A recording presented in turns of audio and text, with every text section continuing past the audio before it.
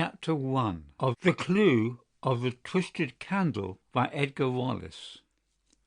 The 4:15 from Victoria to Lewes had been held up at Three Bridges in consequence of a derailment and, though John Lexman was fortunate enough to catch a belated connection to Beston Tracy, the wagonette, which was the sole communication between the village and the outside world, had gone.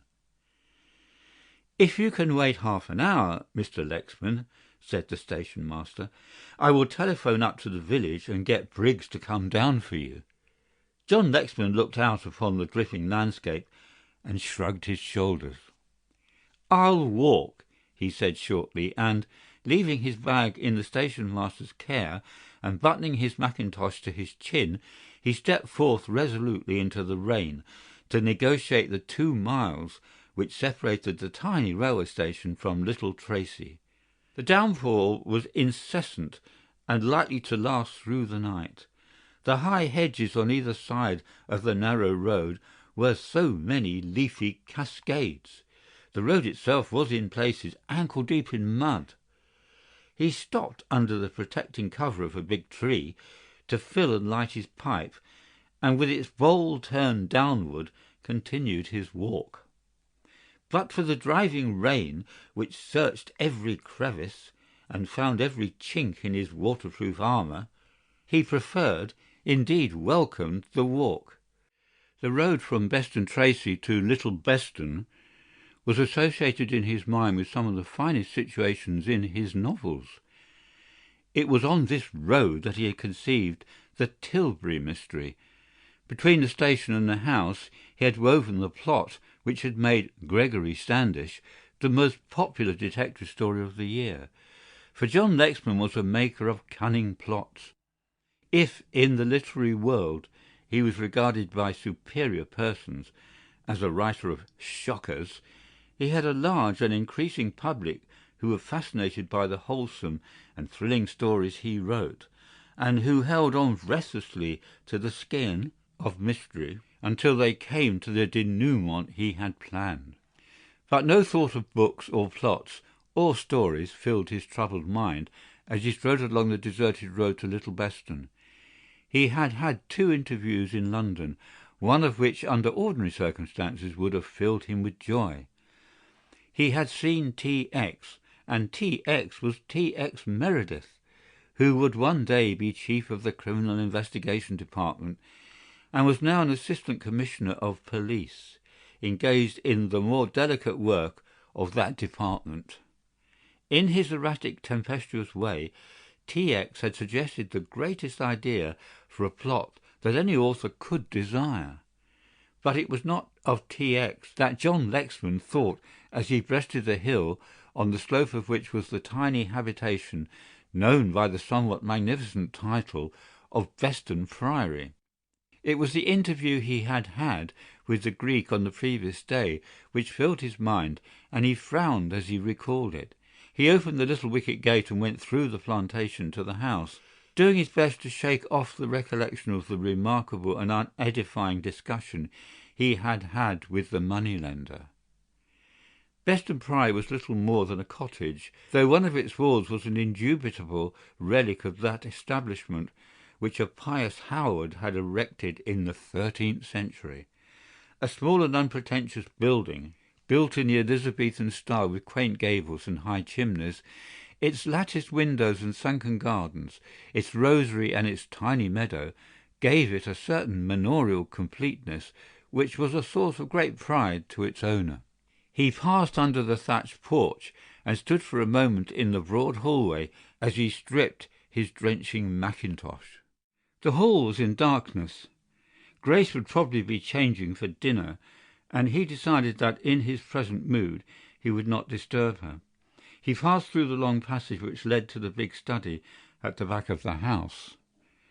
A fire burnt redly in the old-fashioned grate, and the snug comfort of the room brought a sense of ease and relief. He changed his shoes and lit the table lamp. The room was obviously a man's den.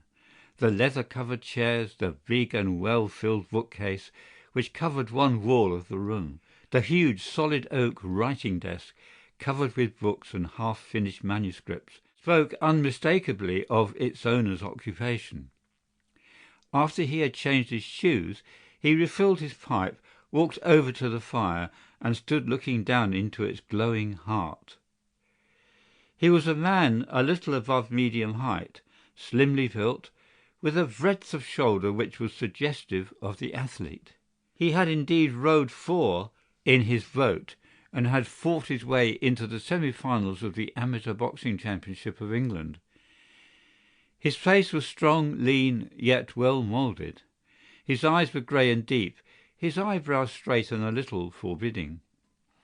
The clean-shaven mouth was big and generous, and the healthy tan of his cheek told of a life lived in the open air. There was nothing of the recluse or the student in his appearance.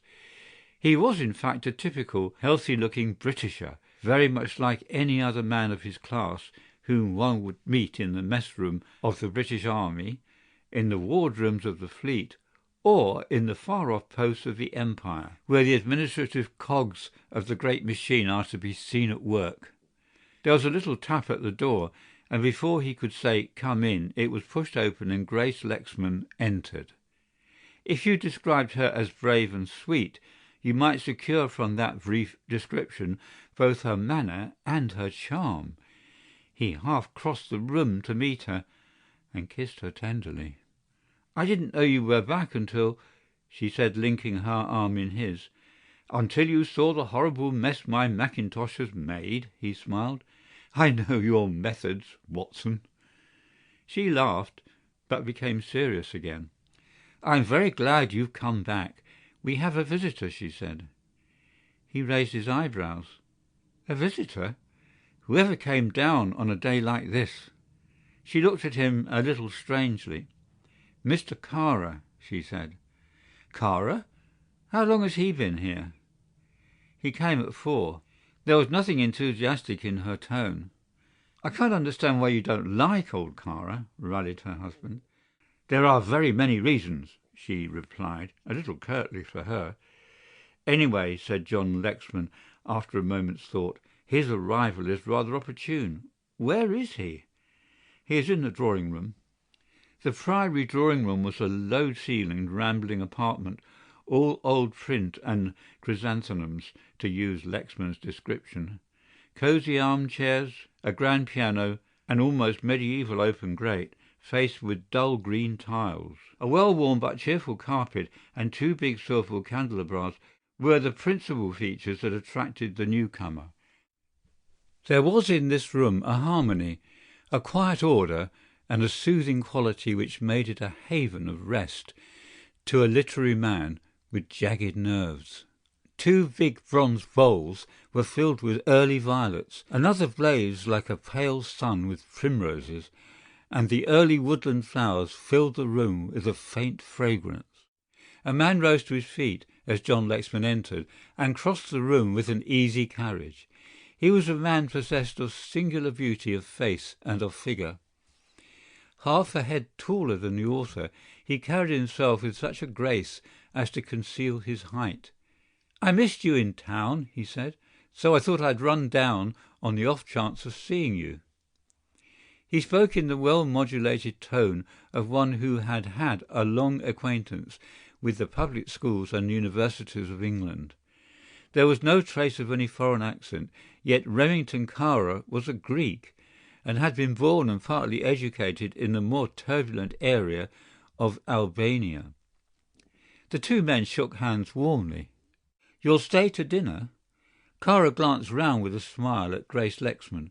She sat uncomfortably upright, her hands loosely folded on her lap, her face devoid of encouragement. "If Mrs. Lexman doesn't object," said the Greek. "I should be pleased if you would," she said, almost mechanically. "It is a horrid night, and you won't get anything worth eating this side of London, and I doubt very much," she smiled a little, "if the meal I can give you will be worthy of that description." "What you can give me will be more than sufficient," he said, with a little bow, and turned to her husband. In a few minutes they were deep in a discussion of books and places, and Grace seized the opportunity to make her escape.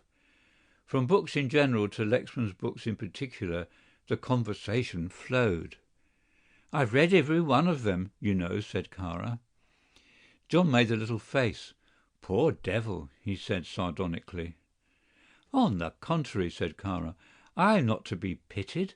There is a great criminal lost in you, Lexman." "Thank you," said John. "I am not being uncomplimentary, am I?" smiled the Greek. "I am merely referring to the ingenuity of your plots. Sometimes your books baffle and annoy me. If I cannot see the solution of your mistress before the book is half through, it angers me a little. Of course, in the majority of cases, I know the solution before I have reached the 5th chapter." John looked at him in surprise and was somewhat piqued. "I flatter myself it is impossible to tell how my stories will end until the last chapter," he said. Kara nodded. "That would be so in the case of the average reader, but you forget that I am a student. I follow every little thread of the clue which you leave exposed." "You should meet T.X.," said John with a laugh, as he rose from his chair to poke the fire. "T.X.? T.X. Meredith. He is the most ingenious beggar you could meet. We were at Chaos together, and he is by way of being a great pal of mine. He is in the Criminal Investigation Department." Kara nodded. There was the light of interest in his eyes, and he would have pursued the discussion further, but at the moment dinner was announced. It was not a particularly cheerful meal because Grace did not, as usual, join in the conversation, and it was left to Kara and to her husband to supply the deficiencies. She was experiencing a curious sense of depression, a premonition of evil which she could not define. Again and again in the course of the dinner she took her mind back to the events of the day to discover the reason for her unease. Usually when she had adopted this method she came upon the trivial causes in which the apprehension was born, but now she was puzzled to find that a solution was denied her. Her letters of the morning had been pleasant. Neither the house nor the servants had given her any trouble.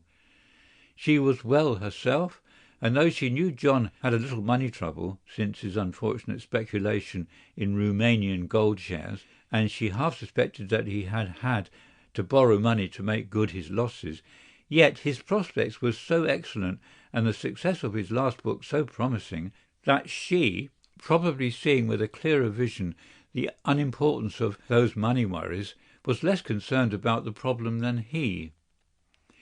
"You will have your coffee in the study, I suppose," said Grace, "and I know you'll excuse me. I have to see Mrs. Chandler on the mundane subject of laundry." She favoured Kara with a little nod as she left the room and touched John's shoulder lightly with her hand in passing. Kara's eyes followed her graceful figure until she was out of view. Then, "I want to see you, Kara," said John Lexman, "if you will give me 5 minutes."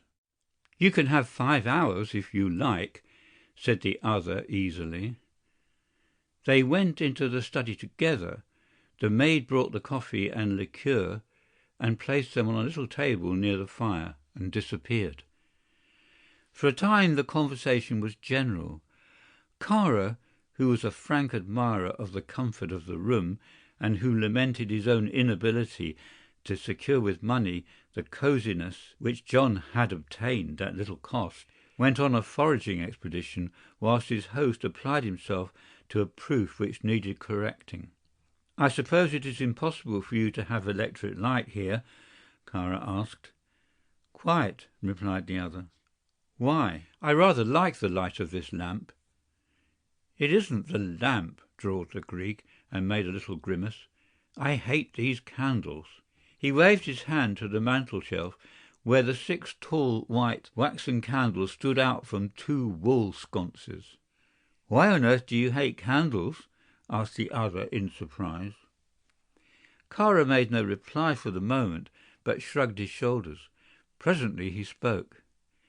"If you were ever tied down to a chair, and by the side of that chair was a small keg of black powder, and stuck in that powder was a small candle, that burnt lower and lower every minute.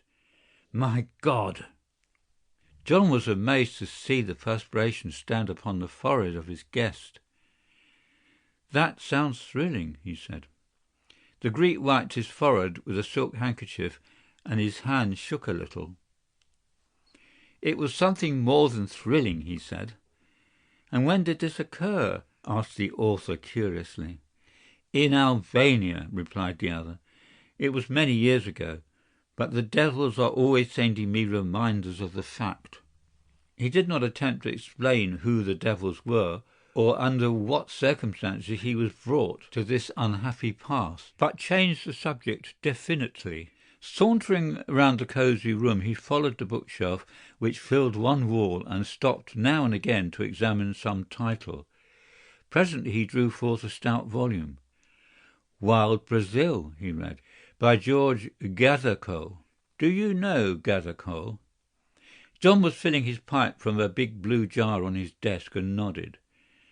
"Met him once. A taciturn devil. Very short of speech and, like all men who have seen and done things, less inclined to talk about himself than any man I know." Kara looked at the book with a thoughtful pucker of brow and turned the leaves idly. "I've never seen him," he said as he replaced the book. "Yet, in a sense, his new journey is on my behalf." The other man looked up. "On your behalf?" "Yes, you know he has gone to Patagonia for me. He believes there is gold there. You will learn as much from his book on the mountain systems of South America. I was interested in his theories and corresponded with him. As a result of that correspondence he undertook to make a geological survey for me. I sent him money for his expenses, and he went off." "You never saw him?" asked John Lexman, surprised. Kara shook his head. "That was not," began his host. "Not like me, you were going to say. Frankly, it was not. But then I realized that he was an unusual kind of man. I invited him to dine with me before he left London, and in reply received a wire from Southampton intimating that he was already on his way." Lexman nodded. "It must be an awfully interesting kind of life," he said. "I suppose he will be away for quite a long time." 3 years, said Kara, continuing his examination of the bookshelf. "I envy those fellows who run round the world writing books," said John, puffing reflectively at his pipe. "They have all the best of it." Kara turned. He stood immediately behind the author, and the other could not see his face. There was, however, in his voice an unusual earnestness and an unusual quiet eminence. "What have you to complain about?" he asked, with that little drawl of his. "You have your own creative work, the most fascinating branch of labour that comes to a man. He, poor beggar, is bound to actualities. You have the full range of all the worlds which your imagination gives to you. You can create men and destroy them, call into existence fascinating problems, mystify and baffle 10 or 20,000 people, and then, at a word, elucidate your mystery." John laughed. "There is something in that," he said. "As for the rest of your life," Kara went on in a lower voice, "I think you have that which makes life worth living, an incomparable wife." Lexman swung round in his chair and met the other's gaze, and there was something in the set of the other's handsome face which took his breath away. "I do not see," he began. Kara smiled. "That was an impertinence, wasn't it?" he said banteringly. "But then you mustn't forget, my dear man, that I was very anxious to marry your wife. I don't suppose it is secret. And when I lost her, I had ideas about you which are not pleasant to recall." He had recovered his self-possession and had continued his aimless stroll about the room. "You must remember I am a Greek, and the modern Greek is no philosopher. You must remember, too, that I am a petted child of fortune and have had everything I wanted since I was a baby." "You are a fortunate devil," said the other, turning back to his desk. and taking up his pen. For a moment Kara did not speak. Then he made as though he would say something, checked himself and laughed. "I wonder if I am," he said. And now he spoke with a sudden energy. "What is this trouble you are having with Vassalaro?" John rose from his chair and walked over to the fire, stood gazing down into its depths, his legs wide apart, his hands clasped behind him, and Kara took his attitude to supply an answer to the question. "I warned you against Vassalaro," he said, stooping by the other's side to light his cigar with a spill of paper. "My dear Lexman, my fellow countrymen are unpleasant people to deal with in certain moods." "He was so obliging at first," said Lexman, half to himself. "And now he is so disobliging," drawled Kara. "That is a way which money-lenders have, my dear man.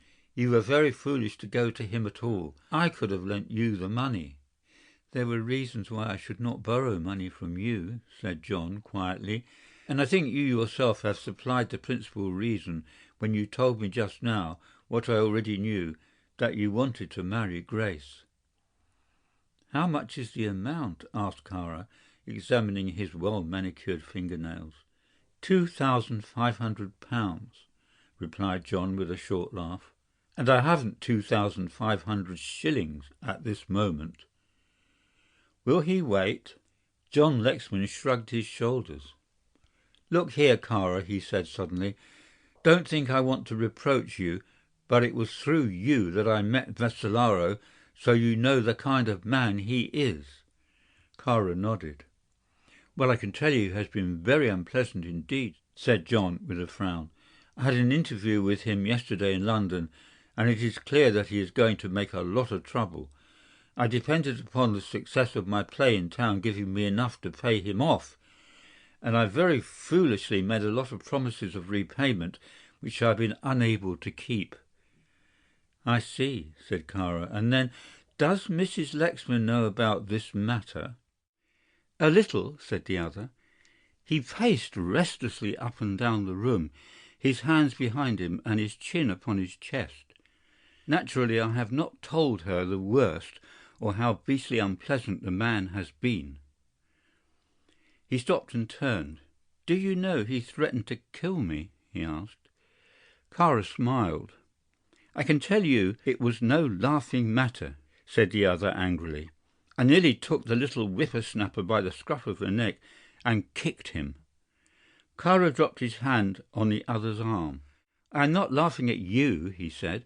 "I am laughing at the thought of Vassalaro threatening to kill anybody. He is the biggest coward in the world. What on earth induced him to take this drastic step?" "He said he is being hard pushed for money," said the other moodily, "and it is possibly true. He was beside himself with anger and anxiety.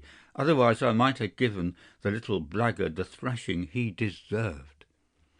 Kara, who had continued his stroll, came down the room and halted in front of the fireplace, looking at the young author with a paternal smile. "You don't understand Vassalaro," he said. "I repeat, he is the greatest coward in the world. You will probably discover he is full of firearms and threats of slaughter, but you have only to click a revolver to see him collapse." "You have a revolver, by the way?" "Oh, nonsense," said the other roughly. "I can't engage myself in that kind of melodrama." "It is not nonsense," insisted the other. "When you are in Rome, etc., and when you have to deal with a low-class Greek, you must use methods which at least impress him. If you thrash him, he will never forgive you and will probably stick a knife into you or your wife. If you meet his melodrama with melodrama, and at the psychological moment produce your revolver, you will secure the effect you require. Have you a revolver?" John went to his desk and, pulling open a drawer, took out a small Browning. "That is the extent of my armoury," he said. "It has never been fired, and it was sent to me by an unknown admirer last Christmas." "A curious Christmas present," said the other, examining the weapon. "I suppose the mistaken donor imagined from my books that I lived in a veritable museum of revolvers, sword sticks, and noxious drugs." said Lexman, recovering some of his good humour. It was accompanied by a card. "Do you know how it works?" asked the other. "I've never troubled very much about it," replied Lexman. "I know that it is loaded by slipping back the cover, but as my admirer did not send ammunition, I never even practised with it." There was a knock at the door. "That is the post," explained John. The maid had one letter on the salver, and the author took it up with a frown. "From Vassalaro," he said, when the girl had left the room. The Greek took the letter in his hand and examined it. "He writes a vile fist," was his only comment as he handed it back to John.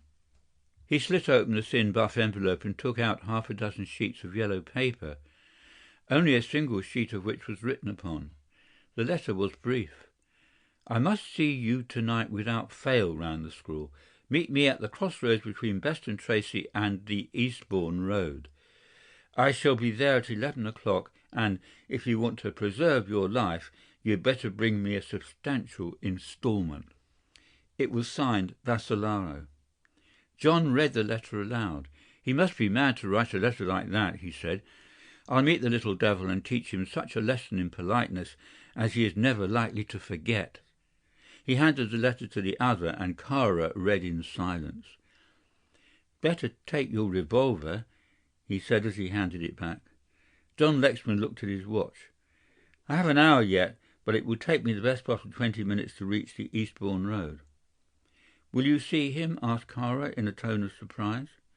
"Certainly," Lexman replied emphatically. "I cannot have him coming up to the house and making a scene, and that is certainly what the little beast will do." "Will you pay him?" asked Kara softly.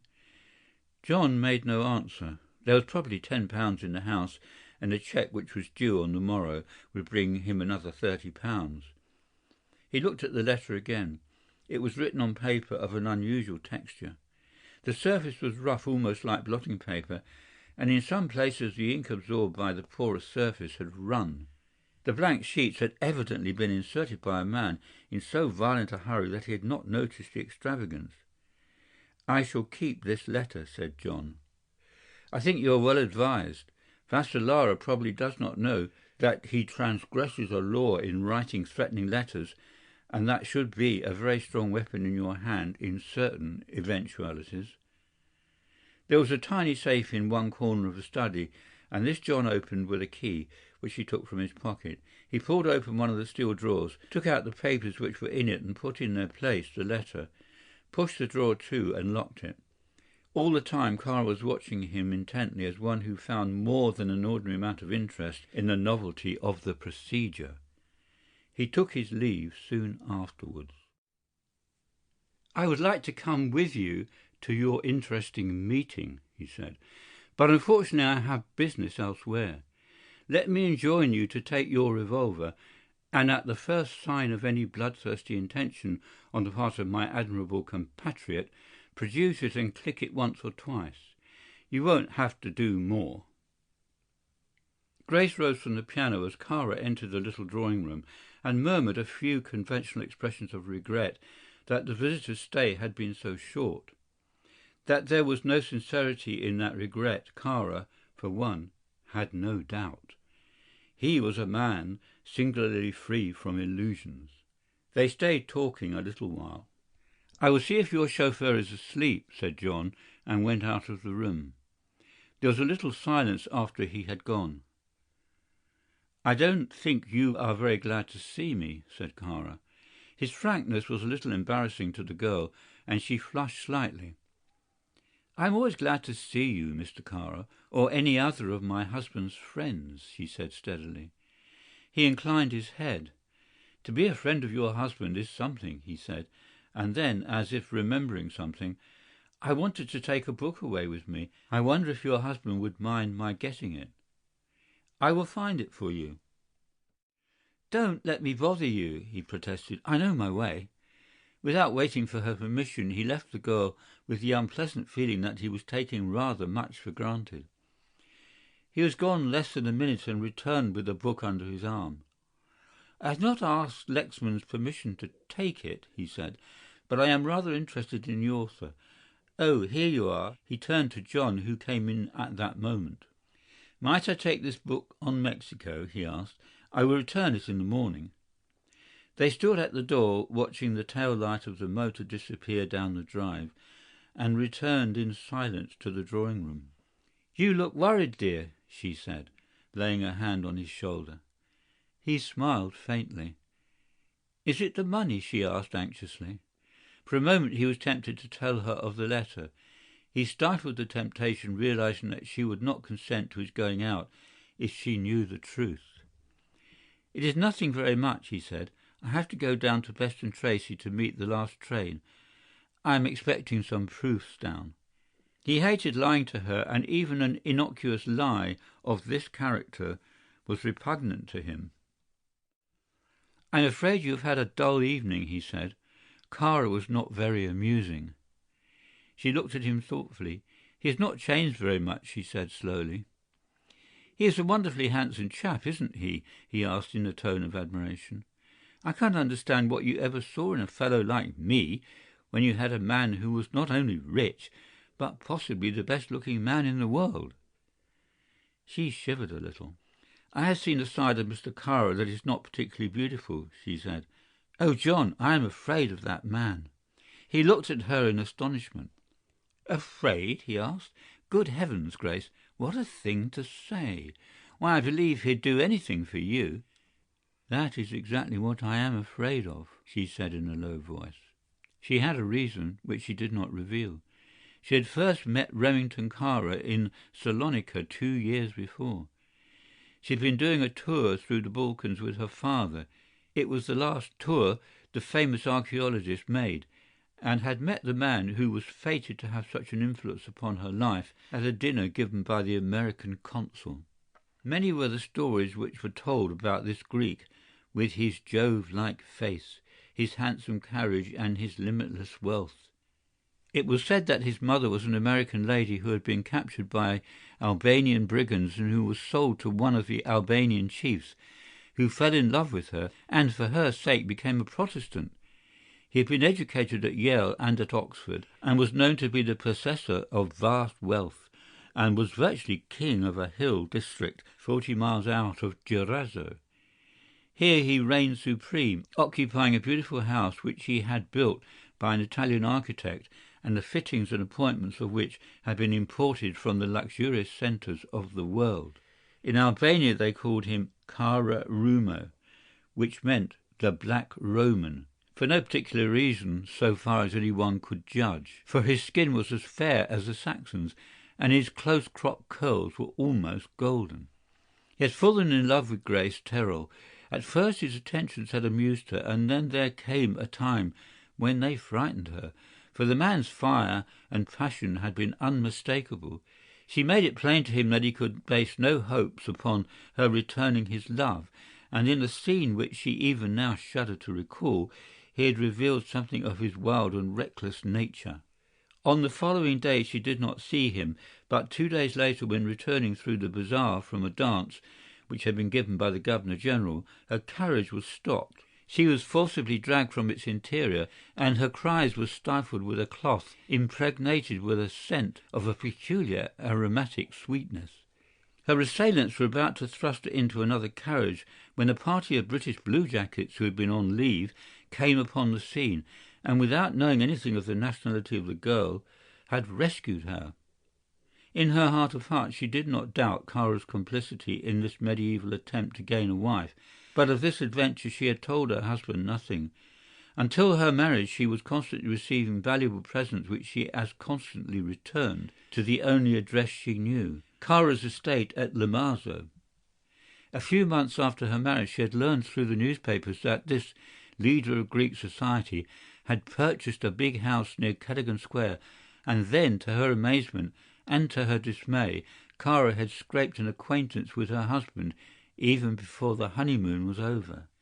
His visits had been happily few, but the growing intimacy between John and this strange, undisciplined man had been a source of constant distress to her. Should she, at this, the 11th hour, tell her husband all her fears and her suspicions? She debated the point for some time. and never was she nearer taking him into her complete confidence than she was as he sat in the big armchair by the side of the piano, a little drawn of face, more than a little absorbed in his own meditations. Had he been less worried, she might have spoken.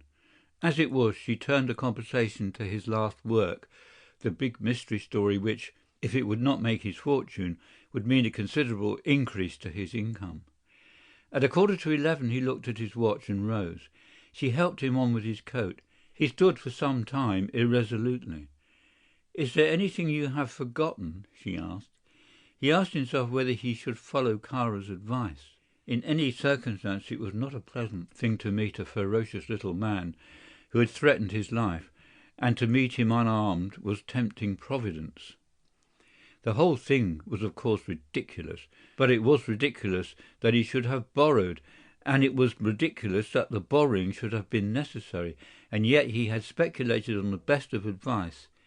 It was Kara's advice. The connection suddenly occurred to him, and yet Kara had not directly suggested that he should buy Romanian gold shares, but had merely spoken glowingly of their prospects. He thought a moment and then walked back slowly into the study, pulled open the drawer of his desk, took out the sinister little Browning, and slipped it into his pocket. "I shan't be long, dear," he said, and kissing the girl he strode out into the darkness. Kara sat back in the luxurious depths of his car, humming a little tune as the driver picked his way cautiously over the uncertain road. The rain was still falling, and Kara had to rub the windows free of the mist which had gathered on them to discover where he was. From time to time he looked out as though he expected to see somebody, and then with a little smile he remembered that he had changed his original plan and that he had fixed the waiting room of Lewes Junction as his rendezvous. Here it was that he found a little man muffled up to the ears in a big top coat standing before the dying fire. He started as Kara entered, and at a signal followed him from the room. The stranger was obviously not English. His face was sallow and peaked, his cheeks were hollow, and the beard he wore was irregular, almost unkempt. Kara led the way to the end of the dark platform before he spoke. "You have carried out my instructions?" he asked brusquely. The language he spoke was Arabic, and the other answered him in that language. "Everything you have ordered has been done, Effendi," he said humbly. "You have a revolver?" The man nodded and patted his pocket. "Loaded?" "Excellency," asked the other in surprise, "what is the use of a revolver if it is not loaded?" "You understand you are not to shoot this man," said Kara. "You are merely to present the pistol. To make sure you had better unload it now." Wonderingly the man obeyed and clicked back the ejector. "I will take the cartridges," said Kara, holding out his hand. He slipped the little cylinders into his pocket and after examining the weapon returned it to its owner. "You will threaten him," he went on. "Present the revolver straight at his heart. You need do nothing else." The man shuffled uneasily. "I will do as you say, Effendi," he said, "but—" "There are no buts," replied the other harshly. "You are to carry out my instructions without any question. What will happen then you shall see. I shall be at hand. That I have a reason for this play, be assured." But suppose he shoots?" persisted the other uneasily. "He will not shoot," said Kara easily. "Besides, his revolver is not loaded. Now you may go. You have a long walk before you. You know the way?" The man nodded. "I have been over it before," he said confidently. Kara returned to the big limousine which had drawn up some distance from the station. He spoke a word or two to the chauffeur in Greek, and the man touched his hat. End of chapter 1. Chapter 2. Assistant Commissioner of Police T.X. Meredith did not occupy offices in New Scotland Yard. It is the peculiarity of public offices that they are planned with the idea of supplying the margin of space above all requirements, and that on their completion they are found wholly inadequate to house the various departments which mysteriously come into progress coincident with the building operations. T.X., as he was known by the police forces of the world, had a big suite of offices in Whitehall. The house was an old one facing the Board of Trade, and the inscription on the ancient door told passers-by that this was the Public Prosecutor Special Branch. The duties of T.X. were multifarious. People said of him, and like most public gossip, this was probably untrue, that he was the head of the illegal department of Scotland Yard. If by chance you lost the keys of your safe, T.X. could supply you, so popular rumour ran, with a burglar who could open that safe in half an hour. If there dwelt in England a notorious individual against whom the police could collect no scintilla of evidence to justify a prosecution, and if it was necessary for the good of the community that that person should be deported, it was T.X. who arrested the obnoxious person, hustled him into a cab, and did not loose his hold upon his victim until he had landed him on the indignant shores of an otherwise friendly power. It is very certain that when the minister of a tiny power, which shall be nameless, was suddenly recalled by his government and brought to trial in his native land for putting into circulation spurious bonds, it was somebody from the department which T.X. controlled who burgled His Excellency's house, burnt the locks from his safe, and secured the necessary incriminating evidence. I say it is fairly certain, and here I am merely voicing the opinion of very knowledgeable people indeed, heads of public departments who speak behind their hands, mysterious under-secretaries of state who discuss things in whispers in the remote corners of their club-rooms, and the more frank views of American correspondents who had no hesitation in putting those views into print for the benefit of their readers. That T.X. had a more legitimate occupation we know, for it was that flippant man whose outrageous comment on the Home Office administration is popularly supposed to have sent one Home Secretary to his grave, who traced the Deptford murderers through a labyrinth of perjury, and who brought to book Sir Julius Waglite, though he had covered his trail of defalcation through the balance sheets of 34 companies. On the night of March the 3rd, T.X. sat in his inner office interviewing a disconsolate inspector of Metropolitan Police named Mansus. In appearance, T.X. conveyed the impression of extreme youth, for his face was almost boyish, and it was only when you looked at him closely and saw the little creases about his eyes, the setting of his straight mouth, that you guessed he was on the way to 40. In his early days he had been something of a poet, and had written a slight volume of woodland lyrics, the mention of which at this later stage was sufficient to make him feel violently unhappy. In manner he was tactful but persistent. His language was at times marked by a violent extravagance, and he had had the distinction of having provoked, by certain correspondence which has seen the light, the comment of a former Home Secretary that it was unfortunate that Mr. Meredith did not take his position with the seriousness which was expected from a public official. His language was, as I say, under great provocation, violent and unusual. He had a trick of using words which never were on land or sea, and illustrating his instruction or his admonition with the quaintest phraseology. Now he was tilted back in his office chair at an alarming angle, scowling at his distressed subordinate, who sat on the edge of a chair at the other side of his desk. "But, T.X.," protested the inspector, "there was nothing to be found." It was the outrageous practice of Mr. Meredith to insist upon his associates calling him by his initials, a practice which had earned disapproval in the highest quarters. "Nothing is to be found?" he repeated wrathfully. Curious Mike! He sat up with a suddenness which caused the police officer to start back in alarm. "Listen," said T.X., grasping an ivory paper knife savagely in his hand and tapping his blotting pad to emphasize his words. "You're a pie. "I'm a policeman," said the other patiently. "A policeman?" exclaimed the exasperated T.X. "You're worse than a pie. You're a slud. I'm afraid I should never make a detective of you." He shook his head sorrowfully at the smiling Mansus, who had been in the police force when T.X. was a small boy at school. "You are neither wise nor wily. You combine the innocence of a baby with the grubbiness of a county parson. You ought to be in the choir." At this outrageous insult, Mr. Mansus was silent. What he might have said, or what further provocation he might have received, may never be known, for at that moment the chief himself walked in. The chief of the police in these days was a grey man, rather tired, with a hawk nose and deep eyes that glared under shaggy eyebrows, and he was a terror to all men of his department save to T.X., who respected nothing on earth and very little elsewhere.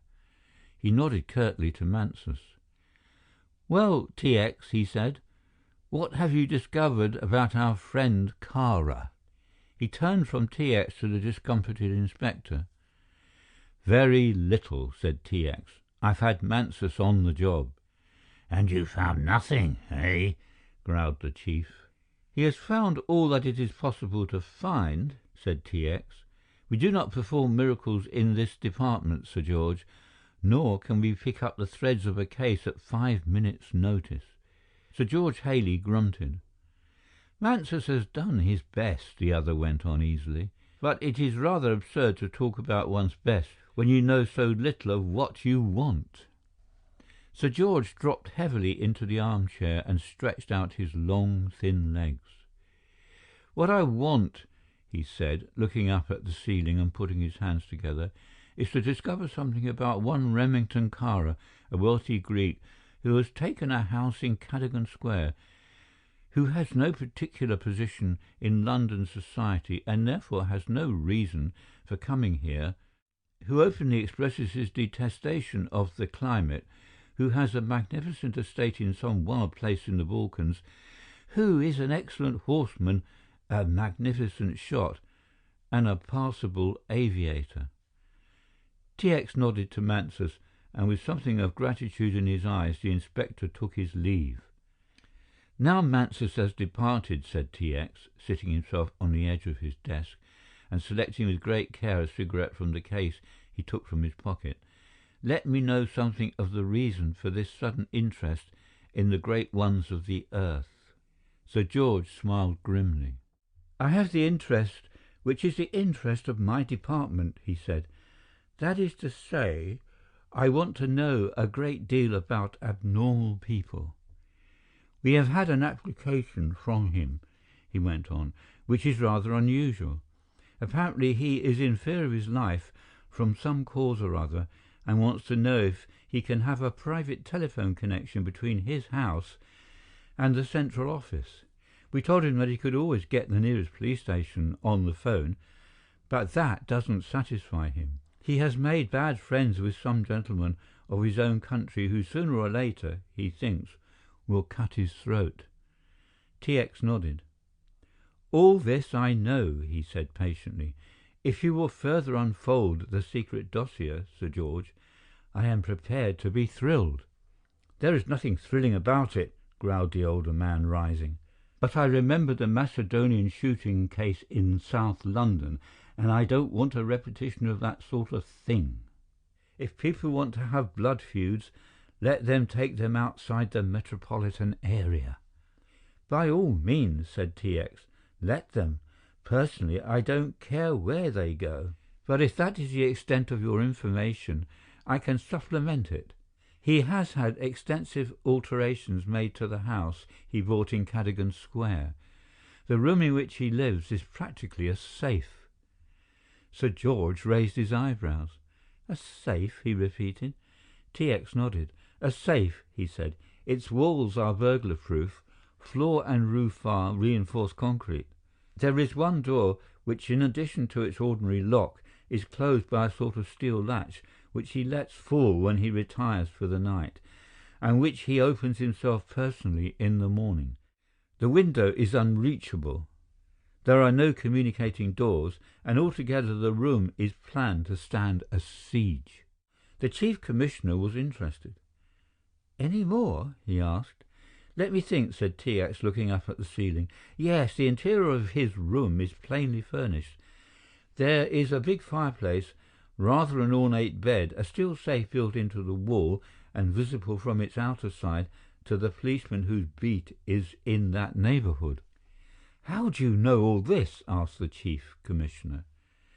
"Because I've been in that room," said T.X. simply, "having by an underhand trick succeeded in gaining the misplaced confidence of Kara's housekeeper, who, by the way," he turned round to his desk and scribbled a name on the blotting pad, "will be discharged tomorrow and must be found a place." "Is there any, began the chief. "Funny business?" interrupted T.X. "Not a bit. House and man are quite normal save for these eccentricities. He has announced his intention of spending 3 months of the year in England and 9 months abroad. He is very rich, has no relations, and has a passion for power." "Then he'll be hung," said the chief, rising. "I doubt it," said the other. "People with lots of money seldom get hung." "You only get hung for wanting money." "Then you are in some danger, T.X.," smiled the chief, "for according to my account, you're always more or less broke." "A genial libel," said T.X. "But talking about people being broke, I saw John Lexman today. You know him?" The Chief Commissioner nodded. "I've an idea he's rather hit for money. He was in the Romanian gold swindle, and by his general gloom, which only comes to a man when he's in love, and he can't possibly be in love since he's married, or when he's in debt, I fear that he's still feeling the effect of that rosy adventure." A telephone bell in the corner of the room rang sharply, and T.X. picked up the receiver. He listened intently. "A trunk call," he said over his shoulder to the departing commissioner. "It may be something interesting." A little pause, and a hoarse voice spoke to him. "Is that you, T.X.?" "That's me," said the assistant commissioner, commonly. "It's John Lexman speaking." "I shouldn't have recognized your voice," said T.X. "What is wrong with you, John? Can't you get your plot to Went?" I want you to come down here at once," said the voice urgently, and even over the telephone T.X. recognized the distress. "I have shot a man, killed him." T.X. gasped. "Good Lord," he said, "you are a silly ass." End of chapter 2.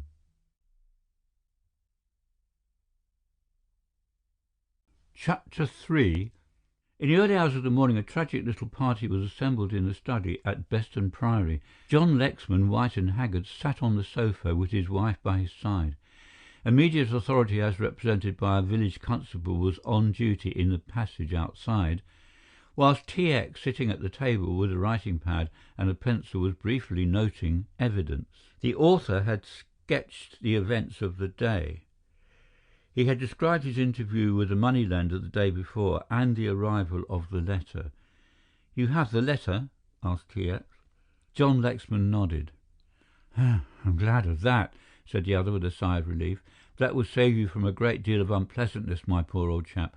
Tell me what happened afterward." "I reached the village," said John Lexman, "and passed through it. There was nobody about. The rain was still falling very heavily, and indeed I didn't meet a single soul all the evening. I reached the place appointed about 5 minutes before time. It was the corner of Eastbourne Road on the station side, and there I found Vassalaro waiting.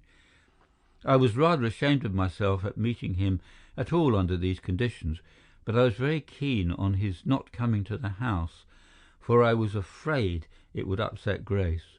What made it all the more ridiculous was this infernal pistol which was in my pocket, banging against my side with every step I took, as though to nudge me to an understanding of my folly.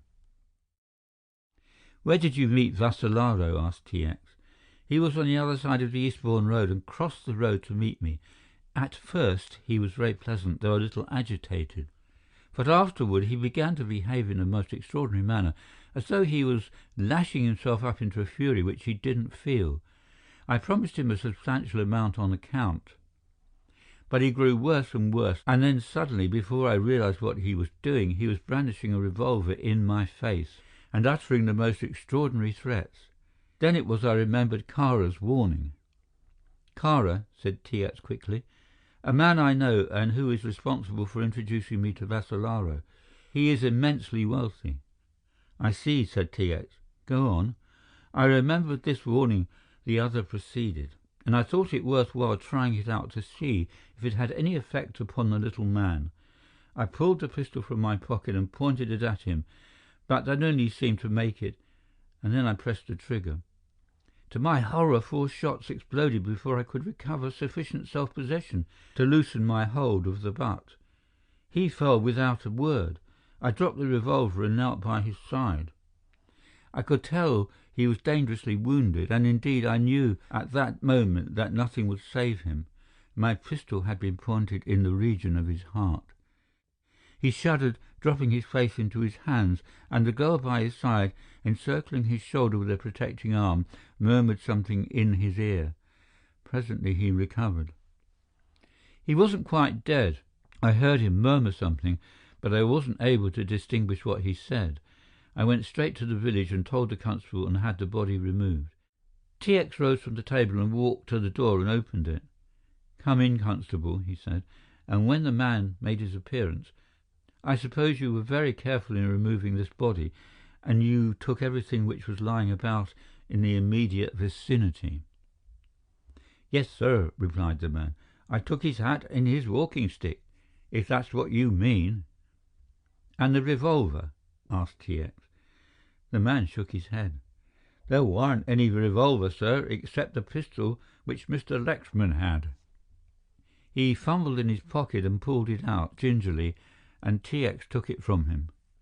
"I'll look after your prisoner. You go down to the village, get any help you can and make a most careful search in the place where this man was killed, and bring me the revolver which you will discover. You'll probably find it in a ditch by the side of the road. I'll give a sovereign to the man who finds it." The constable touched his hat and went out. "It looks rather a weird case to me," said T.X., as he came back to the table. "Can't you see the unusual features yourself, Lexman? It isn't unusual for you to owe money, and it isn't unusual for the usurer to demand the return of that money.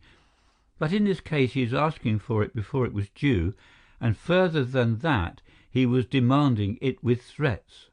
It is not the practice of the average moneylender to go after his clients with a loaded revolver.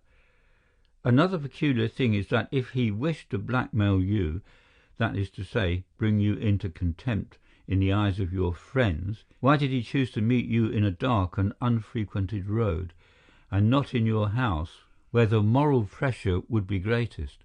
Also, why did he write you a threatening letter, which would certainly bring him into the grip of the law and would have saved you a great deal of unpleasantness if he had decided upon taking action?"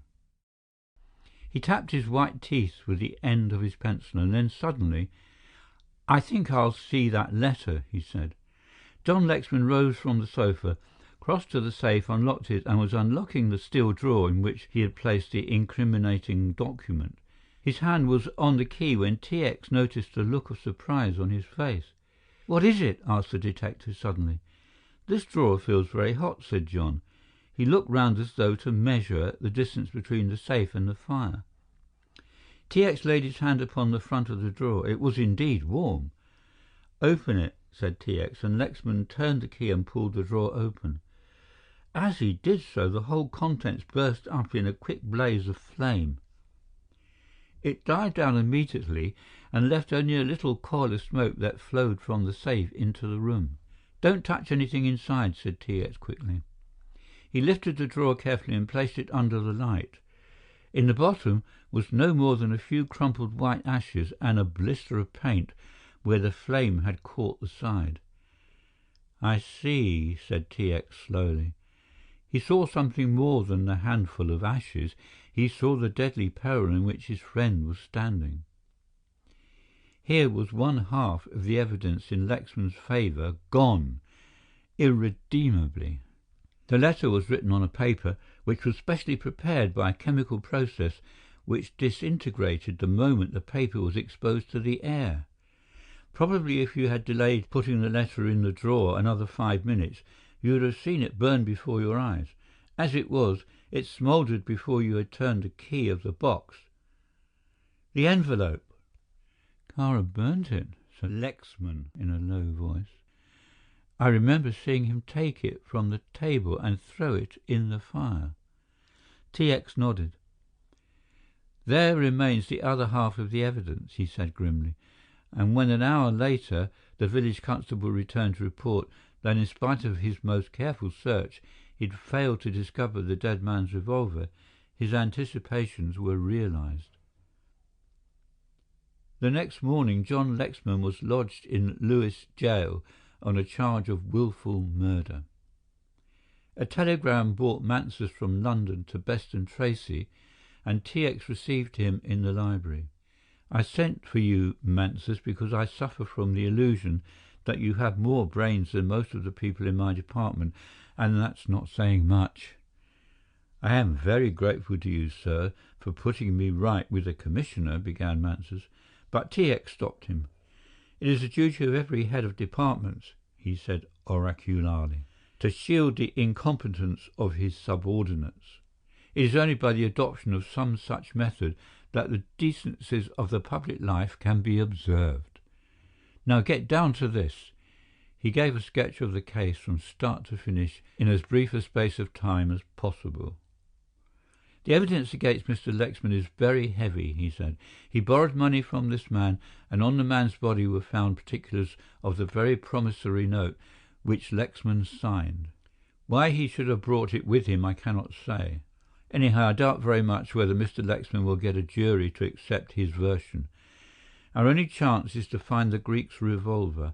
I don't think there's any very great chance, but if we are to be successful we must make a search at once. Before he went out he had an interview with Grace. The dark shadows under her eyes told of a sleepless night. She was unusually pale and surprisingly calm.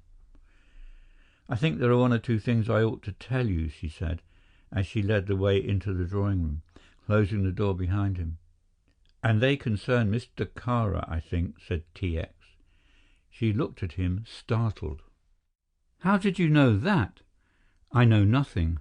He hesitated on the brink of a flippant claim of omniscience, but realizing in time the agony she must be suffering, he checked his natural desire. I really know nothing, he continued, but I guess a lot, and that was as near to the truth as you might expect T.X. to reach on the spur of the moment. She began without preliminary. In the first place, I must tell you that Mr. Kara once asked me to marry him, and for reasons which I will give you, I am dreadfully afraid of him.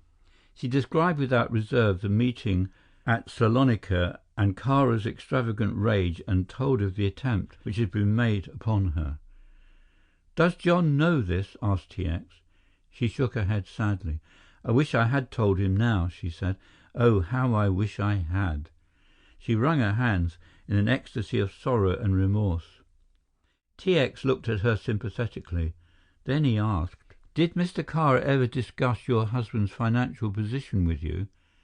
Never. How did John Lexman happen to meet Vassalaro? I can tell you that, she answered. The first time we met Mr. Kara in England was when we were staying at Babbacombe on a summer holiday, which was really a prolongation of our honeymoon. Mr. Kara came to stay at the same hotel.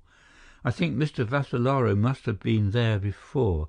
At any rate, they knew one another, and after Kara's introduction to my husband, the rest was easy. Can I do anything for John? She asked piteously. T.X. shook his head. So far as your story is concerned, I don't think you will advantage him by telling it, he said. There is nothing whatever to connect Kara with this business, and you would only give your husband a great deal of pain.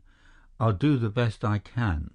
He held out his hand and she grasped it, and somehow at that moment there came to T.X. Meredith a new courage, a new faith, and a greater determination than ever to solve this troublesome mystery.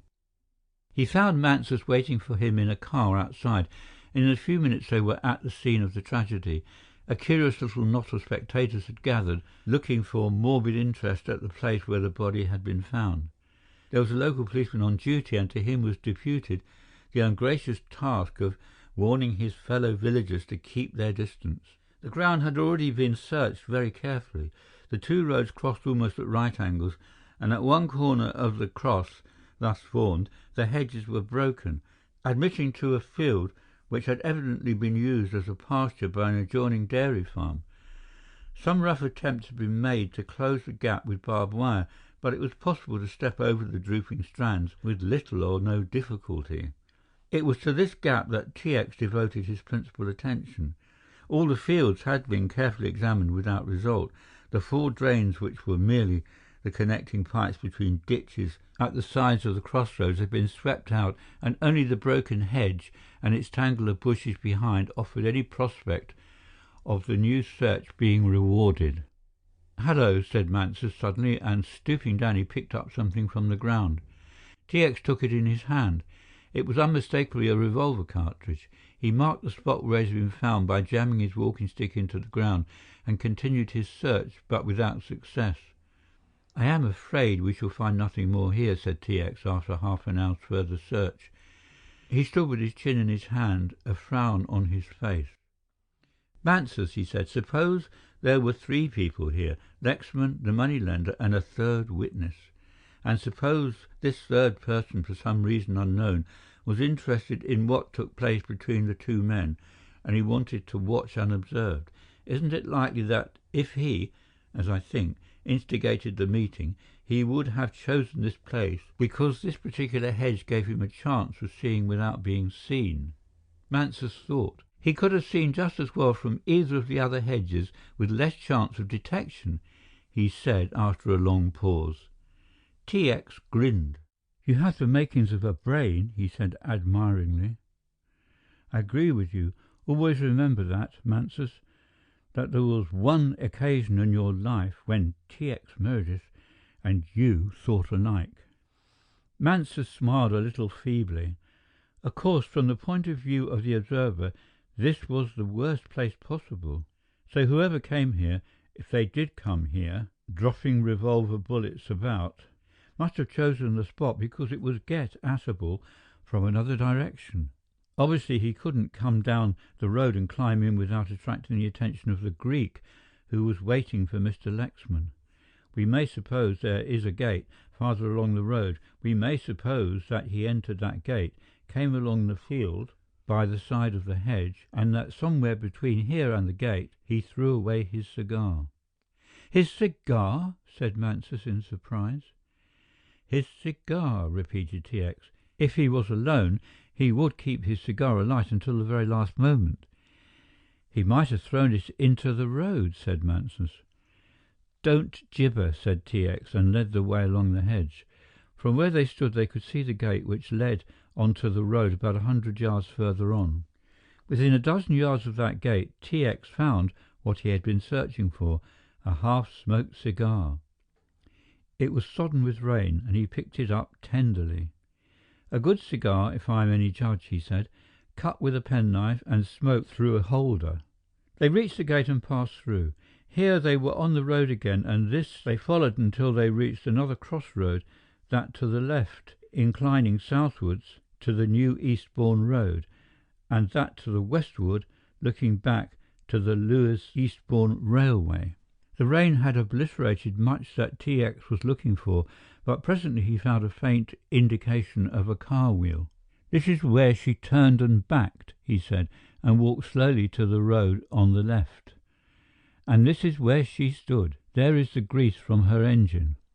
He stooped down and moved forward in the attitude of a Russian dancer. "And here are the wax matches which the chauffeur struck." He counted 1, 2, 3, 4, 5, 6.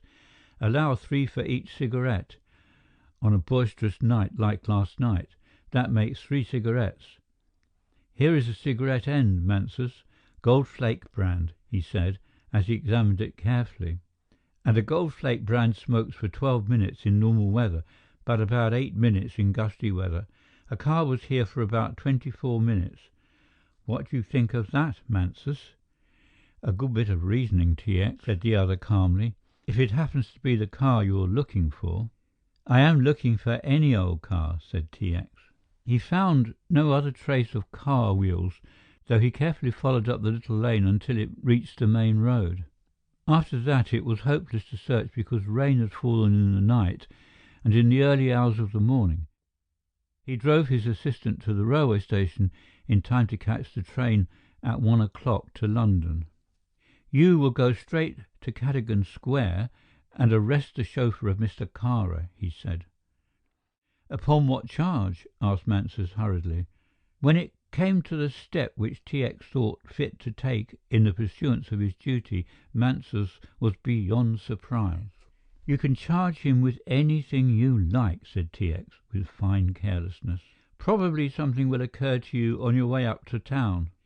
As a matter of fact, the chauffeur has been called unexpectedly away to Greece and has probably left by this morning's train for the continent. If that is so, we can do nothing, because the boat will have left over and will have landed him at Boulogne. But if by any luck you get him, keep him busy until I get back." T.X. himself was a busy man that day, and it was not until night was falling that he again turned to Beston Tracy to find a telegram waiting for him. He opened it and read: "Chauffeur's name, Gould, formerly waiter, English Club, Constantinople. Left for East by early train this morning, his mother being ill." "His mother ill," said T.X. contemptuously. "How very feeble. I should have thought Kara could have gone one better than that." He was in John Lexman's study as the door opened and the maid announced, "Mr. Remington Kara." End of Chapter 3. Recording by Peter Thomlinson.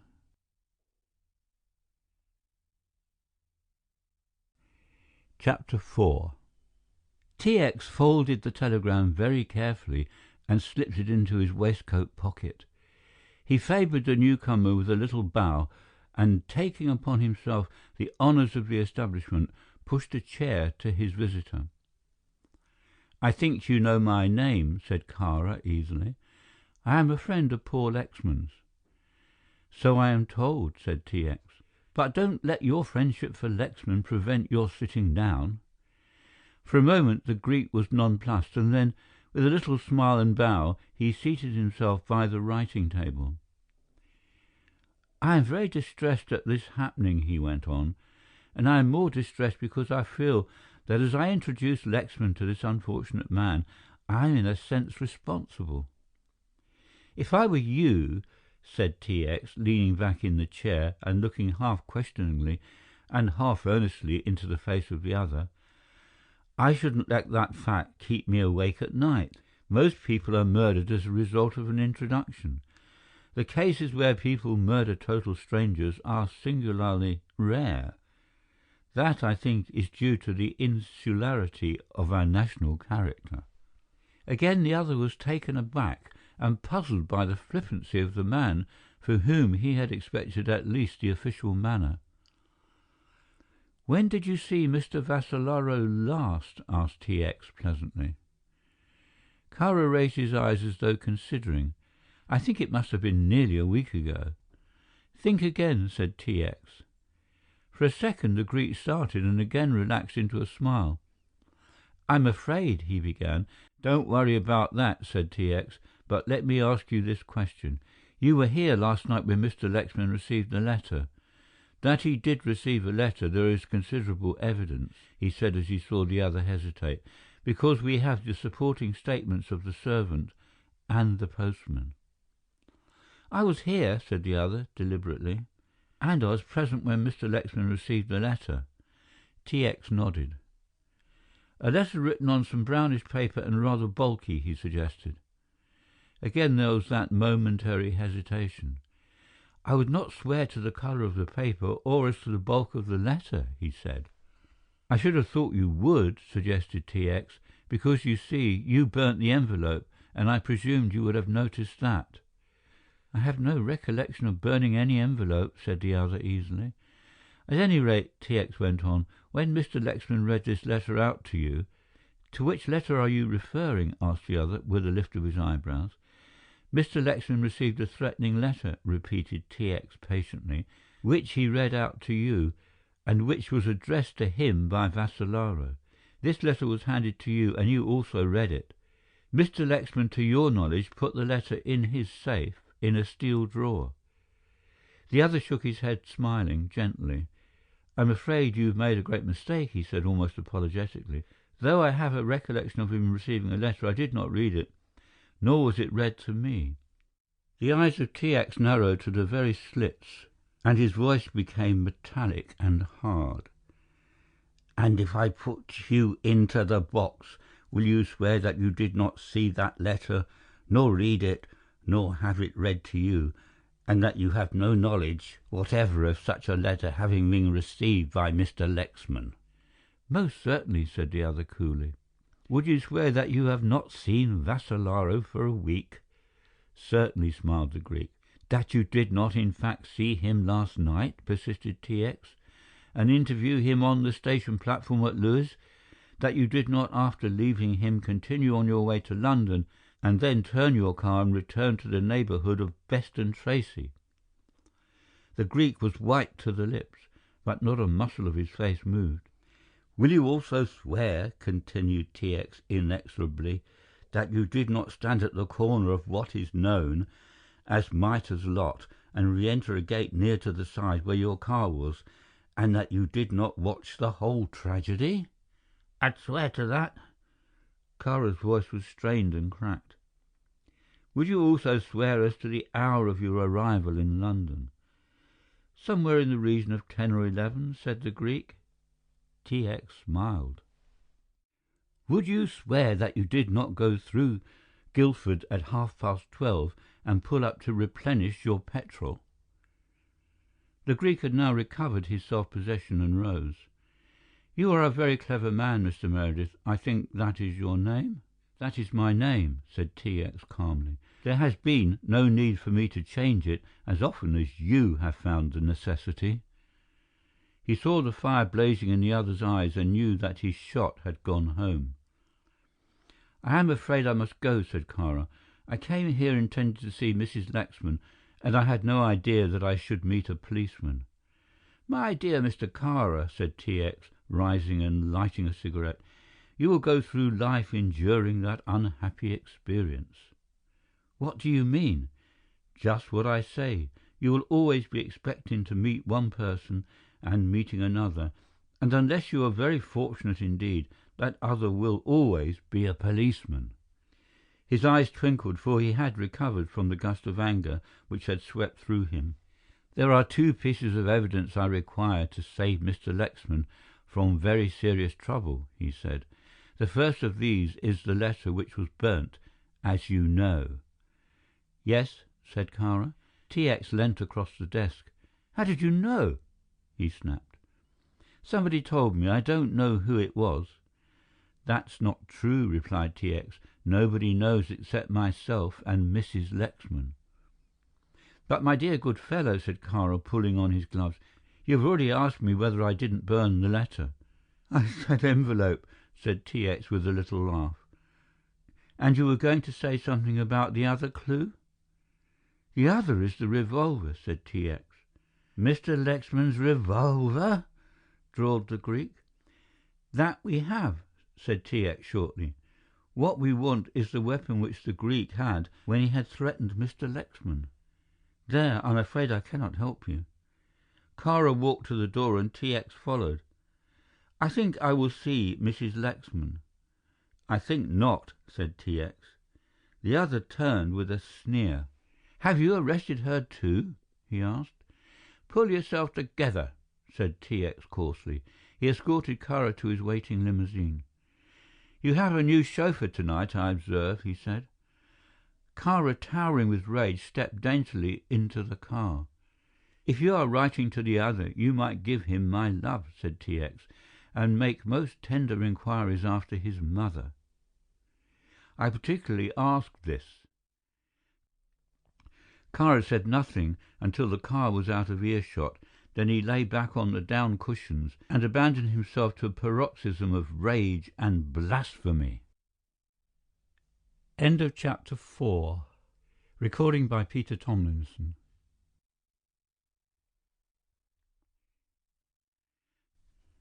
Chapter 5. 6 months later, T.X. Meredith was laboriously tracing an elusive line which occurred on an ordnance map of Sussex when the Chief Commissioner announced himself. Sir George described T.X. as the most wholesome corrective a public official could have, and never missed an opportunity of meeting his subordinate, as he said, for this reason. "What are you doing there?" he growled. "The lesson this morning," said T.X., without looking up, "is maps." Sir George passed behind his assistant and looked over his shoulder. "That is a very old map you have got there," he said. 1876. It shows the course of a number of interesting little streams in this neighbourhood which have been lost sight of, for one reason or the other, by the gentleman who made the survey at a later period. I am perfectly sure that in one of these streams I shall find what I am seeking." "You haven't given up hope, then, in regard to Lexman?" "I shall never give up hope," said T.X., "until I am dead, and possibly not then." "Let me see, what did he get? 15 years." 15 years, repeated T.X., "and a very fortunate man to escape with his life." Sir George walked to the window and stared out on a busy Whitehall. "I am told you are quite friendly with Kara again." T.X. made a noise which might be taken to indicate his assent to the statement. "I suppose you know that gentleman has made a very heroic attempt to get you fired," he said. "I shouldn't wonder," said T.X. "I made as heroic an attempt to get him hung, and one good turn deserves another. What did he do? See ministers and people?" "He did," said Sir George. "He's a silly ass," responded T.X. "I can understand all that." The Chief Commissioner turned round. "But what I cannot understand is your apology to him." "There are so many things you don't understand, Sir George," said T.X. tartly, "that I despair of ever cataloguing them." "You are an insolent cub," growled his chief. "Come to lunch." "Where will you take me?" asked T.X. cautiously. "To my club." "I'm sorry," said the other with elaborate politeness. "I have lunched once at your club. Need I say more?" He smiled as he worked after his chief had gone, at the recollection of Kara's profound astonishment and the gratification he strove so desperately to disguise. Kara was a vain man, immensely conscious of his good looks, conscious of his wealth. He had behaved most handsomely, for not only had he accepted the apology, but he left nothing undone to show his desire to create a good impression upon the man who had so grossly insulted him. T.X. had accepted an invitation to stay a week-end at Kara's little place in the country, and had found there assembled everything that the heart could desire in the way of fellowship: eminent politicians who might conceivably be of service to an ambitious young assistant commissioner of police, beautiful ladies to interest and amuse him. Kara had even gone to the length of engaging a theatrical company to play Sweet Lavender, and for this purpose the big ballroom at Heather Court had been transformed into a theatre. As he was undressing for bed that night, T.X. remembered that he had mentioned to Kara that Sweet Lavender was his favourite play, and he realized that the entertainment was got up especially for his benefit. In a score of other ways, Kara had endeavoured to consolidate the friendship. He gave the young commissioner advice about a railway company which was operating in Asia Minor, and the shares of which stood a little below par. T.X. thanked him for the advice and did not take it, nor did he feel any regret when the shares rose £3 in as many weeks. T.X. had superintended the disposal of Beston Priory. He had the furniture removed to London, and had taken a flat for Grace Lexman. She had a small income of her own, and this, added to the large royalties which came to her, as she was bitterly conscious, in increasing volume as a result of the publicity of the trial, placed her beyond fear of want. 15 years, murmured T.X. as he worked and whistled. There had been no hope for John Lexman from the start. He was in debt to the man he killed. His story of threatening letters was not substantiated. The revolver which he said had been flourished at him had never been found. 2 people believed implicitly in the story, and the sympathetic Home Secretary had assured T.X. personally that if he could find the revolver and associate it with the murder, beyond any doubt, John Lexman would be pardoned. Every stream in the neighbourhood had been dragged. In one case a small river had been dammed, and the bed had been carefully dried and sifted, but there was no trace of the weapon, and T.X. had tried methods more effective and certainly less legal. A mysterious electrician had called at 456 Cadogan Square in Kara's absence, and he was armed with such indisputable authority that he was permitted to penetrate to Kara's private room in order to examine certain fitments. Kara, returning next day, thought no more of the matter when it was reported to him, until going to his safe that night, he discovered that it had been opened and ransacked.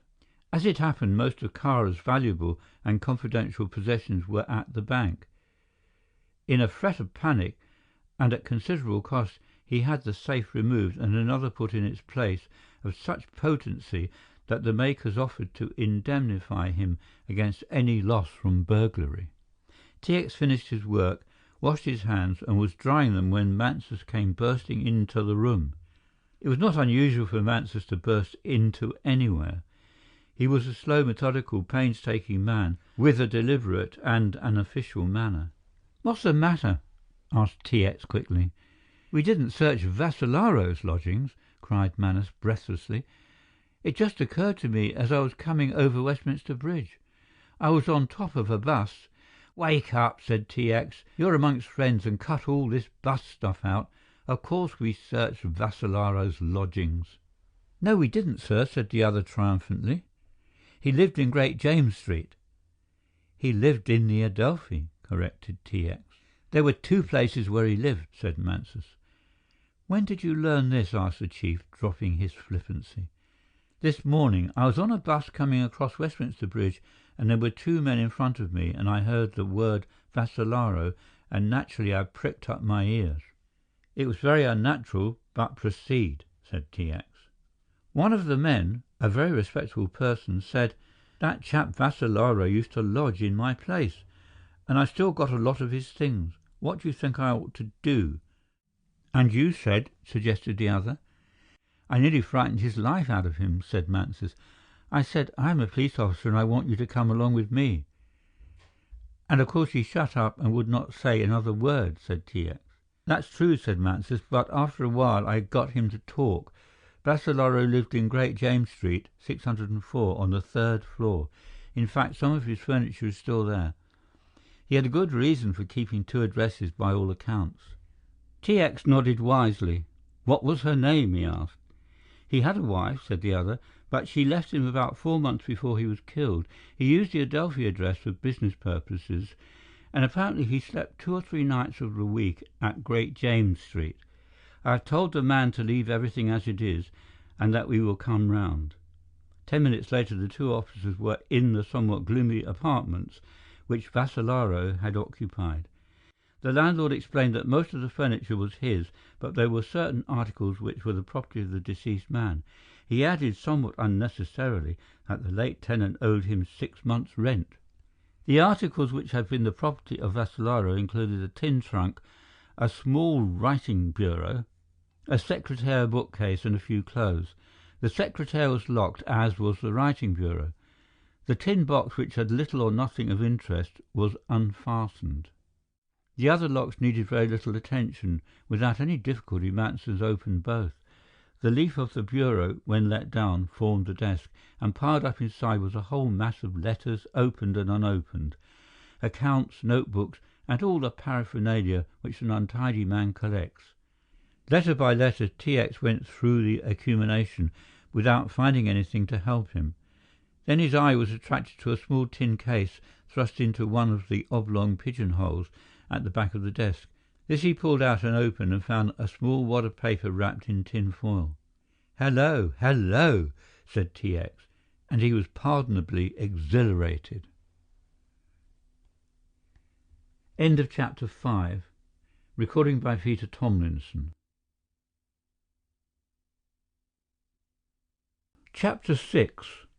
A man stood in the speckless courtyard before the governor's house at Dartmoor Jail. He wore the ugly livery of shame which marks the convict. His head was clipped short, and there were 2 days' growth of beard upon his haggard face. Standing with his hands behind him, he waited for the moment when he would be ordered to his work. John Lexman, A.O. 43, looked up at the blue sky as he had looked up so many times from the exercise yard, and wondered what the day would bring forth. A day to him was the beginning and the end of an eternity. He dare not let his mind dwell upon the long aching years ahead. He dare not think of the woman he left, or let his mind dwell upon the agony which she was enduring.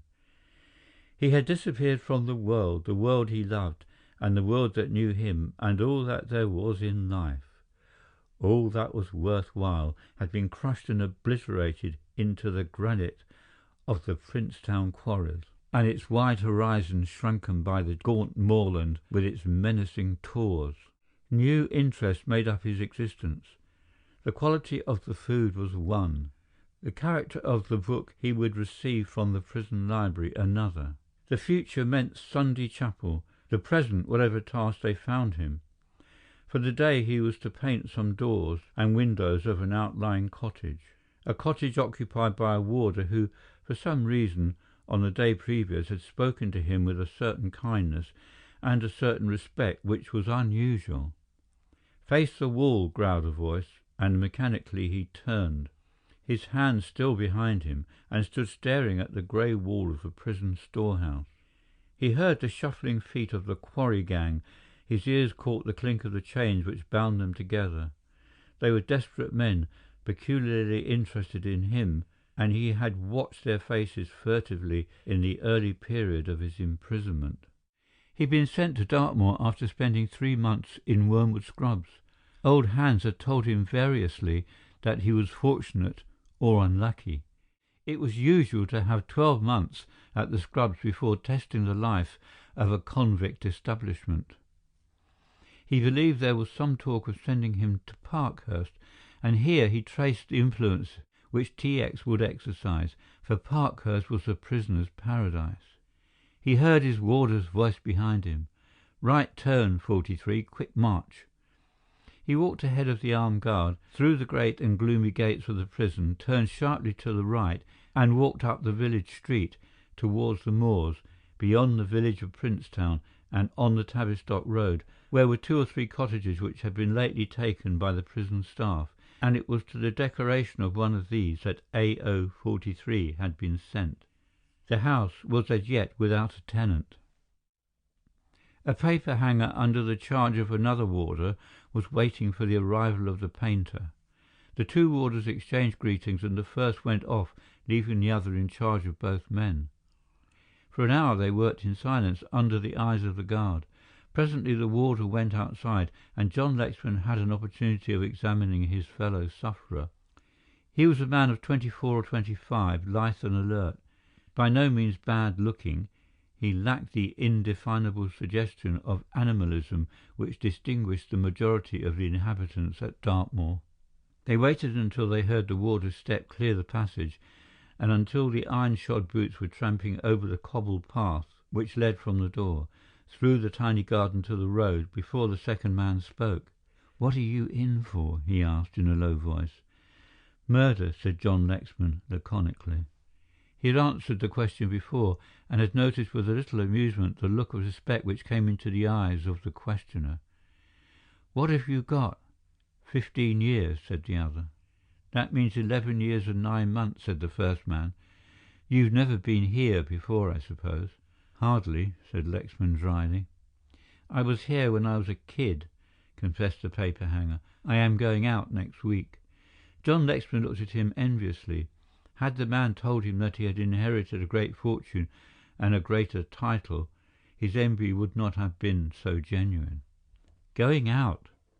The drive in the brake to the station, the ride to London in creased but comfortable clothing, free as the air, at liberty to go to bed and rise when he liked, to choose his own dinner, to answer no call save the call of his conscience, to see— He checked himself. "What are you in for?" he asked in self-defence. "Conspiracy and fraud," said the other cheerfully. "I was put away by a woman after 3 of us had got clear with £12,000. Damn rough luck, wasn't it?" John nodded. It was curious, he thought, how sympathetic one grows with these exponents of crime. One naturally adopts their point of view and sees life through their distorted vision. "I bet I'm not given away with the next lot," the prisoner went on. "I've got one of the biggest ideas I've ever had, and I've got a real good man to help me." "How?" asked John in surprise. The man jerked his head in the direction of the prison. "Larry Green," he said briefly. "He's coming out next month, too, and we are all fixed up proper. We're going to get the pile, and then we're off to South America, and you won't see us for dust."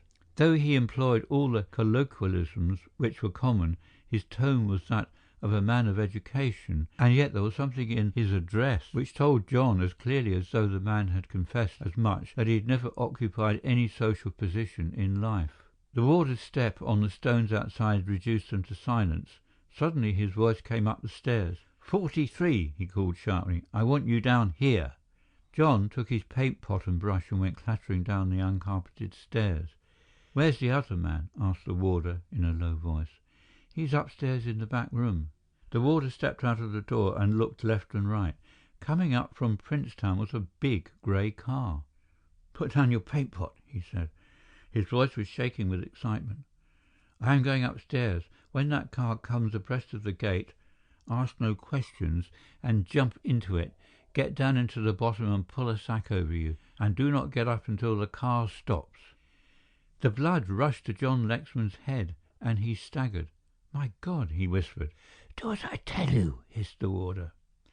Like an automation, John put down his brushes and walked slowly to the gate. The grey car was crawling up the hill, and the face of the driver was half enveloped in a big rubber mask. Through the two great goggles, John could see little to help him identify the man. As the machine came up to the gate, he leapt into the tonneau and sank instantly to the bottom. As he did so, he felt the car leap forward underneath him. Now it was going fast, now faster. Now it rocked and swayed as it gathered speed. He felt it sweeping downhill and uphill, and once he heard a hollow rumble as it crossed a wooden bridge. He could not detect from his hiding place in what direction they were going, but he gathered they had switched off to the left and were making for one of the wildest parts of the moor. Never once did he feel the car slacken its pace until, with a grind of brakes, it stopped suddenly. "Get out," said a voice. John Lexman threw off the cover and leapt out, and as he did so the car turned and sped back the way it had come. For a moment he thought he was alone and looked around. Far away in the distance he saw the grey bulk of Princetown Jail. It was an accident that he should see it, but it so happened that a ray of the sun fell athwart it and threw it into relief. He was alone on the moors. Where could he go? He turned at the sound of a voice. He was standing on the slope of a small tor. At the foot there was a smooth stretch of green sward. It was on this stretch that the people of Dartmoor held their pony races in the summer months. There was no sign of horses, but only a great bat-like machine with outstretched pinions of taut white canvas, and by that machine a man clad from head to foot in brown overalls. John stumbled down the slope. As he neared the machine he stopped and gasped. "Kara!" he said, and the brown man smiled. "But I do not understand. What are you going to do?" asked Lexman, when he had recovered from his surprise. "I am going to take you to a place of safety," said the other. "I have no reason to be grateful to you as yet, Kara," breathed Lexman. "A word from you could have saved me." "I could not lie, my dear Lexman, and honestly I had forgotten the existence of the letter. if that is what you are referring to, but I am trying to do what I can for you and for your wife." "My wife? She is waiting for you," said the other. He turned his head, listening. Across the moor came the dull, sullen boom of a gun. "You haven't time for argument. They discovered your escape," he said. "Get in." John clambered up into the frail body of the machine and Kara followed. "This is a self-starter," he said, "one of the newest models of monoplanes." He clicked over a lever and with a roar the big three-bladed tractor screw spun. The aeroplane moved forward with a jerk, ran with increasing gait for 100 yards, and then suddenly the jerky progress ceased. The machine swayed gently from side to side, and looking over, the passenger saw the ground recede beneath him. Up they climbed, in one long sweeping ascent, passing through the drifting clouds, till the machine soared like a bird above the blue sea. John Lexman looked down. He saw the indentations of the coast and recognized the fringe of white houses that stood for Torquay, but in an incredibly short space of time all signs of the land were blotted out. Talking was impossible. The roar of the engines defied penetration. Kara was evidently a skillful pilot. From time to time he consulted the compass on the board before him and changed his course ever so slightly. Presently he released one hand from the driving wheel and, scribbling on a little block of paper, which was inserted in a pocket at the side of the seat, he passed it back. John Lexman read, "If you cannot swim, there is a life belt under your seat." John nodded. Kara was searching the sea for something, and presently he found it. Viewed from the height at which they flew, it looked no more than a white speck in a great blue saucer. But presently the machine began to dip, falling at a terrific rate of speed, which took away the breath of the man who was hanging on with both hands to the dangerous seat behind. He was deadly cold, but had hardly noticed the fact. It was all so incredible, so impossible. He expected to wake up and wondered if the prison was also part of the dream. Now he saw the point for which Kara was making. A white steam yacht, long and narrow of beam, was steaming slowly westward. He could see the feathery wake in her rear, and as the aeroplane fell he had time to observe that a boat had been put off. Then, with a jerk, the monoplane flattened out and came like a skimming bird to the surface of the water. Her engine stopped. "We ought to be able to keep afloat for 10 minutes," said Kara, "and by that time they will pick us up." His voice was high and harsh in the almost painful silence which followed the stoppage of the engines. In less than 5 minutes the boat had come alongside, manned, as Lexman gathered from a glimpse of the crew, by Greeks. He scrambled aboard, and 5 minutes later he was standing on the white deck of the yacht, watching the disappearing tail of the monoplane. Kara was by his side. "There goes £1,500, said the Greek with a smile. "Add that to the 2,000 I paid the warder, and you have a tidy sum. But some things are worth all the money in the world." End of chapter 6. Recording by Peter Thomlinson. Chapter 7. T.X. came down from Downing Street at 11 o'clock one night, and his heart was filled with joy and gratitude. He swung his stick to the common danger of the public, but the policeman on point duty at the end of the street, who saw him, recognized and saluted him, did not think it fit to issue any official warning. He ran up the stairs to his office and found Mansus reading the evening paper. "My poor dumb beast," said T.X., "I am afraid I have kept you waiting for a very long time, but tomorrow you and I will take a little journey to Devonshire. It will be good for you, Mansus. Where did you get that ridiculous name, by the way?" "M or N?" replied Mansus laconically. "I repeat that there is the dawn of an intellect in you," said T.X. offensively. He became more serious as he took from a pocket inside his waistcoat a long blue envelope containing the paper which had cost him so much to secure. "Finding the revolver was a masterstroke of yours, Mansus," he said, and he was in earnest as he spoke. The man coloured with pleasure, for the subordinates of T.X. loved him, and a word of praise was almost equal to promotion. It was on the advice of Mansus that the road from London to Lewes had been carefully covered, and such streams as passed beneath that road had been searched. The revolver had been found after the third attempt between Gatwick and Horsley. His identification was made easier by the fact that Vassalaro's name was engraved on the butt. It was rather an ornate affair, and in its earlier days had been silver-plated. The handle was of mother-of-pearl. Obviously the gift of one brigand to another, was T.X.'s comment. Armed with this, his task would have been fairly easy, but when to his evidence he added a rough draft of the threatening letter which he had found amongst Vassalaro's belongings, and which had evidently been taken down at dictation, since some of the words were misspelt and had been corrected by another hand, the case was complete.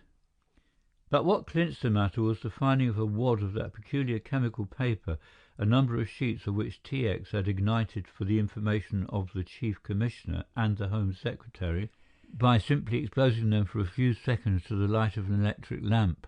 Instantly it had filled the Home Secretary's office with a pungent and most disagreeable smoke, for which he was heartily cursed by his superiors. But it had rounded off the argument. He looked at his watch. "I wonder if it is too late to see Mrs. Lexman," he said. "I don't think any hour would be too late," suggested Mansus. "You shall come and chaperone me," said his superior. But a disappointment awaited. Mrs. Lexman was not in, and neither the ringing at her electric bell nor vigorous applications to the knocker brought any response. The hall porter of the flats where she lived was under the impression that Mrs. Lexman had gone out of town. She frequently went out on Saturdays and returned on the Monday, and, he thought, occasionally on Tuesdays. It happened that this particular night was a Monday night, and T.X. was faced with a dilemma. The night porter, who had only the vaguest information on the subject, thought that the day porter might know more, and aroused him from his sleep. Yes, Mrs. Lexman had gone. She went on the Sunday, an unusual day to pay a weekend visit, and she had taken with her 2 bags. The porter ventured the opinion that she was rather excited, but when asked to define the symptoms, relapsed into a chaos of incoherent "you knows" and "what I means." "I don't like this," said T.X. suddenly. "Does anybody know that we have made these discoveries?" "Nobody outside the office," said Mansus. "Unless—" "Unless what?" asked the other irritably. "Don't be a jimp, Mansus. Get it off your mind. What is it?" "I'm wondering," said Mansus slowly, "if the landlord at Great James Street said anything. He knows we have made a search." "We can easily find that out," said T.X. They hailed a taxi and drove to Great James Street. That respectable thoroughfare was wrapped in sleep, and it was some time before the landlord could be aroused. Recognizing T.X., he checked his sarcasm, which he had prepared for a keyless lodger, and led the way into the drawing-room. "You didn't tell me not to speak about it, Mr. Meredith," he said, in an aggrieved tone. "And, as a matter of fact, I have spoken to nobody except the gentleman who called the same day." "What did he want?" asked T.X. "He said he had only just discovered that Mr. Vassalaro had stayed with me, and he wanted to pay whatever rent was due," replied the other. "What like of man was he?" asked T.X.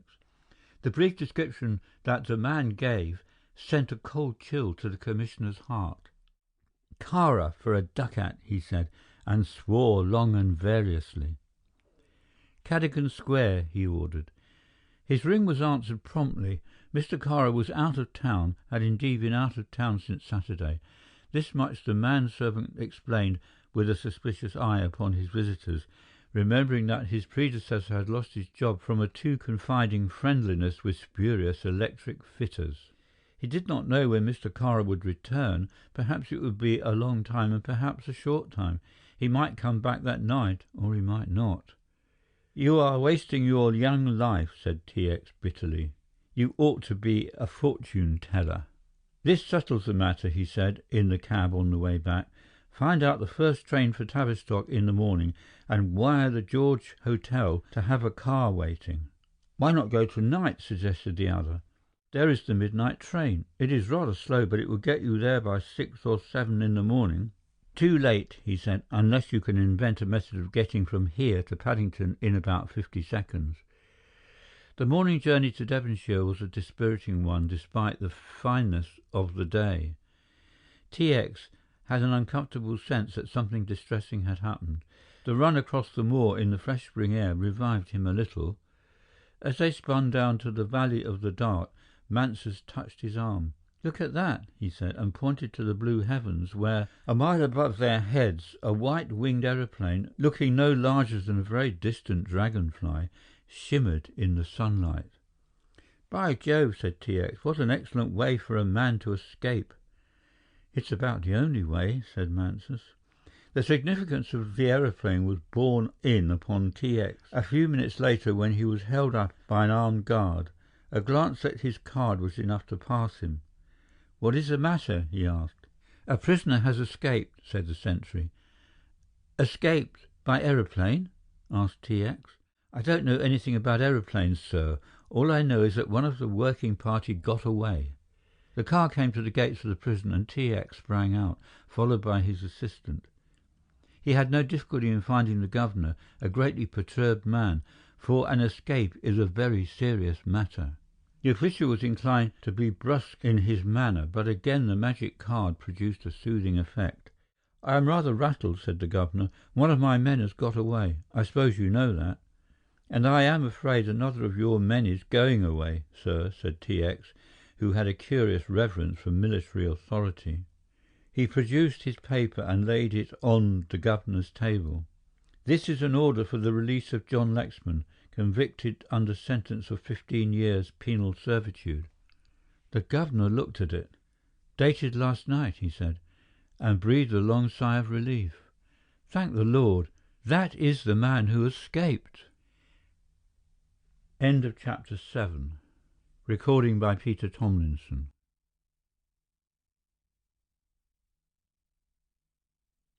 Chapter 8. 2 years after the events just described, T.X., journeying up to London from Bath, was attracted by a paragraph in the Morning Post. It told him briefly that Mr. Remington Kara, the influential leader of the Greek colony, had been the guest of honour at a dinner of the Hellenic Society.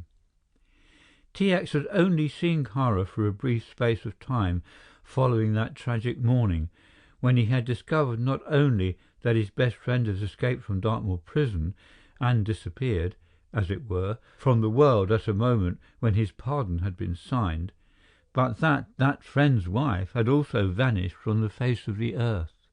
At the same time it might, as even T.X. admitted, have been the veriest coincidence that Kara had also cleared out of London to reappear at the end of 6 months.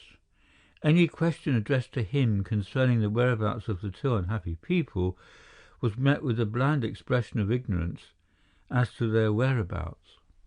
John Lexman was somewhere in the world, hiding, as he believed, from justice, and with him his wife. T.X. had no doubt in his mind as to this solution of the puzzle. He had caused to be published the story of the pardon and the circumstances under which that pardon had been secured, and he had, moreover, arranged for an advertisement to be inserted in the principal papers of every European country. It was a moot question amongst the department lawyers as to whether John Lexman was not guilty of a technical and punishable offence for prison breaking, but this possibility did not keep T.X. awake at nights.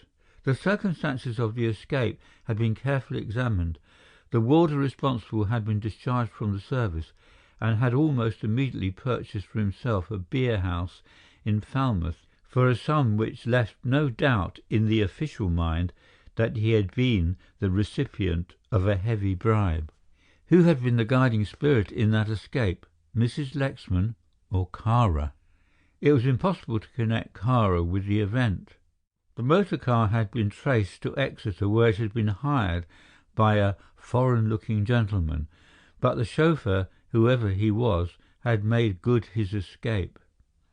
An inspection of Kara's hangars at Wembley showed that his 2 monoplanes had not been removed, and T.X. failed entirely to trace the owner of the machine he had seen flying over Dartmoor on the fatal morning. T.X. was somewhat baffled and a little amused by the disinclination of the authorities to believe that the escape had been effected by this method at all. All the events of the trial came back to him as he watched the landscape spinning past. He set down the newspaper with a little sigh, put his feet on the cushions of the opposite seat, and gave himself up to reverie. Presently he returned to his journals and searched them idly for something to interest him in the final stretch of journey between Newbury and Paddington. Presently he found it in a 2-column article with the uninspiring title, "The Mineral Wealth of Tierra del Fuego." It was written brightly with a style which was at once easy and informative. It told of adventures in the marshes behind St. Sebastian Bay and journeys up the Guares-Selman River, of nights spent in primeval forests, and ended in a geological survey, wherein the commercial value of cyanite, porphyry, trachyte and diorite were severally canvassed. The article was signed G.G. It is said of T.X. that his greatest virtue was his curiosity. He had at the tip of his fingers the names of all the big explorers and author travellers, and for some reason he could not place G.G. to his satisfaction. In fact, he had an absurd desire to interpret the initials into George Grossmith. His inability to identify the writer irritated him, and his first act on reaching his office was to telephone to one of the literary editors of the Times whom he knew. "Not my department," was the chilly reply. "And besides, we never give away the names of our contributors. Speaking as a person outside the office, I should say that G.G. was George Gathercole, the explorer, you know, the fellow who had an arm chewed off by a lion or something." "George Gathercole," repeated T.X. "What an ass I am!" "Yes," said the voice at the other end of the wire, and he had rung off before T.X. could think of something suitable to say. Having elucidated this little sideline of mystery, the matter passed from the young commissioner's mind. It happened that morning that his work consisted of dealing with John Lexman's estate. With the disappearance of the couple, he had taken over control of their belongings. It had not embarrassed him to discover that he was an executor under Lexman's will, for he had already acted as trustee to the wife's small estate, and had been one of the parties to the ante-nuptial contract which John Lexman had made before his marriage. The estate revenues had increased very considerably. All the vanished author's books were selling as they had never sold before, and the executor's work was made the heavier by the fact that Grace Lexman had possessed an aunt who had most inconsiderately died, leaving a considerable fortune to her unhappy niece. "I will keep the trusteeship another year," he told the solicitor who came in to consult him that morning. "At the end of that time I shall go to the court for relief." "Do you think they will ever turn up?" asked the solicitor, an elderly and unimaginative man. "Of course they'll turn up," said T.X. impatiently. "All the heroes of Lexman's books turn up sooner or later. He will discover himself to us at a suitable moment, and we shall be properly thrilled." That Lexman would return he was sure. It was a faith from which he did not swerve.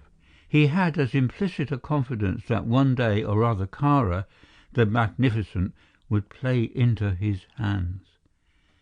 There were some queer stories in circulation concerning the Greek, but on the whole they were stories and rumours which were difficult to separate from the malicious gossip which invariably attaches itself to the rich and to the successful. One of these was that Kara desired something more than an Albanian chieftainship, which he undoubtedly enjoyed. There were whispers of wider and higher ambitions. Though his father had been born a Greek, he had indubitably descended in a direct line from one of those old imprets of Albania, who had exercised their brief authority over that turbulent land. The man's passion was for power. To this end he did not spare himself.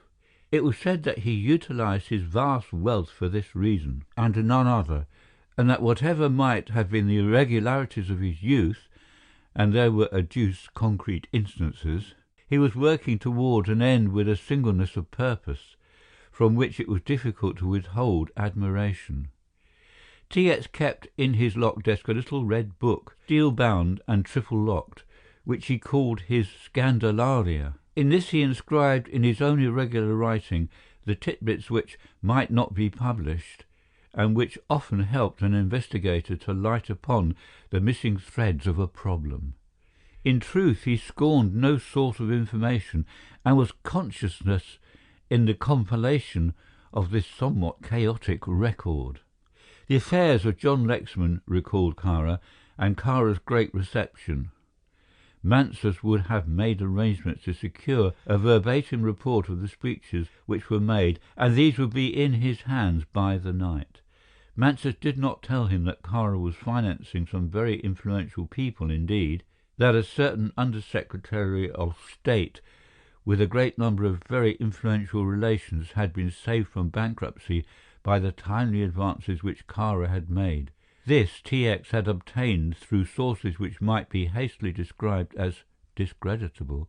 Mansus knew of the baccarat establishment in Albemarle Street, but he did not know that the neurotic wife of a very great man indeed, no less than the Minister of Justice, was a frequent visitor to that establishment, and that she had lost in one night some £6,000.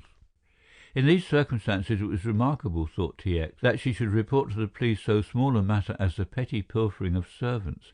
This, however, she had done, and whilst the lesser officers of Scotland Yard were interrogating pawnbrokers, the men higher up were genuinely worried by the lady's own lapses from grace. It was all sordid, but, unfortunately, conventional, because highly placed people will always do underbred things where money or women are concerned. But it was necessary, for the proper conduct of the department which T.X. directed, that, however sordid and however conventional might be the errors which the great ones of the earth committed, they should be filed for reference. The motto which T.X. went upon in life was, "You never know." The Minister of Justice was a very important person, for he was a personal friend of half the monarchs of Europe. A poor man with 2,000 or 3,000 a year of his own, with no very definite political views, and uncommitted to the more violent policies of either party, he succeeded in serving both with profit to himself and without earning the obloquy of either. Though he did not pursue the blatant policy of the Vicar of Bray, yet it is fact, which may be confirmed from the reader's own knowledge, that he served in 4 different administrations, drawing the pay and emoluments of his office from each, though the fundamental policies of those 4 governments were distinct. Lady Bartholomew, the wife of this adaptable minister, had recently departed for San Remo. The newspapers announced the fact and spoke vaguely of a breakdown which prevented the lady from fulfilling her social engagement. T.X., ever a doubting Thomas, could trace no visit of nerve specialist, nor yet of the family practitioner, to the official residence in Downing Street, and therefore he drew conclusions. In his own Who's Who, T.X. noted the hobbies of his victims, which, by the way, did not always coincide with the innocent occupations set against their names in the more pretentious volume. Their follies and their weaknesses found a place and were recorded at a length, as it might seem to the uninformed observer, beyond the limit which charity allowed. Lady Mary Bartholomew's name appeared not once, but many times in the erratic records which T.X. kept. There was a plain, matter-of-fact and wholly unobjectionable statement that she was born in 1874, that she was the 7th daughter of the Earl of Balmoral, and that she had one daughter who rejoiced in the somewhat unpromising name of Belinda Mary, and such further information as a man might get without going to a great deal of trouble. T.X. refreshed his memory from the little red book, wondered what unexpected tragedy had sent Lady Bartholomew out of London in the middle of the season. The information was that the lady was fairly well off at this moment, and this fact made matters all the more puzzling, and almost induced him to believe that, after all, the story was true, and a nervous breakdown really was the cause of her sudden departure. He sent for Mansus. "You saw Lady Bartholomew off at Charing Cross, I suppose?" Mansus nodded. "She went alone?"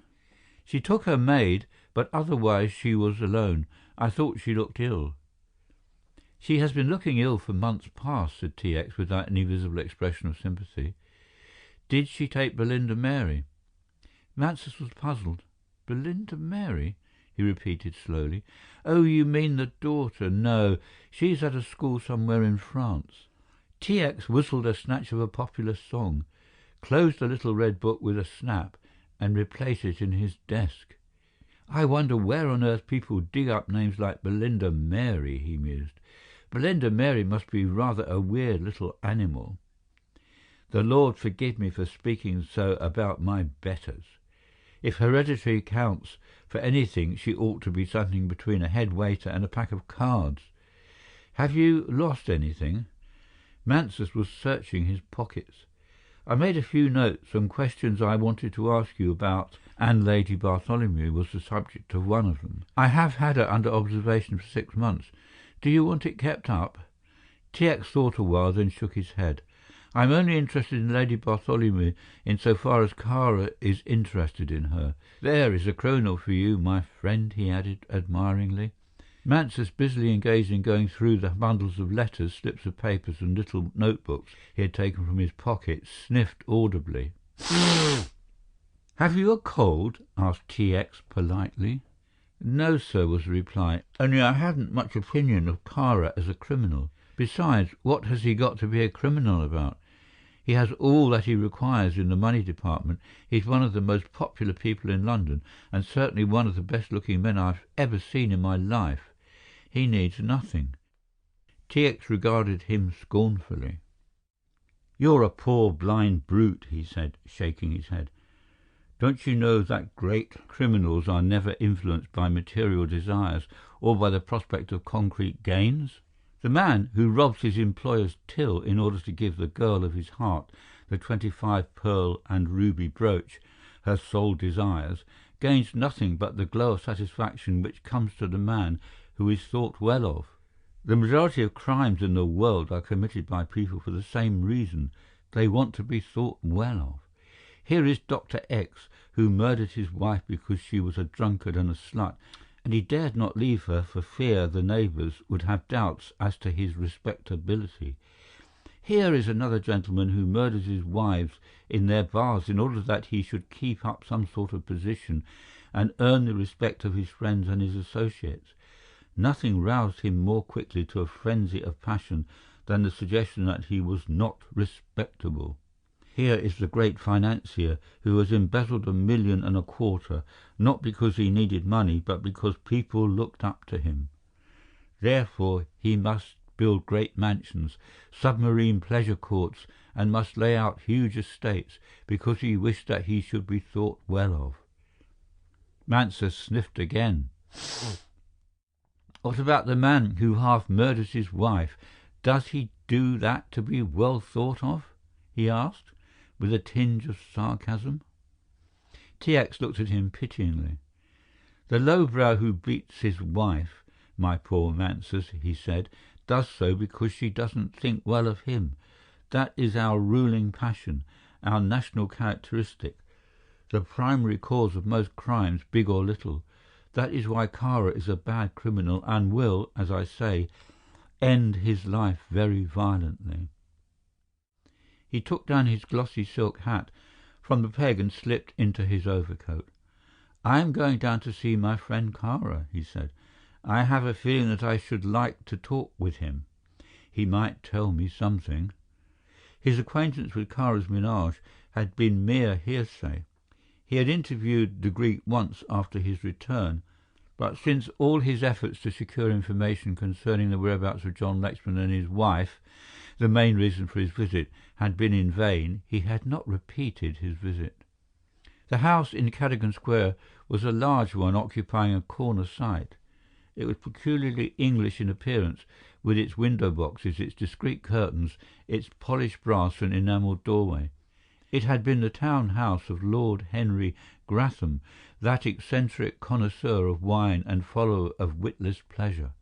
It had been built by him round a bottle of port, as his friends said, meaning thereby that his first consideration had been the cellarage of the house, and that when these cellars had been built and provision made for the safe storage of his priceless wines, the house had been built without the architects being greatly troubled by his lordship. The double cellars of Gratham House had, in their time, been one of the sights of London.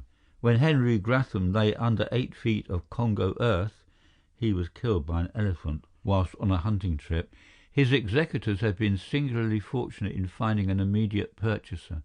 Rumour had it that Kara, who was no lover of wine, had bricked up the cellars, and their very existence passed into domestic legendary. The door was opened by a well-dressed and deferential manservant, and T.X. was ushered into the hall. A fire burnt cheerily in a bronze grate, and T.X. had a glimpse of a big oil painting of Kara above the marble mantelpiece. "Mr. Kara is very busy, sir," said the man. "Just take in my card," said T.X. "I think he may care to see me." The man bowed, produced from some mysterious corner a silver salver, and glided upstairs in that manner which well-trained servants have, a manner which seems to call for no bodily effort. In a minute he returned. "Will you come this way, sir?" he said, and led the way up a broad flight of stairs. At the head of the stairs was a corridor which ran to the left and to the right. From this there gave 4 rooms, one at the extreme end of the passage on the right, one on the left, and 2 at fairly regular intervals in the centre. When the man's hand was on one of the doors, T.X. asked quietly, "I think I have seen you before somewhere, my friend." The man smiled. "It is very possible, sir. I was a waiter at the Constitutional for some time." T.X. nodded. "That is where it must have been," he said. The man opened the door and announced the visitor. T.X. found himself in a large room, very handsomely furnished, but just lacking that sense of coziness and comfort which is the feature of the Englishman's home. Kara rose from behind a big writing table and came with a smile and a quick step to greet the visitor. "This is a most unexpected pleasure," he said, and shook hands warmly. T.X. had not seen him for a year and found very little change in this strange young man. He could not be more confident than he had been, nor bear himself with a more graceful carriage. Whatever social success he had achieved, it had not spoiled him, for his manner was as genial and easy as ever. "I think that would do, Miss Holland," he said, turning to the girl who, with notebook in hand, stood by the desk. Evidently, thought T.X., our Hellenic friend has a pretty taste in secretaries. In that one glance he took her all in, from the bronze brown of her hair to her neat foot. T.X. was not readily attracted by members of the opposite sex. He was self-confessed a predestined bachelor, finding life and its incidents too absorbing to give his whole mind to the serious problem of marriage, or to contract responsibilities and interests which might divert his attention from what he believed was the greater game. Yet he must be a man of stone to resist the freshness, the beauty and the youth of this straight, slender girl, the pink and whiteness of her, the aliveness and buoyancy, and the thrilling sense of vitality she carried in her very presence. "What is the weirdest name you have ever heard?" asked Kara laughingly. "I ask you because Miss Holland and I have been discussing a begging letter addressed to us by a Maggie Goomer." The girl smiled slightly, and in that smile was paradise, thought T.X. "The weirdest name," he repeated. "Why, I think the worst I have heard for a long time is Belinda Mary." "That has a familiar ring," said Kara. T.X. was looking at the girl. She was staring at him with a certain languid insolence which made him curl up inside. Then, with a glance at her employer, she swept from the room. "I ought to have introduced you," said Kara. "That was my secretary, Miss Holland. Rather a pretty girl, isn't she?" "Very," said T.X., recovering his breath. "I like pretty things around me," said Kara, and somehow the complacency of the remark annoyed the detective more than anything that Kara had ever said to him. The Greek went to the mantelpiece and, taking down a silver cigarette box, opened and offered it to his visitor.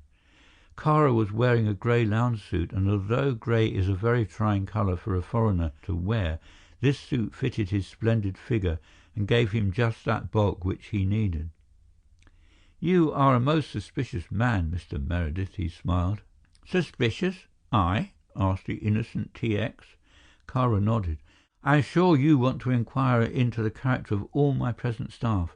I am perfectly satisfied that you will never be at rest until you learn the antecedents of my cook, my valet, my secretary." T.X. held up his hand with a laugh. "Spare me," he said. "It is one of my failings, I admit, but I have never gone much farther into your domestic affairs than to pry into the antecedents of your very interesting chauffeur." A little cloud passed over Kara's face, but it was only momentary. "Oh, Brown," he said airily, with just a perceptible pause between the two words. "It used to be Smith," said T.X., "but no matter, his name is really Poropoulos." "Oh, Poropoulos," said Kara gravely. "I dismissed him a long time ago." "Pensioned higher, too, I understand," said T.X. The other looked at him a while, then, "I am very good to my old servants," he said slowly, and, changing the subject, "to what good fortune do I owe this visit?" T.X. selected a cigarette before he replied. "I thought you might be of some service to me," he said, apparently giving his whole attention to the cigarette. "Nothing would give me greater pleasure," said Kara, a little eagerly. "I am afraid you have not been very keen on continuing what I hope would have ripened into a valuable friendship, more valuable to me, perhaps," he smiled, "than to you." "I am a very shy man," said the shameless T.X., "difficult to a fault and rather apt to underrate my social attractions. I have come to you now because you know everybody. By the way, how long have you had your secretary?" he asked abruptly. Kara looked up at the ceiling for inspiration. 3 months, he corrected. "A very efficient young lady who came to me from one of the training establishments. Somewhat uncommunicative, better educated than most girls in her position. For example, she speaks and writes modern Greek fairly well." "A treasure," suggested T.X. "Unusually so," said Kara. "She lives in Marylebone Road. 86A is the address. She has no friends, spends most of her evenings in her room, is eminently respectable and a little chilling in her attitude to her employer." T.X. shot a swift glance at the other. "Why do you tell me all this?" he asked. "To save you the trouble of finding out," replied the other coolly. "That insatiable curiosity which is one of the equipments of your profession would, I feel sure, induce you to conduct investigations for your own satisfaction." T.X. laughed. "May I sit down?" he said. The other wheeled an armchair across the room, and T.X. sank into it. He leant back and crossed his legs, and was, in a second, the personification of ease. "I think you are a very clever man, Monsieur Kara," he said. The other looked down at him, this time without amusement. "Not so clever that I can discover the object of your visit," he said pleasantly enough. "It is very simply explained," said T.X. "You know everybody in town. You know, amongst other people, Lady Bartholomew." "I know the lady very well indeed," said Kara readily. Too readily, in fact, for the rapidity with which the answer had followed question, suggested to T.X. that Kara had anticipated the reason for the call. "Have you any idea," asked T.X., speaking with deliberation, "as to why Lady Bartholomew has gone out of town at this particular moment?" Kara laughed. "What an extraordinary question to ask me, as though Lady Bartholomew confided her plans to one who is little more than a chance acquaintance." "And yet," said T.X., contemplating the burning end of his cigarette, "you know her well enough to hold her promissory note." "Promissory note?" asked the other. His tone was one of involuntary surprise, and T.X. swore softly to himself, for now he saw the faintest shade of relief in Kara's face.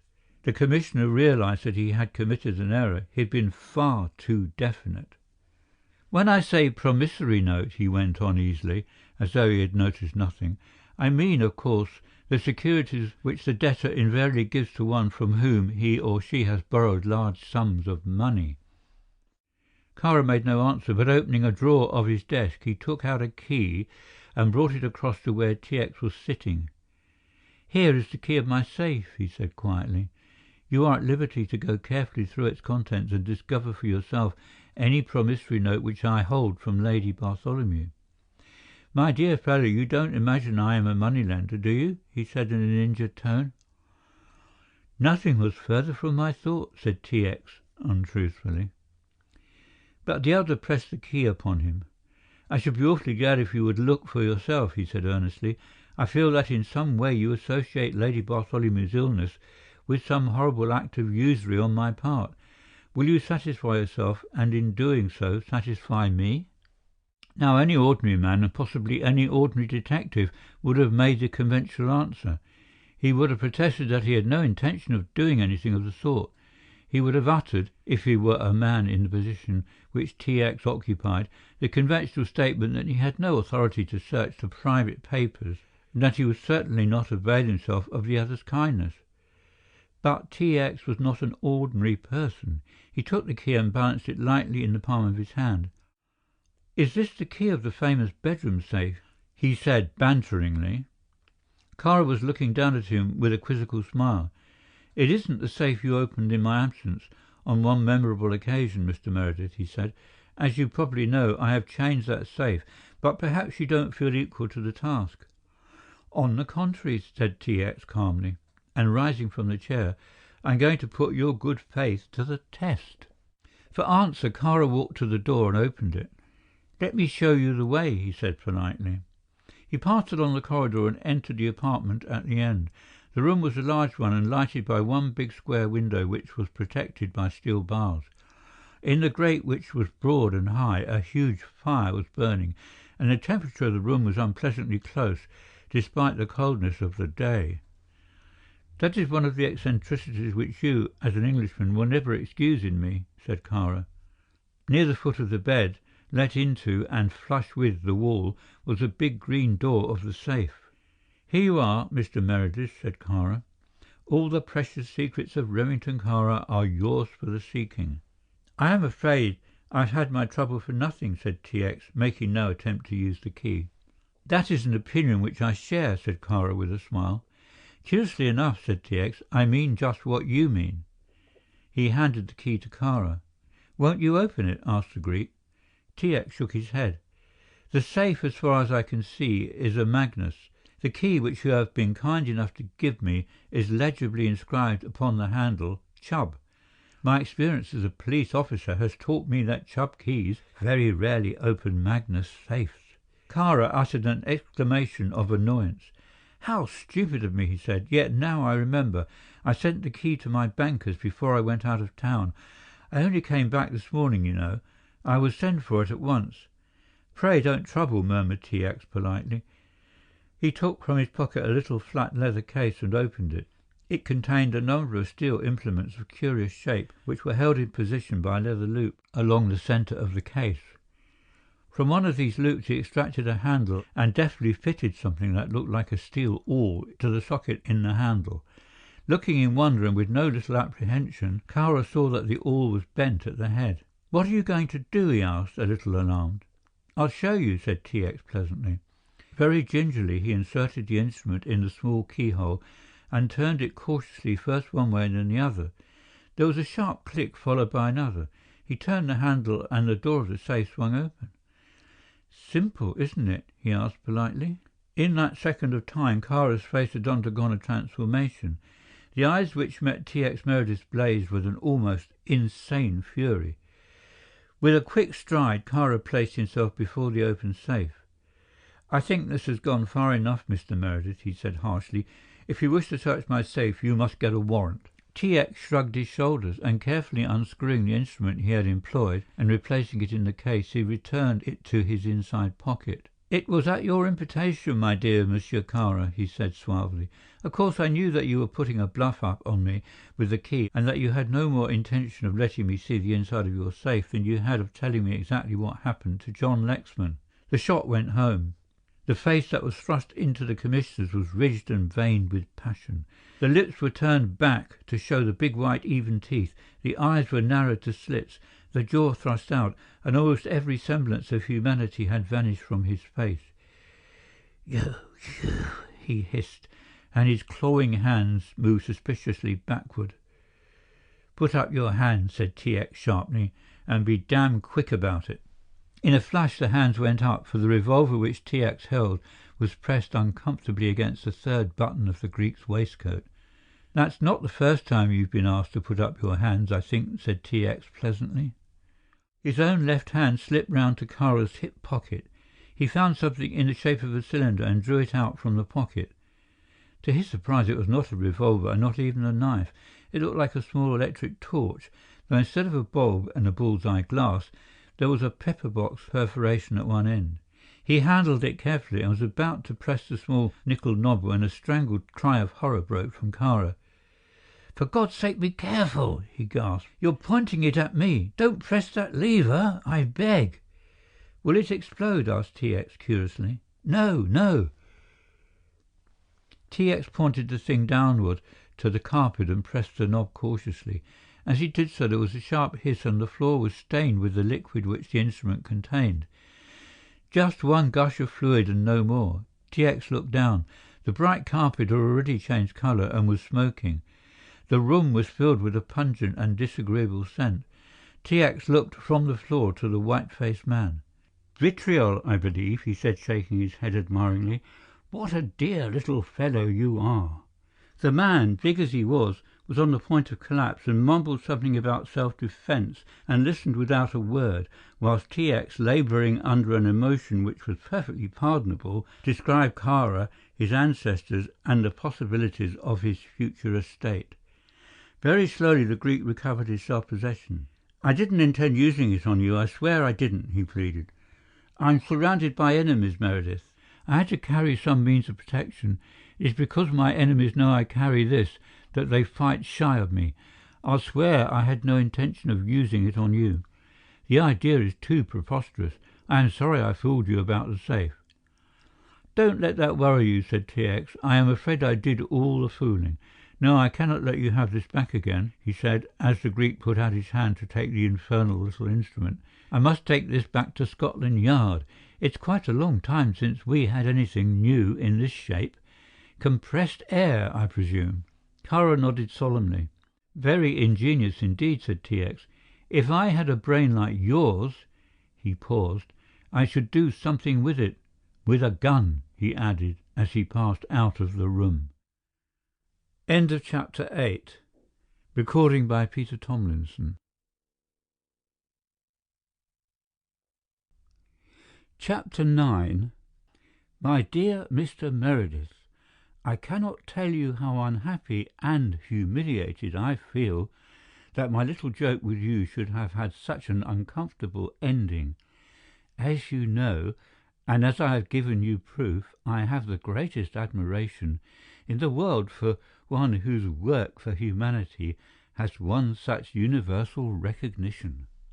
I hope that we shall both forget this unhappy morning, and that you will give me an opportunity of rendering to you in person the apologies which are due to you. I feel that anything less will neither rehabilitate me in your esteem nor secure for me the remnants of my shattered self-respect. I am hoping you will dine with me next week and meet a most interesting man, George Gathercole, who has just returned from Patagonia. I only received his letter this morning, having made most remarkable discoveries concerning that country. I feel sure that you are large enough minded and too much a man of the world to allow my foolish fit of temper to disturb a relationship which I have always hoped would be mutually pleasant. If you will allow Gathercole, who will be unconscious of the part he is playing, to act as peacemaker between yourself and myself, I shall feel that his trip, which has cost me a large sum of money, will not have been wasted. I am, dear Mr. Meredith, yours very sincerely, Remington Kāra. Kāra folded the letter and inserted it into its envelope.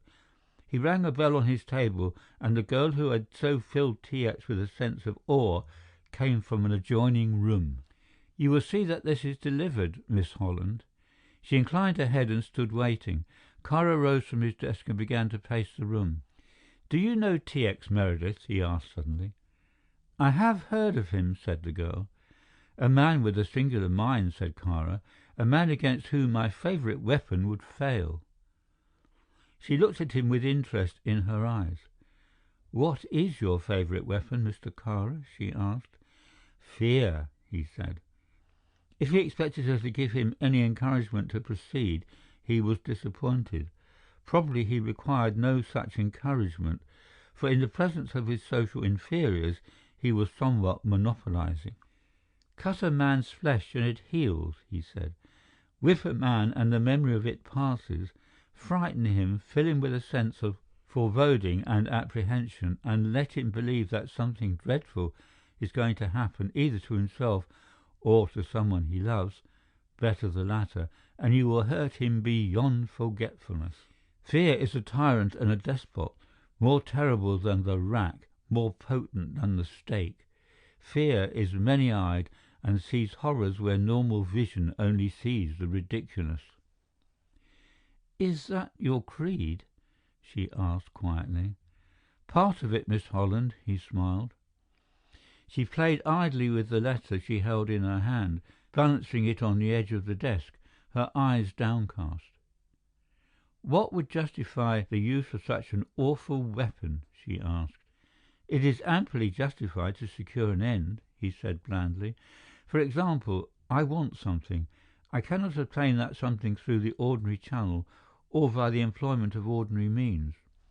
It is essential to me, to my happiness, to my comfort, or my armour props, that something shall be possessed by me. If I can buy it, well and good. If I can buy those who can use their influence to secure this thing for me, so much the better. If I can obtain it by any merit I possess, I utilize that merit, providing always that I can secure my object in the time. Otherwise—" He shrugged his shoulders. "I see," she said, nodding her head quickly.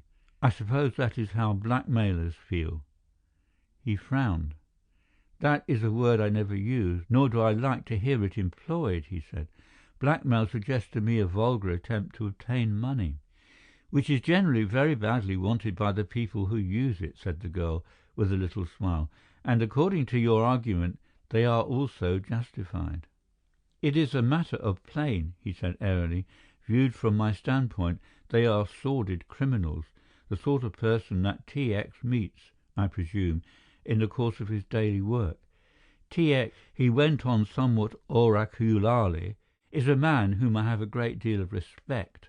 You will probably meet him again, for he will find an opportunity of asking you a few questions about myself. I need hardly tell you." He lifted his shoulders with a deprecating smile.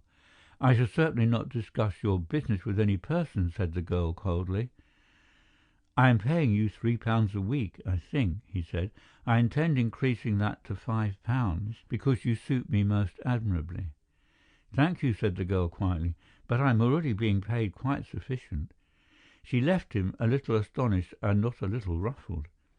To refuse the favours of Remington Kara was, by him, regarded as something of an affront.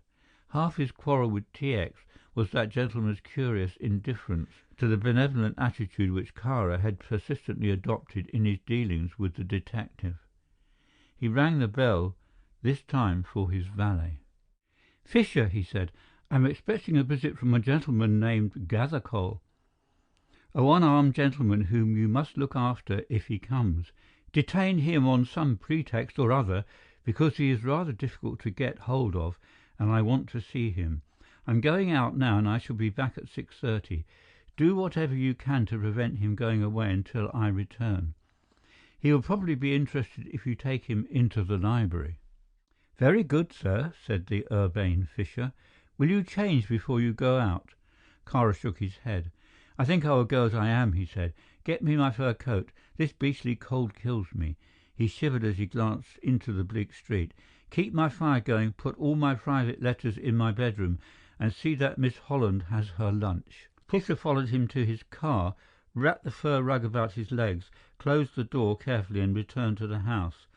From thence onward his behaviour was somewhat extraordinary for a well-bred servant. That he should return to Kara's study and set the papers in order was natural and proper. That he should conduct a rapid examination of all the drawers in Kara's desk might be excused on the score of diligence, since he was to some extent in the confidence of his employer. Kara was given to making friends of his servants, up to a point. In his more generous moments he would address his bodyguard as Fred, and on more occasions than one, and for no apparent reason, had tipped his servant over and above his salary. Mr. Fred Fisher found little to reward him for his search until he came upon Kāra's cheque-book, which told him that on the previous day the Greek had drawn £6,000 in cash from the bank. This interested him mightily, and replaced the cheque-book with the tightened lips and the fixed gaze of a man who was thinking rapidly. He paid a visit to the library, where the secretary was engaged in making copies of Kāra's correspondence, answering letters appealing for charitable donations, and in the hack words which fall to the secretaries of the great. He replenished the fire, asked deferentially for any instructions, and returned again to his quest. This time he made the bedroom the scene of his investigations. The safe he did not attempt to touch, but there was a small bureau in which Kāra would have placed his private correspondence of the morning. This, however, yielded no result. By the side of the bed, on a small table, was a telephone, the sight of which apparently afforded the servant a little amusement. This was the private phone which Kāra had been instrumental in having fixed to Scotland Yard, as he had explained to his servants. "Rum cove," said Fisher. He paused for a moment before the closed door of the room, and smilingly surveyed the great steel latch which spanned the door and fitted into an iron socket securely screwed to the framework. He lifted it gingerly. There was a little knob for the purpose, and let it fall gently into the socket which had been made to receive it on the door itself. "Rum cove," he said again, and lifting the latch of the hook which held it up, left the room, closing the door softly behind him. He walked down the corridor with a meditative frown and began to descend the stairs to the hall. He was less than halfway down when the one maid of Kāra's household came up to meet him. "There's a gentleman who wants to see Mr. Kāra," she said. "Here is his card." Fisher took the card from the salver and read, "Mr. George Gathercole, Junior Travellers Club." "I'll see this gentleman," he said, with a sudden brisk interest. He found the visitor standing in the hall. He was a man who would have attracted attention, if only from the somewhat eccentric nature of his dress and his unkempt appearance. He was dressed in a well-worn overcoat of a somewhat pronounced check. He had a top hat, glossy and obviously new, at the back of his head, and the lower part of his face was covered by a ragged beard. This he was plucking with nervous jerks, talking to himself the while, and casting a disparaging eye upon the portrait of Remington Kāra, which hung above the marble fireplace. A pair of pince nez sat crookedly on his nose, and two fat volumes under his arms completed the picture. Fisher, who was an observer of some discernment, noticed under the overcoat a creased blue suit, large black boots, and a pair of pearl studs. The newcomer glared round at the valet. "Take these," he ordered peremptorily, pointing to the books under his arm. Fisher hastened to obey, and noted with some wonder that the visitor did not attempt to assist him either by loosening his hold of the volumes or raising his hand. Accidentally, the valet's hand pressed the other's sleeve, and he received a shock, for the forearm was clearly an artificial one. It was against a wooden surface beneath the sleeve that his knuckles struck, and this view of the stranger's infirmity was confirmed when the other reached round with his right hand, took hold of the gloved left hand, and thrust it into the pocket of his overcoat. "Where is Kāra?" growled the stranger. "He'll be back very shortly, sir," said the urbane Fisher. "Out, is he?" boomed the visitor. "Then I shan't wait. What the devil does he mean by being out? He's had 3 years to be out." "Mr. Kāra expects you, sir. He told me he would be in at 6 o'clock at the latest." "6 o'clock, ye gods!" stormed the man impatiently. "What dog am I that I should wait till 6? He gave a savage little tug at his beard. "6 o'clock, eh? You will tell Mr. Kāra that I called. Give me those books." "But I assure you, sir," stammered Fisher. "Give me those books!" roared the other. Deftly he lifted his left hand from his pocket, crooked the elbow by some quick manipulation, and thrust the books, which the valet most reluctantly handed to him, back to the place from whence he had taken them. "Tell Mr. Kāra I will call at my own time. Do you understand? At my own time. Good morning to you." "If you would only wait, sir," pleaded the agonized Fisher. "Wait be hanged," snarled the other. "I've waited 3 years. I tell you, tell Mr. Kāra to expect me when he sees me." He went out and most unnecessarily banged the door behind him. Fisher went back to the library. The girl was sealing up some letters as he entered and looked up. "I'm afraid, Miss Holland, I've got myself into very serious trouble." "What is that, Fisher?" asked the girl. "There was a gentleman coming to see Mr. Kara who Mr. Kara particularly wanted to see." "Mr. Gathercole," said the girl quickly. Fisher nodded. "Yes, miss. I couldn't get him to stay, though." She pursed her lips thoughtfully. "Mr. Kara will be very cross, but I don't see how you can help it. I wish you had called me." "He never gave me a chance, miss," said Fisher, with a little smile. "But if he comes again, I'll show him straight up to you." She nodded. "Is there anything you want, miss?" he asked, as he stood at the door. "What time did Mr. Kara say he would be back?" "At 6 o'clock, miss," the man replied. "There is rather an important letter here which has to be delivered. Shall I ring up for a messenger?" "No, I don't think that would be advisable. You had better take it yourself." Kara was in the habit of employing Fisher as a confidential messenger when the occasion demanded such employment. "I will go with pleasure, miss," he said. It was a heaven-sent opportunity for Fisher, who had been inventing some excuse for leaving the house. She handed him the letter, and he read without a droop of eyelid the superscription. T.X. Meredith, Esquire, Special Service Department, Scotland Yard, Whitehall. He put it carefully in his pocket and went from the room to change.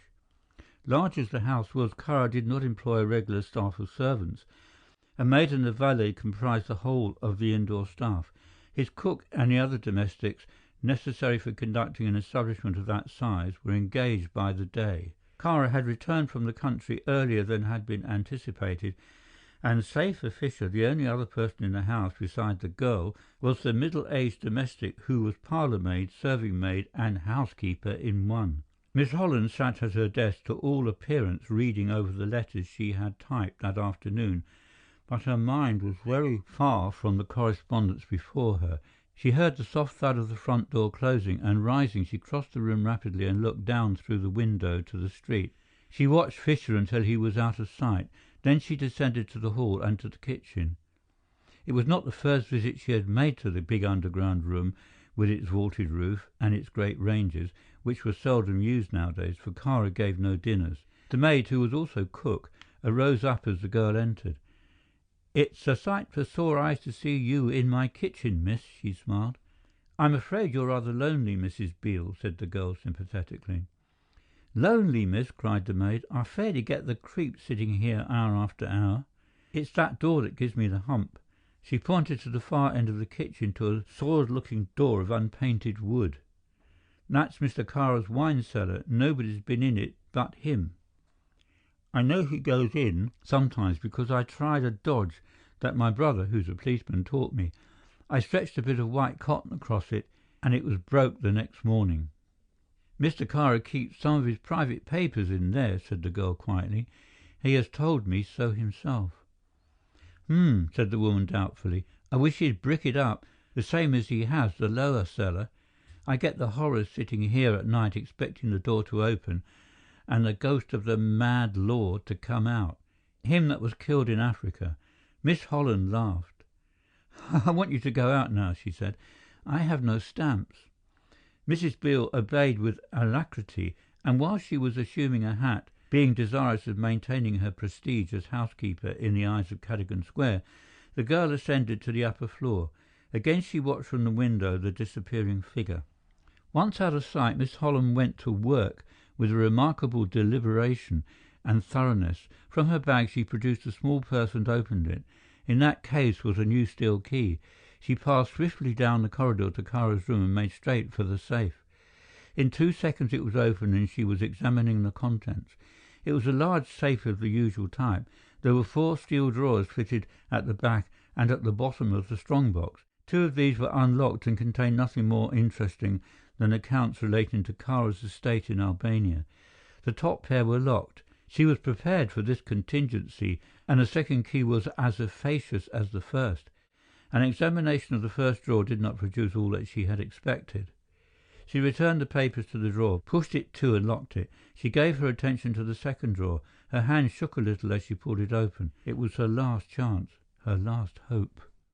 There were a number of small jewel boxes almost filling the drawer. She took them out one by one, and at the bottom she found what she had been searching for, and that which had filled her thoughts for the past 3 months. It was a square case covered in red Morocco leather. She inserted her shaking hand and took it out with a triumphant little cry. "At last!" she said aloud. And then a hand grasped her wrist, and in a panic she turned to meet the smiling face of Kara. End of Chapter 9. Recording by Peter Thomlinson.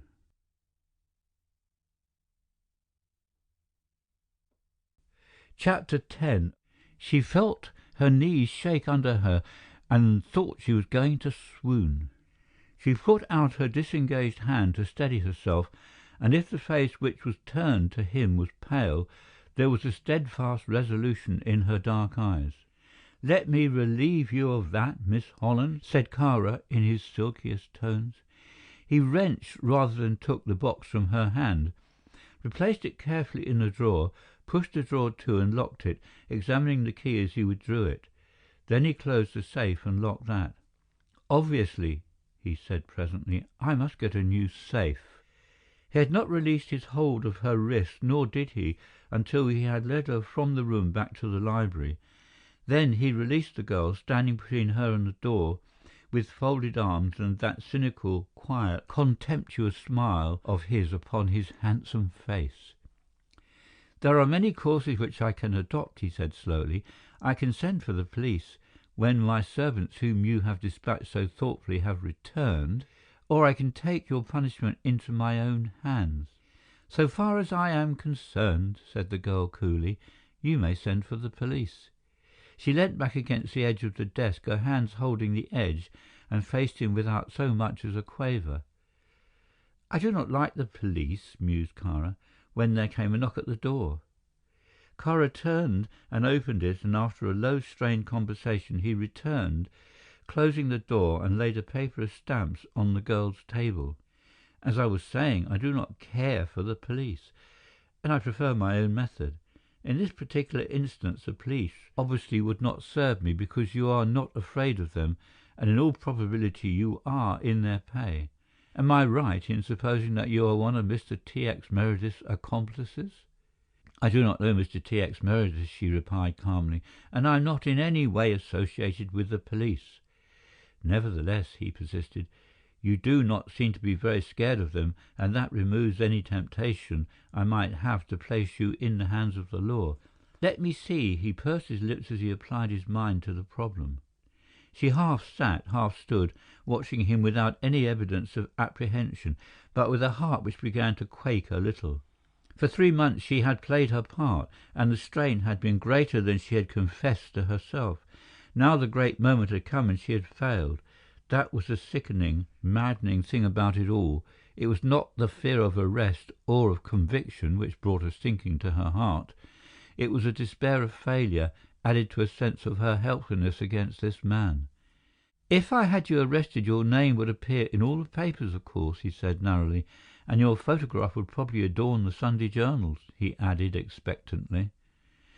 She laughed. "That doesn't appeal to me," she said. "I'm afraid it doesn't," he replied, and strolled towards her as though to pass her on his way to the window. He was abreast of her when he suddenly swung round, and catching her in his arms, he caught her close to him. Before she could realize what he planned, he had stooped swiftly and kissed her full upon the mouth. "If you scream, I shall kiss you again," he said, "for I've sent the maid to buy some more stamps to the General Post Office." "Let me go," she gasped. Now for the first time he saw the terror in her eyes, and there surged within him that mad sense of triumph, that intoxication of power which had been associated with the red-letter days of his warped life. "You're afraid," he bantered her, half whispering the words. "You're afraid now, aren't you? If you scream, I shall kiss you again. Do you hear?" "For God's sake, let me go," she whispered. He felt her shaking in his arms, and suddenly he released her with a little laugh, and she sank trembling from head to foot upon the chair by her desk. "Now you are going to tell me who sent you here," he went on harshly, "and why you came. I never suspected you. I thought you were one of those strange creatures one meets in England, a gentlewoman who prefers working for her living to the more simple business of getting married. And all the time you were spying. Clever, very clever." The girl was thinking rapidly. In 5 minutes Fisher would return. Somehow she had faith in Fisher's ability and willingness to save her from a situation which she realized was fraught with the greatest danger to herself. She was horribly afraid. She knew this man far better than he suspected, realized the treachery and the unscrupulousness of him. She knew he would stop short of nothing, and that he was without honor and without a single attribute of goodness. He must have read her thoughts, for he came nearer and stood over her. "You need not shrink, my young friend," he said with a little chuckle. "You are going to do just what I want you to do. And your first act will be to accompany me downstairs. Get up." He half lifted, half dragged her to her feet and led her from the room. They descended to the hall together, and the girl spoke no word. Perhaps she hoped that she might wrench herself free and make her escape into the street, but in this she was disappointed. The grip about her arm was a grip of steel, and she knew safety did not lie in that direction. She pulled back at the head of the stairs that led down to the kitchen. "Where are you taking me?" she asked. "I'm going to put you into safe custody," he said. "On the whole, I think it is best that the police take this matter in hand, and I shall lock you into my wine cellar and go out in search of a policeman." The big wooden door opened, revealing a second door, and this Kara unbolted. She noticed that both doors were sheeted with steel, the outer on the inside and the inner door on the outside. She had no time to make any further observations, for Kara thrust her into the darkness. He switched on a light. "I will not deny you that," he said, pushing her back as she made a frantic attempt to escape. He swung the outer door to as she raised her voice in a piercing scream, and clapping his hand over her mouth, held her tightly for a moment. "I have warned you," he hissed. She saw his face distorted with rage. She saw Kara transfigured with devilish anger, saw that handsome, almost godlike countenance thrust into hers, flushed and seamed with malignity and a hatefulness beyond understanding, and then her senses left her and she sank limp and swooning into his arms. When she recovered consciousness, she found herself lying on a plain stretch of bed. She sat up suddenly. Kara had gone and the door was closed. The cellar was dry and clean, and its walls were enamelled white. Light was supplied by 2 electric lamps in the ceiling. There was a table and a chair and a small washstand, and air was evidently supplied through unseen ventilators. It was indeed a prison and no less, and in her first moments of panic she found herself wondering whether Kara had used this underground dungeon of his before for a similar purpose. She examined the room carefully. At the farthermost end was another door, and this she pushed gently at first and then vigorously without producing the slightest impression. She still had her bag, a small affair of black moire, which hung from her belt, in which was nothing more formidable than a penknife, a small bottle of smelling salts and a pair of scissors. The latter she had used for cutting out those paragraphs from the daily newspapers which referred to Kara's movements. They would make a formidable weapon, and wrapping her handkerchief around the handle to give a better grip, she placed it on the table within reach. She was dimly conscious all the time that she had heard something about this wine cellar, something which, if she could recollect it, would be of service to her. Then in a flash she remembered that there was a lower cellar, which according to Mrs. Beale was never used and was bricked up. It was approached from the outside, down a circular flight of stairs. There might be a way out from that direction, and would there not be some connection between the upper cellar and the lower? She set to work to make a closer examination of the apartment. The floor was of concrete, covered with a light rush matting. This she carefully rolled up, starting at the door. One half of the floor was uncovered without revealing the existence of any trap. She attempted to pull the table into the centre of the room, better to roll the matting, but found it fixed to the wall, and going down on her knees she discovered that it had been fixed after the matting had been laid. Obviously there was no need for the fixture, and she tapped the floor with her little knuckle. Her heart started racing. The sound her knocking gave forth was a hollow one. She sprang up, took her bag from the table, opened the little penknife and cut carefully through the thin rushes. She might have to replace the matting, and it was necessary she should do her work tidily. Soon the whole of the trap was revealed. There was an iron ring which fitted flush with the top and which she pulled. The trap yielded and swung back, as though there was a counterbalance at the other end, as indeed there was. She peered down. There was a dim light below, the reflection of a light in the distance. A flight of steps led down to the lower level, and after a second's hesitation she swung her legs over the cavity and began her descent. She was in a cellar slightly smaller than that above her. The light she had seen came from an inner apartment which would be underneath the kitchen of the house. She made her way cautiously along, stepping on tiptoe. The first of the rooms she came to was well furnished. There was a thick carpet on the floor, comfortable easy-chairs, a little bookcase well filled, and a reading lamp. This must be Kara's underground study, where he kept his precious papers. A smaller room gave from this, and again it was doorless. She looked in, and after her eyes had become accustomed to the darkness, she saw that it was a bathroom handsomely fitted. The room she was in was also without any light, which came from the farthermost chamber. As the girl strode softly across the well-carpeted floor, she trod on something hard.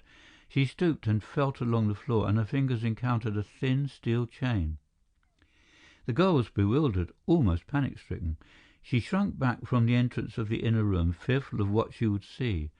And then from the interior came a sound that made her tingle with horror. It was the sound of a sigh, long and trembling. She set her teeth and strode through the doorway and stood for a moment staring with open eyes and mouth at what she saw. "My God!" she breathed. "London in the 20th century." End of chapter 10. Recording by Peter Thomlinson.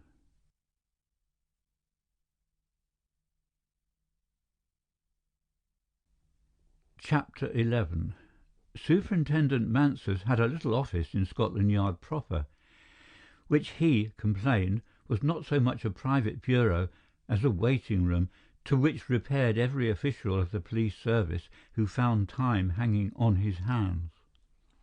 On the afternoon of Miss Holland's surprising adventure, a plainclothes man of D Division brought to Mr. Manson's room a very scared domestic servant, voluble, tearful, and agonizingly penitent. It was a mood not wholly unfamiliar to a police officer of 20 years' experience, and Mr. Mansus was not impressed. "If you will kindly shut up," he said, blending his natural politeness with his employment of the vernacular, "and if you will also answer a few questions, I will save you a lot of trouble. You were Lady Bartholomew's maid, weren't you?" "Yes, sir," sobbed the red-eyed Mary Ann. "And you have been detected trying to pawn a gold bracelet, the property of Lady Bartholomew." The maid gulped, nodded, and started breathlessly on a recital of her wrongs. "Yes, sir, but she practically gave it to me, sir, and I haven't had my wages for 2 months, sir, and she can give that foreigner thousands and thousands of pounds at a time, sir, but her poor servant she can't pay. No, she can't. And if Sir William knew especially about my lady's cards and about the snuff-box, what would he think? I wonder, and I'm going to have my rights, for if she can pay thousands to a swell like Mr. Kara, she can pay me, and—" Mansus jerked his head. "Take her down to the cells," he said briefly, and they led her away, a wailing, woeful figure of amateur larcenist.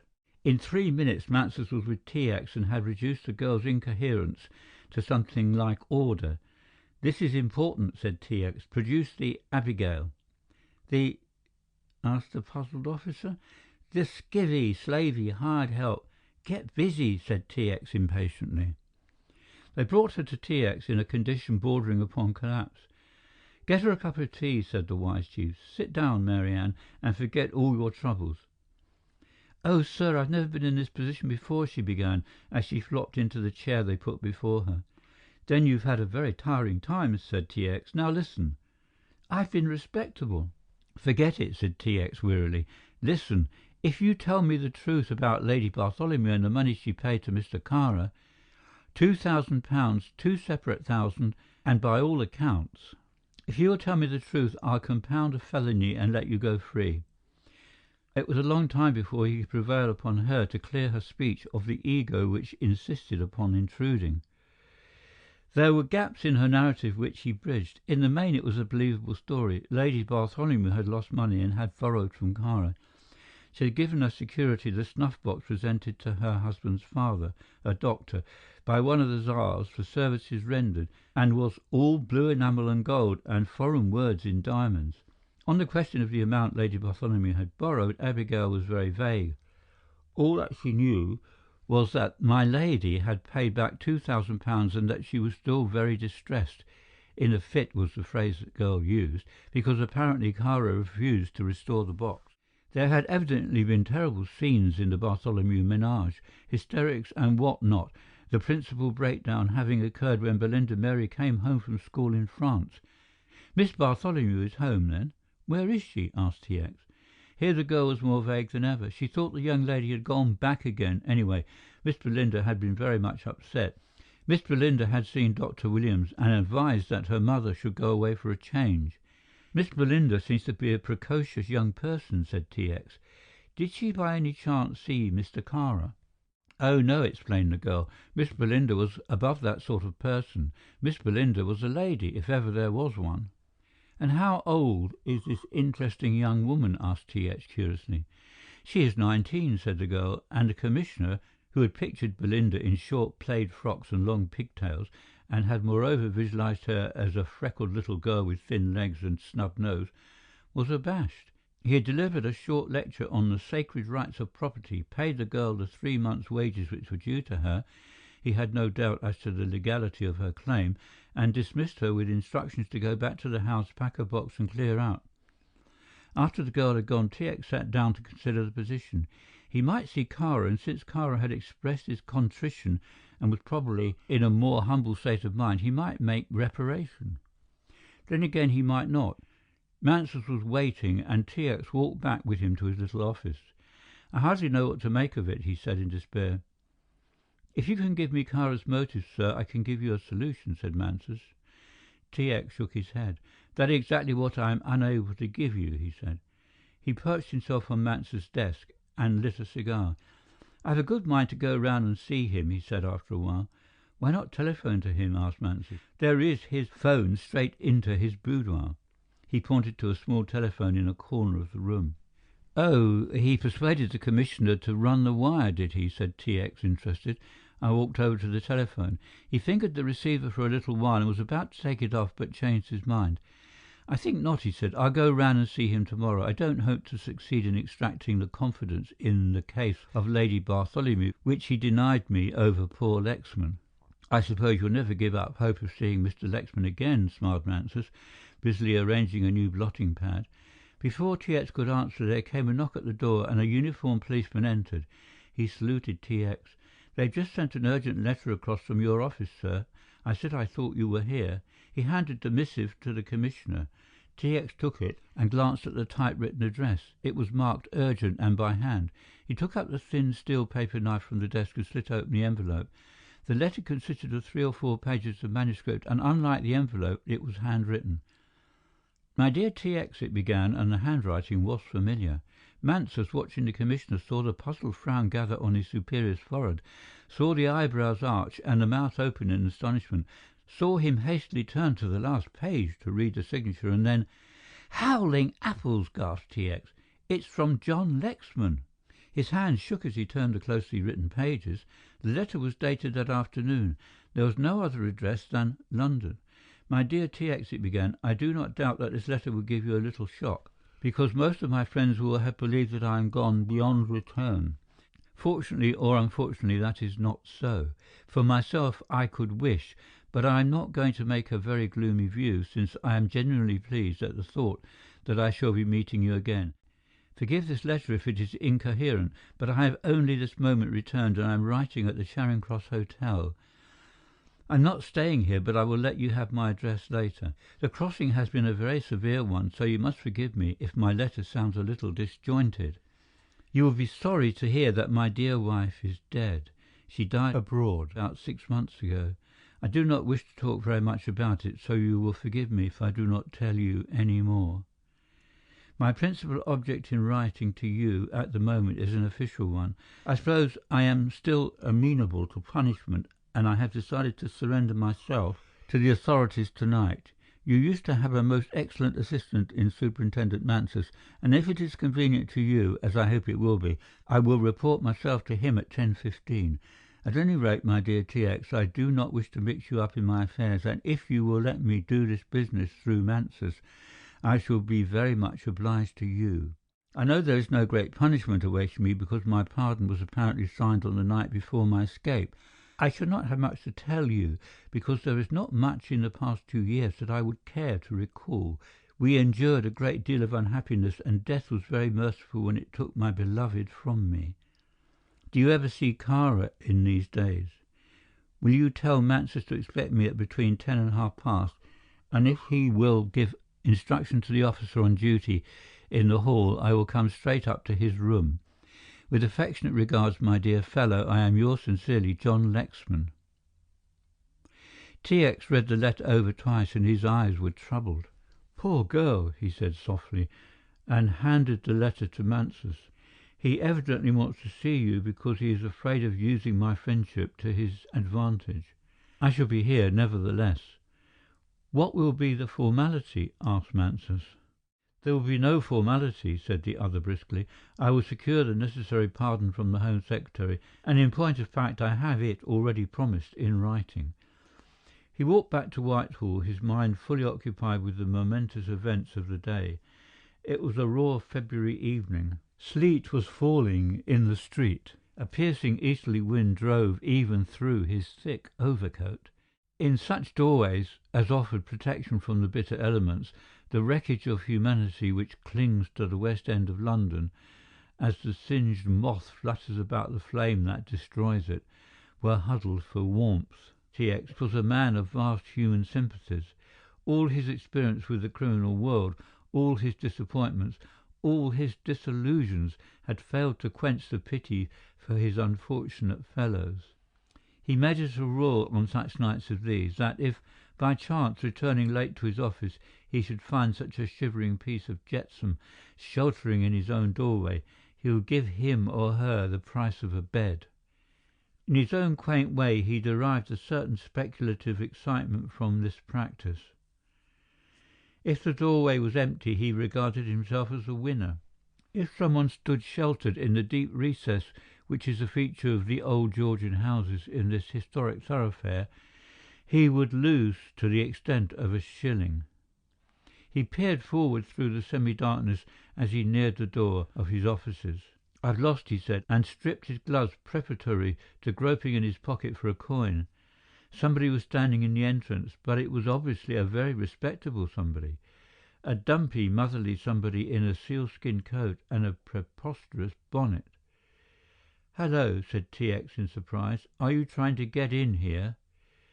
"I want to see Mr. Meredith," said the visitor, in the mincing, affected tones of one who excused the vulgar source of her prosperity by frequently reiterating claims of having seen better days.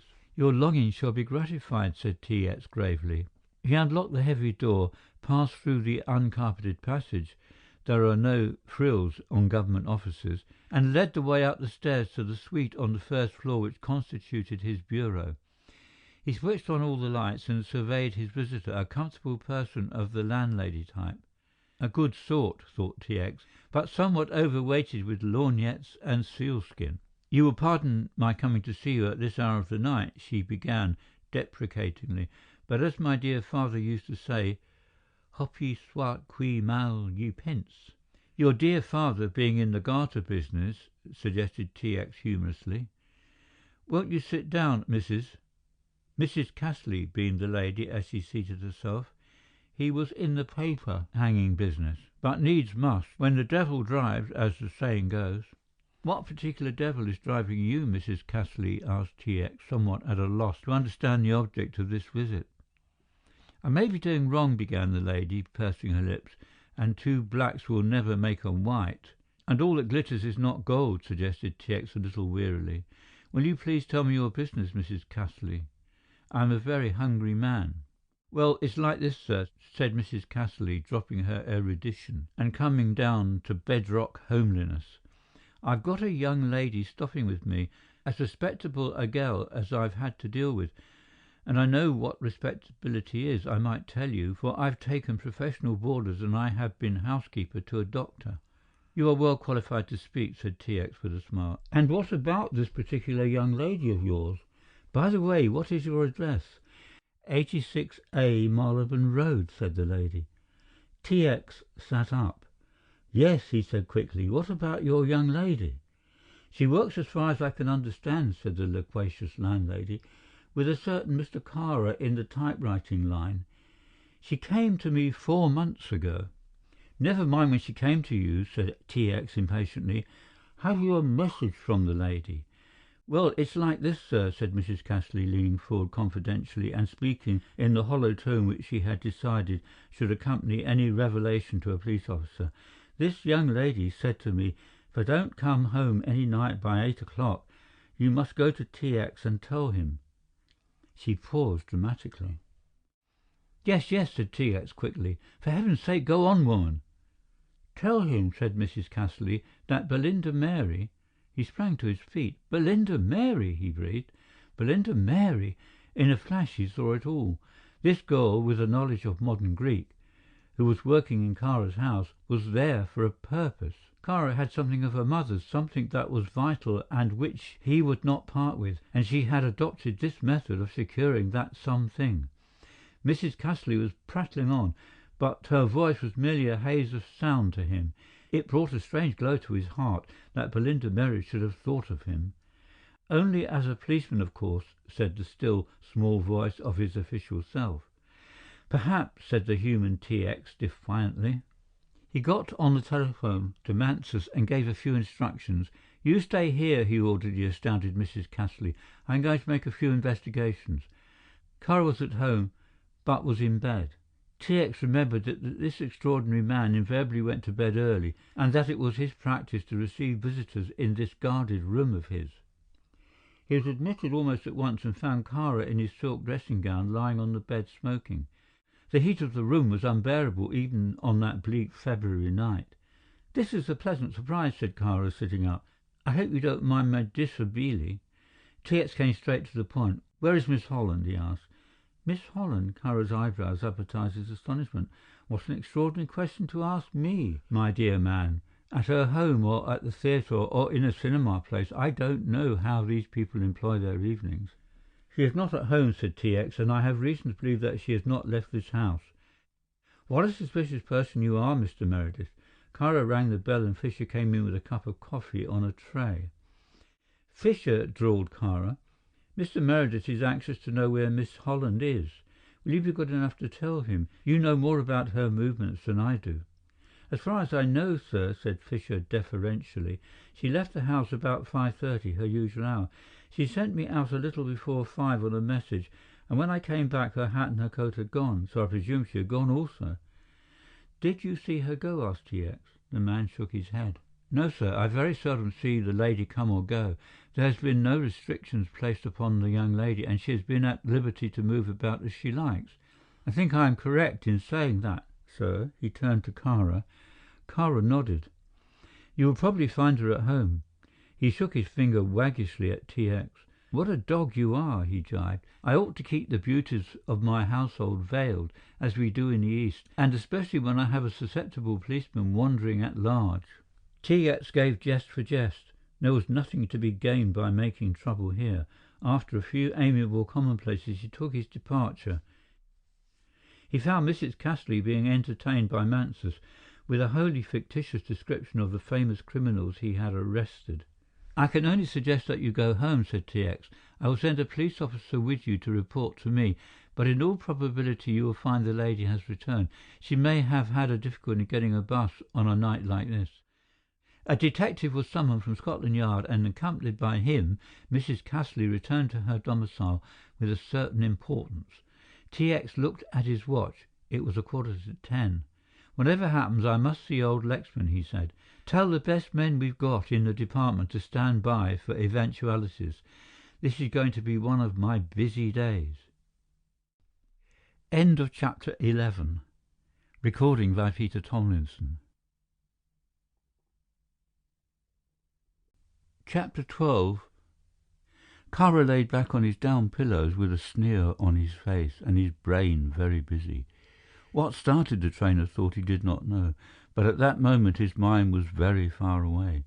It carried him back a dozen years to a dirty little peasant's cabin on the hillside outside Durazzo, to the livid face of a young Albanian chief who had lost at Kara's whim all that life held for a man, to the hateful eyes of the girl's father, who stood with folded arms glaring down at the bound and manacled figure on the floor, to the smoke-stained rafters of this peasant cottage and the dancing shadows on the roof, to that terrible hour of waiting when he sat bound to a post, with the candle flickering and spluttering lower and lower, to the little heap of gunpowder that would start the trail towards the clumsy, infernal machine under his chair.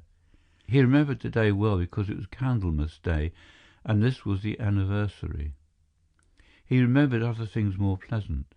The beat of hoofs on the rocky roadway, the crash of the door falling in when the Turkish gendarmes had battered a way to his rescue. He remembered with a savage joy the spectacle of his would-be assassins twitching and struggling on the gallows at Pesara, and he heard the faint tinkle of the front door-bell. Had T.X. returned? He slipped from the bed and went to the door, opened it slightly and listened. T.X. with a search warrant might be a source of panic, especially if... He shrugged his shoulders. He had satisfied T.X. and allayed his suspicions. He would get Fisher out of the way that night and make sure. The voice from the hall below was loud and gruff. Who could it be? Then he heard Fisher's foot on the stairs and the valet entered. "Will you see Mr. Gathercole now?" "Mr. Gathercole?" Kara breathed a sigh of relief and his face was wreathed in smiles. "Why, of course. Tell him to come up. Ask him if he minds seeing me in my room." "I told him you were in bed, sir, and he used shocking language," said Fisher. Kara laughed. "Send him up," he said, and then as Fisher was going out of the room he called him back. "By the way, Fisher, after Mr. Gathercole's gone, you may go out for the night. You've got somewhere to go, I suppose, and you needn't come back until the morning." "Yes, sir," said the servant. Such an instruction was remarkably pleasing to him.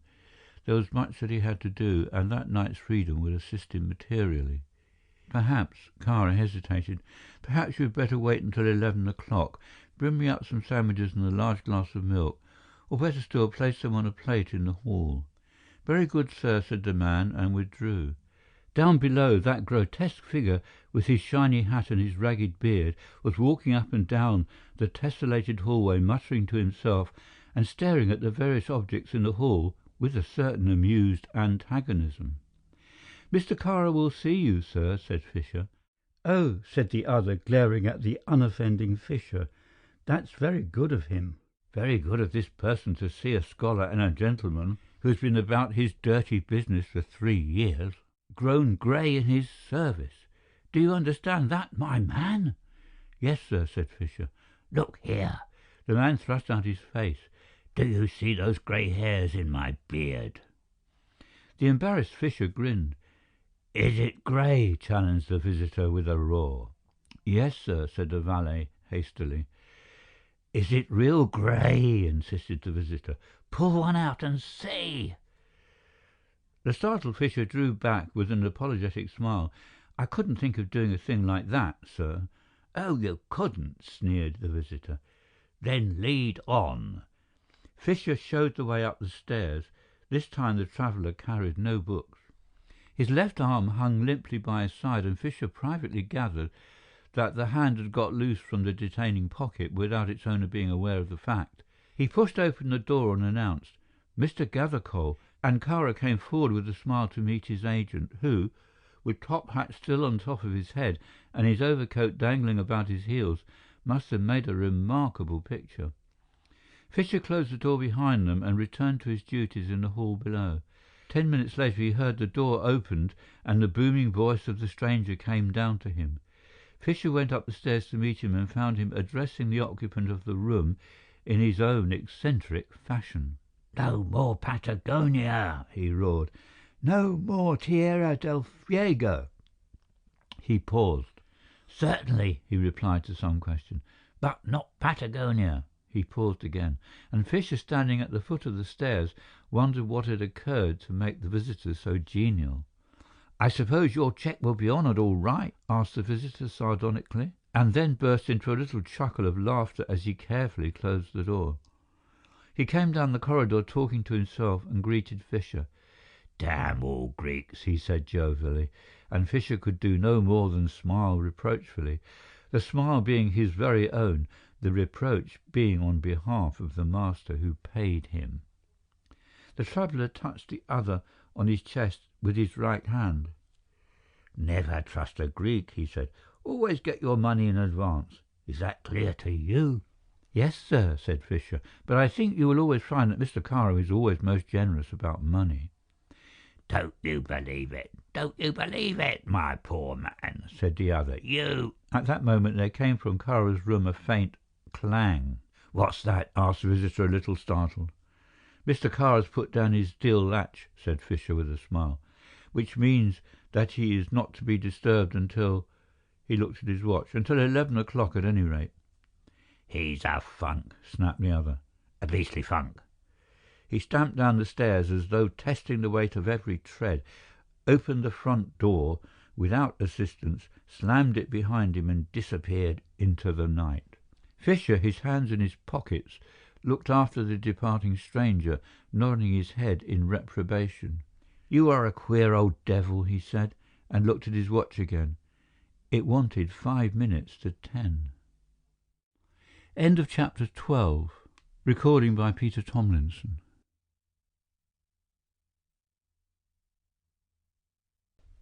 Chapter 13. "If you would care to come in, sir, I'm sure Lexman will be glad to see you," said T.X. "It's very kind of you to take an interest in the matter." The Chief Commissioner of Police growled something about being paid to take an interest in everybody, and strolled with T.X. down one of the apparently endless corridors of Scotland Yard. "You won't have any bother about the pardon," he said. "I was dining tonight with old man Bartholomew, and he will fix that up in the morning." "There will be no necessity to detain Lexman in custody?" asked T.X. The chief shook his head. "None whatever," he said. There was a pause, then, "By the way, did Bartholomew mention Belinda Mary?" The white-haired chief looked round in astonishment. "And who the devil is Belinda Mary?" he asked. T.X. went red. "Belinda Mary," he said a little quickly, "is Bartholomew's daughter." "By Jove," said the Commissioner, "now you mention it, he did. She is still in France." "Oh, is she?" said T.X. innocently, and in his heart of hearts he wished most fervently that she was. They came to the room which Mansus occupied and found that admirable man waiting. Wherever policemen meet, their conversation naturally drifts to shop, and in 2 minutes the three were discussing with some animation and much difference of opinion, as far as T.X. was concerned, a series of frauds which had been perpetrated in the Midlands, and which had nothing to do with this story. "Your friend is late," said the Chief Commissioner. "There he is," cried T.X., springing up. He heard a familiar footstep on the flagged corridor and sprung out of the room to meet the newcomer. For a moment he stood wringing the hand of this grave man, his heart too full for words. "My dear chap," he said at last, "you don't know how glad I am to see you." John Lexman said nothing. Then, "I'm sorry to bring you into this business, T.X.," he said quietly. "Nonsense," said the other. "Come in and see the chief." He took John by the arm and led him into the superintendent's room. There was a change in John Lexman, a subtle shift of balance which was not readily discoverable. His face was older, his mobile mouth a little more grimly set, the eyes more deeply lined. He was in evening dress and looked, as T.X. thought, a typical clean English gentleman, such as one as any self-respecting valet would be proud to say he had turned out. T.X., looking at him carefully, could see no great change, save that down one side of his smooth-shaven cheek ran the scar of an old wound, which could not have been much more than superficial. "I must apologize for this kit," said John, taking off his overcoat and laying it across the back of a chair, But the fact is I was so bored this evening that I had to do something to pass the time away, so I dressed and went to the theatre and was more bored than ever." T.X. noticed that he did not smile and that when he spoke it was slowly and carefully, as though he were weighing the value of every word. "Now," he went on, "I have come to deliver myself into your hands." "I suppose you have not seen Kara," said T.X. "I have no desire to see Kara," was the short reply. "Well, Mr. Lexman," broke in the chief, "I don't think you are going to have any difficulty about your escape. By the way, I suppose it was by aeroplane?" Lexman nodded. "And you had an assistant?" Again Lexman nodded. "Unless you press me, I'd rather not discuss the matter for some little time, Sir George," he said. "There is much that will happen before the full story of my escape is made known." Sir George nodded. "We will leave it at that," he said cheerily. "And now I hope you have come back to delight us all with one of your wonderful plots." "For the time being I've done with wonderful plot," said John Lexman in that even, deliberate tone of his. "I hope to leave London next week for New York, and take up such of the threads of life as remain. The greater thread has gone." The Chief Commissioner understood. The silence which followed was broken by the loud and insistent ringing of the telephone bell. "Hello," said Manson, rising quickly. "That's Kara's bell." With two quick strides he was at the telephone and lifted down the receiver. "Hello," he cried. "Hello!" he cried again.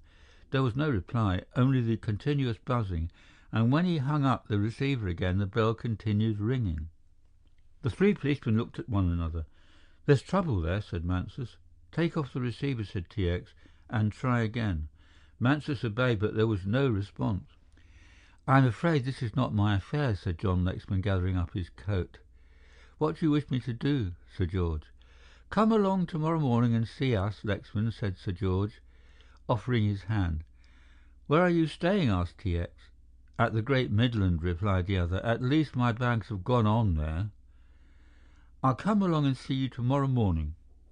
It's curious this should have happened the night you returned," he said, gripping the other's shoulder affectionately. John Lexman did not speak for the moment. "If anything happened to Kara," he said slowly, "if the worst that was possible happened to him, believe me, I should not weep."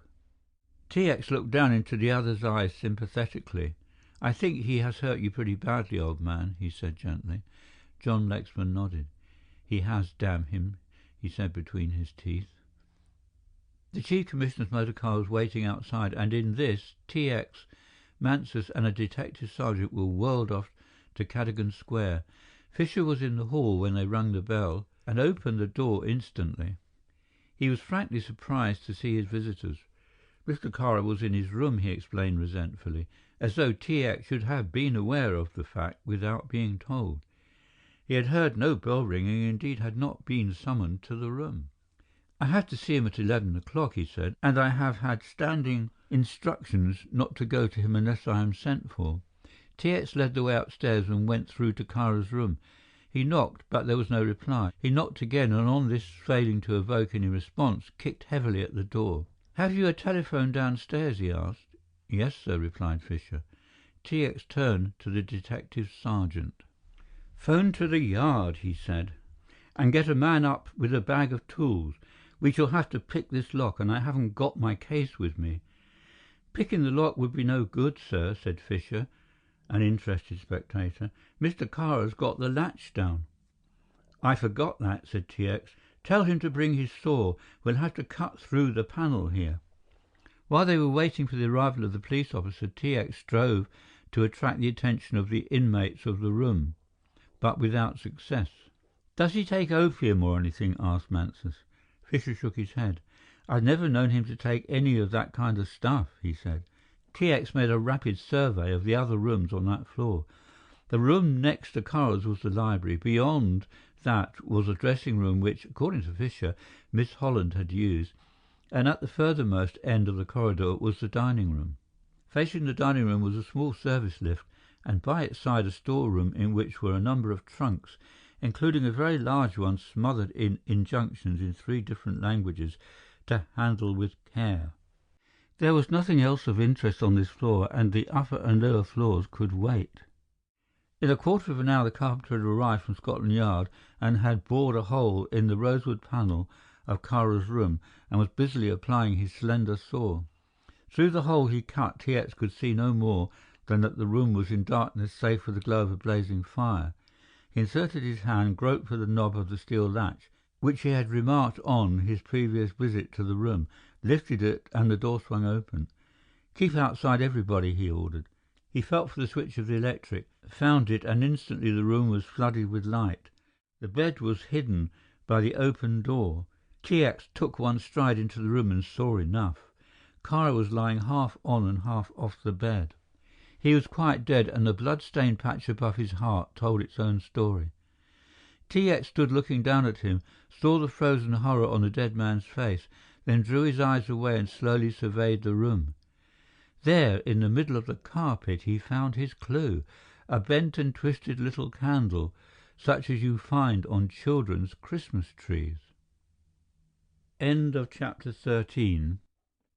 Recording by Peter Thomlinson.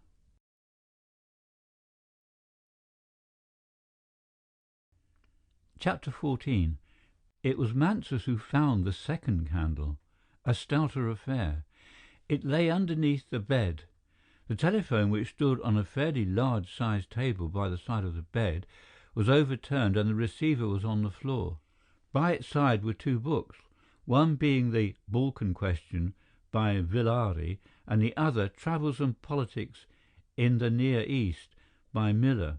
With them was a long ivory paper knife. There was nothing else on the bedside table save a silver cigarette box. T.X. drew on a pair of gloves and examined the bright surface for fingerprints, but a superficial view revealed no such clue. "Open the window," said T.X. "The heat here is intolerable. Be very careful, Mansus. By the way, is the window fastened?" "Very well fastened," said the superintendent after a careful scrutiny. He pushed back the fastenings, lifted the window, and as he did a harsh bell rang in the basement. "That is the burglar alarm, I suppose," said T.X. "Go down and stop that bell." He addressed Fisher, who stood with a troubled face at the door. When he had disappeared, T.X. gave a significant glance to one of the waiting officers, and the man sauntered after the valet. Fisher stopped the bell and came back to the hall and stood before the hall fire, a very troubled man. Near the fire was a big oaken writing table, and on there lay a small envelope which he did not remember having seen before, though it might have been there for some time, for he had spent a greater portion of the evening in the kitchen with the cook. He picked up the envelope, and with a start recognized that it was addressed to himself. He opened it and took out a card. There were only a few words written upon it, but they were sufficient to banish all the colour from his face and set his hands shaking. He took the envelope and card and flung them in the fire. It also happened that at that moment Mansus had called from upstairs, and the officer, who had been told off to keep the valet under observation, ran up in answer to the summons. For a moment Fisher hesitated, then, hatless and coatless as he was, he crept to the door, opened it, leaving it ajar behind him, and darting down the steps ran like a hare from the house. The doctor, who came a little later, was cautious as to the hour of death. "If you got your telephone message at 10:25, as you say, that was probably the hour he was killed," he said. "I could not tell within half an hour. Obviously the man who killed him gripped his throat with his left hand. There are bruises on his neck, and stabbed him with the right." It was at this time that the disappearance of Fisher was noticed, but the cross-examination of the terrified Mrs. Beale removed any doubt that T.X. had as to the man's guilt. "You had better send out an all-stations message and pull him in," said T.X. "He was with the cook from the moment the visitor left until a few minutes before we rang. Besides which, it is obviously impossible for anybody to have got into this room or out again. Have you searched the dead man?" Mansus produced a tray on which Kara's belongings had been disposed.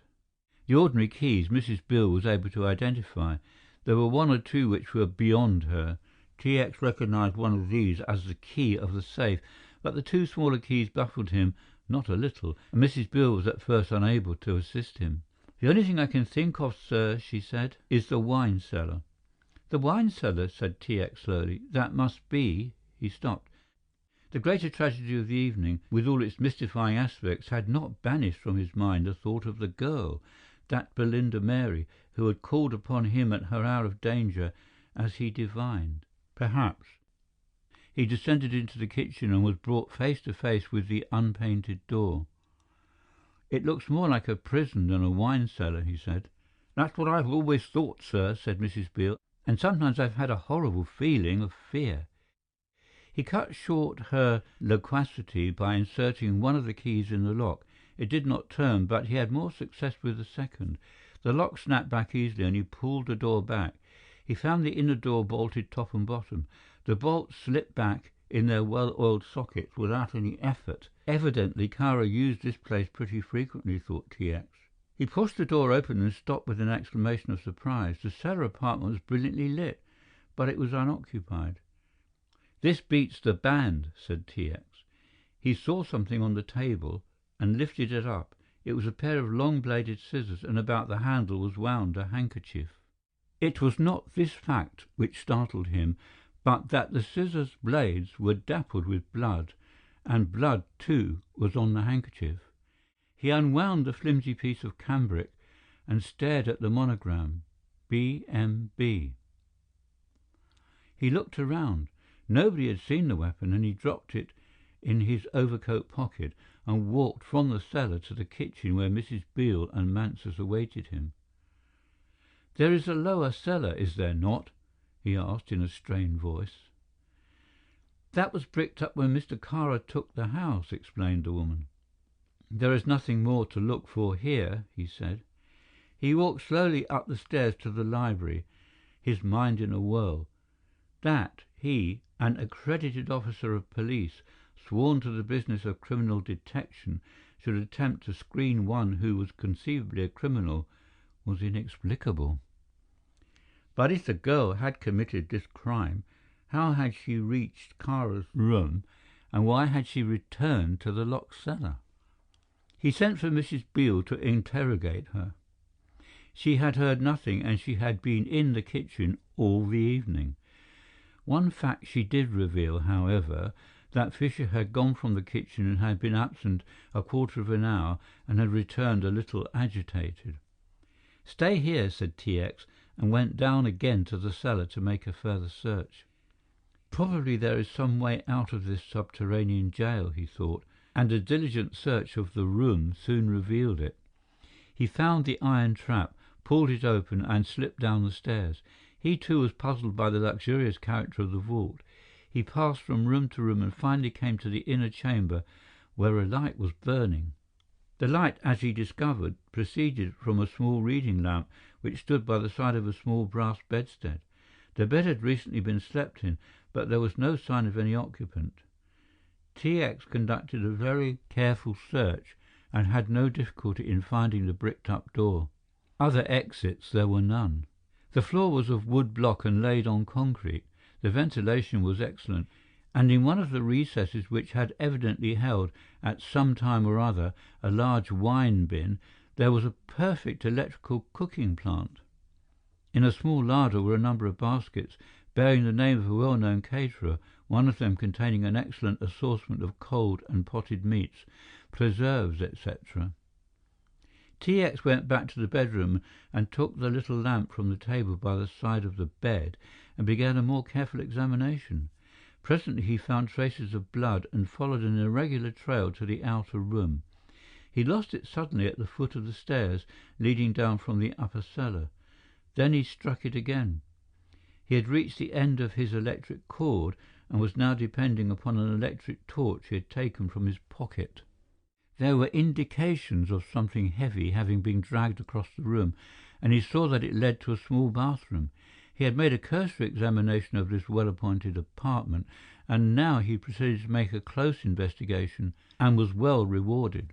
The bathroom was the only apartment which possessed anything resembling a door, a two-fold screen, and, as he pressed his back, he felt something which prevented its wider extension. He slipped into the room and flashed his lamp in the space behind the screen. There, stiff in death, with glazed eyes and lolling tongue, lay a great gaunt dog, his yellow fangs exposed in a last grimace. About the neck was a collar, and attached to that a few links of broken chain. T.X. mounted the steps thoughtfully and passed out to the kitchen. Did Belinda Mary stab Kara or kill the dog? That she killed one hound or the other was certain. That she killed both was possible. End of chapter 14. Recording by Peter Thomlinson.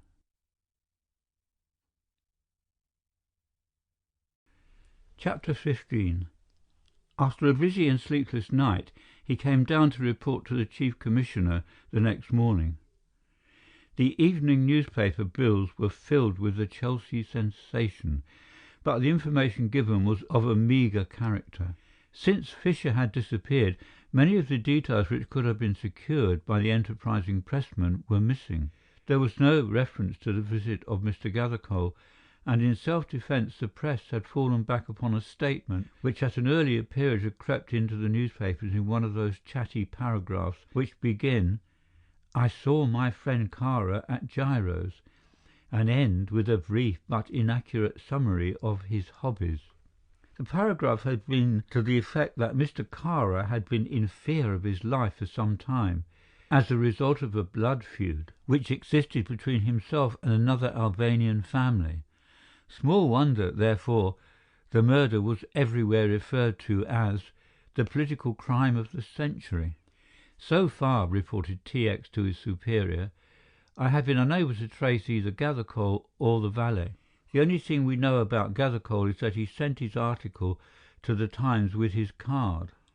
The servants of his club are very vague as to his whereabouts.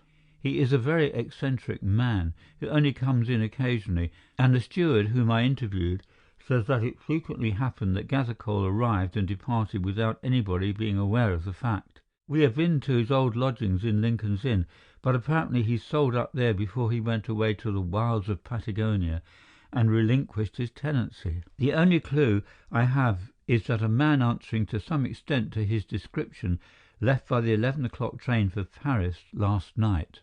"You have seen the secretary, of course," said the chief. It was a question which T.X. had been dreading. "Gone too," he answered shortly. "In fact, she has not been seen since 5:30 yesterday evening." Sir George leant back in his chair and rumpled his thick grey hair. "The only person who seems to have remained," he said with heavy sarcasm, "was Kara himself. Would you like me to put somebody else on this case? It isn't exactly your job. Or will you carry it on?" "I prefer to carry it on, sir," said T.X. firmly. "Have you found out anything more about Kara?" T.X. nodded. "All that I have discovered about him is eminently discreditable," he said. "He seems to have had an ambition to occupy a very important position in Albania. To this end he had bribed and subsidized the Turkish and Albanian officials and had a fairly large following in that country. Bartholomew tells me that Kara has already sounded him as to the possibility of the British government recognizing a fait accompli in Albania and had been inducing him to use his influence with the cabinet to recognize the consequence of any revolution. There is no doubt whatever that Kara has engineered all the political assassinations which have been such a feature in the news from Albania during this past year. We also found in the house very large sums of money and documents which we have handed over to the Foreign Office for decoding." Sir George thought for a long time. Then he said, "I have an idea that if you find your secretary, you will be halfway to solving the mystery." T.X. went out from the office in anything but a joyous mood. He was on his way to lunch when he remembered his promise to call upon John Lexman. Could Lexman supply a key which would unravel this tragic tangle? He leant out of his taxicab and redirected the driver. It happened that the cab drove up to the door of the Great Midland Hotel as John Lexman was coming out. "Come and lunch with me," said T.X. "I suppose you've heard all the news." "I read about Kara being killed, if that's what you mean," said the other. "It was rather a coincidence that I should have been discussing the matter last night at the very moment when his telephone bell rang. I wish to heaven you hadn't been in this," he said fretfully.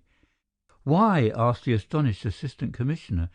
"And what do you mean by 'in it'?"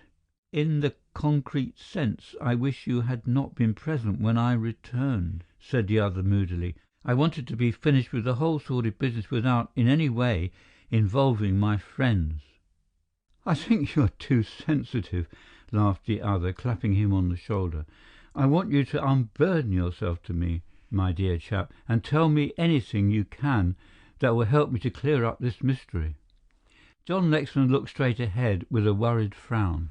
"I would do almost anything for you, T.X.," he said quietly, "the more so since I know how good you were to Grace, but I can't help you in this matter. I hated Kara living. I hate him dead," he cried, and there was a passion in his voice which was unmistakable. "He was the vilest thing that ever drew the breath of life. There was no villainy too despicable, no cruelty so horrid but that he gloried in it. If ever the devil were incarnate on earth, he took the shape and the form of Remington Kara.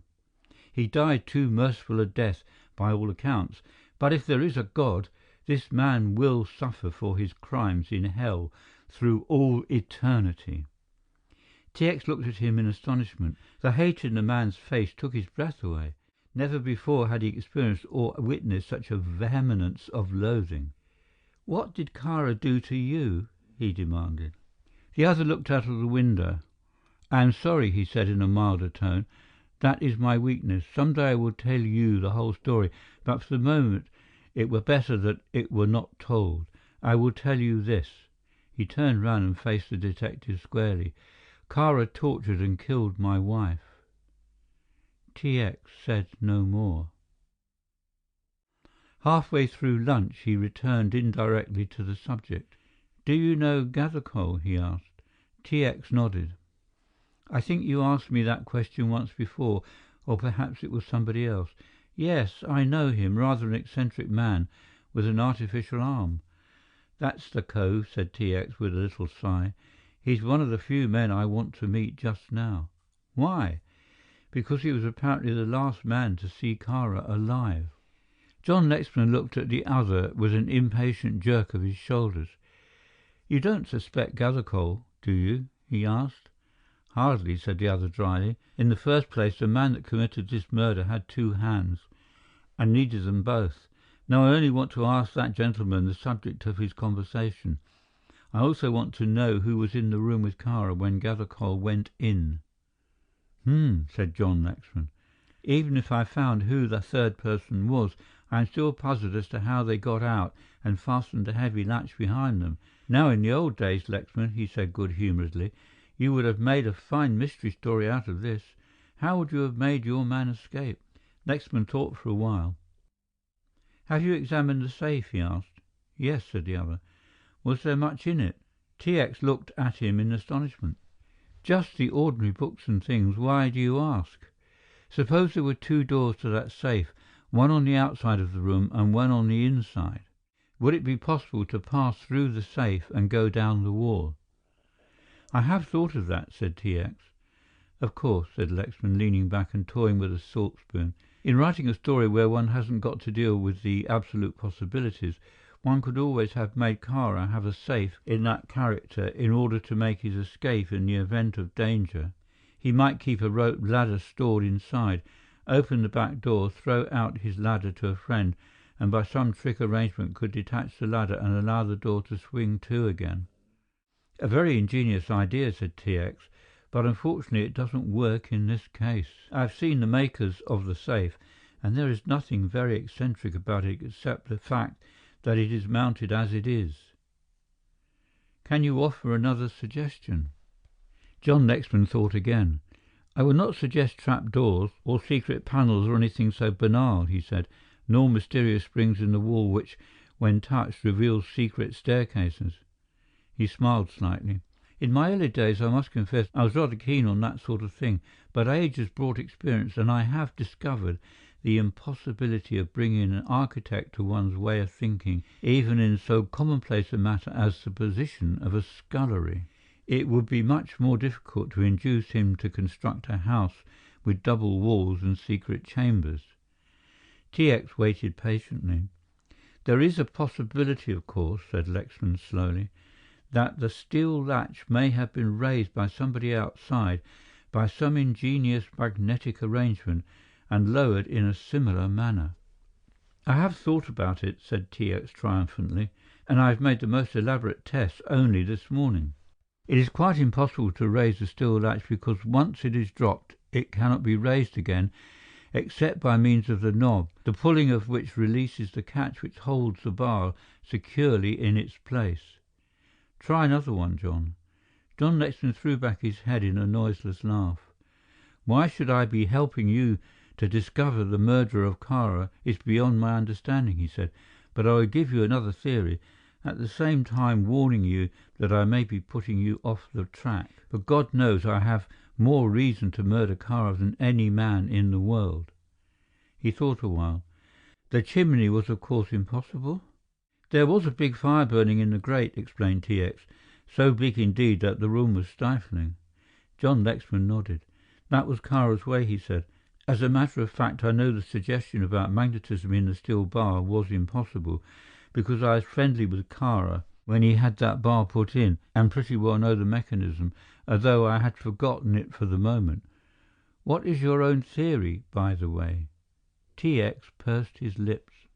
"My theory isn't very clearly formed," he said cautiously, "but so far as it goes, it is that Kara was lying on the bed, probably reading one of the books which were found by the bedside when his assailant suddenly came upon him. Kara seized the telephone to call for assistance and was promptly killed." Again there was silence. "That is a theory," said John Lexman, with his curious deliberation of speech. "But, as I say, I refuse to be definite. Have you found the weapon?" T. X. shook his head. "Were there any peculiar features about the room which astonished you and which you have not told me?" T. X. hesitated. "There were 2 candles," he said, "one in the middle of the room and one under the bed. That in the middle of the room was a small Christmas candle. The one under the bed was the ordinary candle of commerce, evidently roughly cut and probably cut in the room. We found traces of candle chips on the floor, and it is evident to me that the portion which was cut off was thrown into the fire, for here again we have a trace of grease." Lexman nodded. "Anything further?" he asked. "The smaller candle was twisted into a sort of corkscrew shape." "The Clue of the Twisted Candle," mused John Lexman. "That's a very good title. Kara hated candles." "Why?" Lexman leant back in his chair, selected a cigarette from a silver case. "In my wanderings," he said, "I have been to many strange places. I've been to the country which you probably do not know, and which the traveler who writes books about countries seldom visits. There are queer little villages perched on the spurs of the bleakest hills you ever saw. I have lived with communities which acknowledge no king and no government. These have their laws handed down to them from father to son. It is a nation without a written language. They administer their laws rigidly and drastically. The punishments they award are cruel, inhuman. I have seen the woman taken in adultery stoned to death, as in the best biblical traditions, and I have seen the thief blinded." T. X. shivered. "I have seen the false witness stand up in the barbaric marketplace whilst his tongue was torn from him. Sometimes the Turks or the piebald governments of the state sent down a few gendarmes and tried a sort of sporadic administration of the country. It usually ended in the representatives of the law lapsing into barbarism, or else disappearing from the face of the earth, with a whole community of murderers eager to testify, with singular unanimity, to the fact that he had either committed suicide or had gone off with the wife of one of the townsmen. In some of these communities, the candle plays a big part. It is not the candle of commerce as you know it, but a dip made from mutton fat. Strap 3 between the fingers of your hands and keep the hand rigid with 2 flat pieces of wood, then let the candles burn down lower and lower. Can you imagine? Or set a candle in a gunpowder trail and lead the trail to a well-oiled heap of shavings thoughtfully heaped about your naked feet. Or a candle fixed to the shaved head of a man. There are hundreds of variations and the candle plays a part in all of them. I don't know which Kara had cause to hate the worst, but I know one or two that he has employed." "Was he as bad as that?" asked T.X. John Lexman laughed. "You don't know how bad he was," he said. Towards the end of the luncheon, the waiter brought a note into T.X. which had been sent on from his office. "Dear Mr. Meredith, in answer to your inquiry, I believe my daughter is in London, but I did not know it until this morning. My banker informs me that my daughter called at the bank this morning and drew a considerable sum of money from her private account, but where she has gone and what she is doing with the money I do not know. I need hardly tell you that I am very worried about this matter, and I should be glad if you could explain what it is all about." It was signed William Bartholomew. T.X. groaned. "If I had only had the sense to go to the bank this morning, I should have seen her," he said. "I am going to lose my job over this." The other looked troubled. "You don't seriously mean that?" "Not exactly," smiled T.X., "but I don't think the chief is very pleased with me just now. You see, I have butted into this business without any authority. It isn't exactly in my department." "But you have not given me your theory about the candles." "I have no theory to offer," said the other, folding up his serviette. "The candles suggest a typical Albanian murder. I do not say that it was so. I merely say that by their presence they suggest a crime of this character." With this, T.X. had to be content. If it were not his business to interest himself in commonplace murder, though this hardly fitted such a description, it was part of the peculiar function which his department exercised to restore to Lady Bartholomew a certain very elaborate snuff-box which he discovered in the safe. Letters had been found amongst his papers which made clear the part which Kara had played. Though he had not been a vulgar blackmailer, he had retained his hold not only upon this particular property of Lady Bartholomew, but upon certain other articles which were discovered, with no other object, apparently, than to compel influence from quarters likely to be of assistance to him in his schemes. The inquest of the murdered man, which the Assistant Commissioner attended, produced nothing in the shape of evidence, and the coroner's verdict of murder against some person or persons unknown was only to be expected. T.X. spent a very busy and a very tiring week tracing elusive clues which led him nowhere. He had a letter from John Lexman announcing the fact that he intended leaving for the United States. He had received a very good offer from a firm of magazine publishers in New York and was going out to take up the appointment. Meredith's plans were now in fair shape. He had decided upon the line of action he would take, and in the pursuance of this he interviewed his chief and the Minister of Justice. "Yes, I have heard from my daughter," said the great man uncomfortably, "and really she has placed me in a most embarrassing position. I cannot tell you, Mr. Meredith, exactly in what manner she has done this, but I can assure you she has." "Can I see her letter or telegram?" asked T.X. "I am afraid that is impossible," said the other solemnly. "She begged me to keep her communication very secret.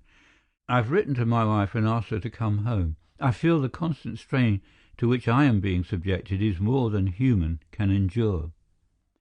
"I suppose," said T.X. patiently, "it is impossible for you to tell me to what address you have replied." "To no address," answered the other, and corrected himself hurriedly. "That is to say, I only received the telegram, the message this morning, and there is no address to reply to." "I see," said T.X. That afternoon he instructed his secretary, "I want a copy of all the agony advertisements in tomorrow's papers and in the last editions of the evening papers. Have them ready for me tomorrow morning when I come." They were waiting for him when he reached the office at 9 o'clock the next day, and he went through them carefully. Presently he found the message he was seeking. "B.M. You place me awkward position. Very thoughtless. Have received package addressed to your mother, which have placed in mother's sitting room. Cannot understand why you want me to go away weekend and give servants holiday, but have done so. Shall require very full explanation. Matter gone far enough. Father." "This," said T.X. exultantly, as he read the advertisement, "is where I get busy." End of chapter 15. Recording by Peter Thomlinson.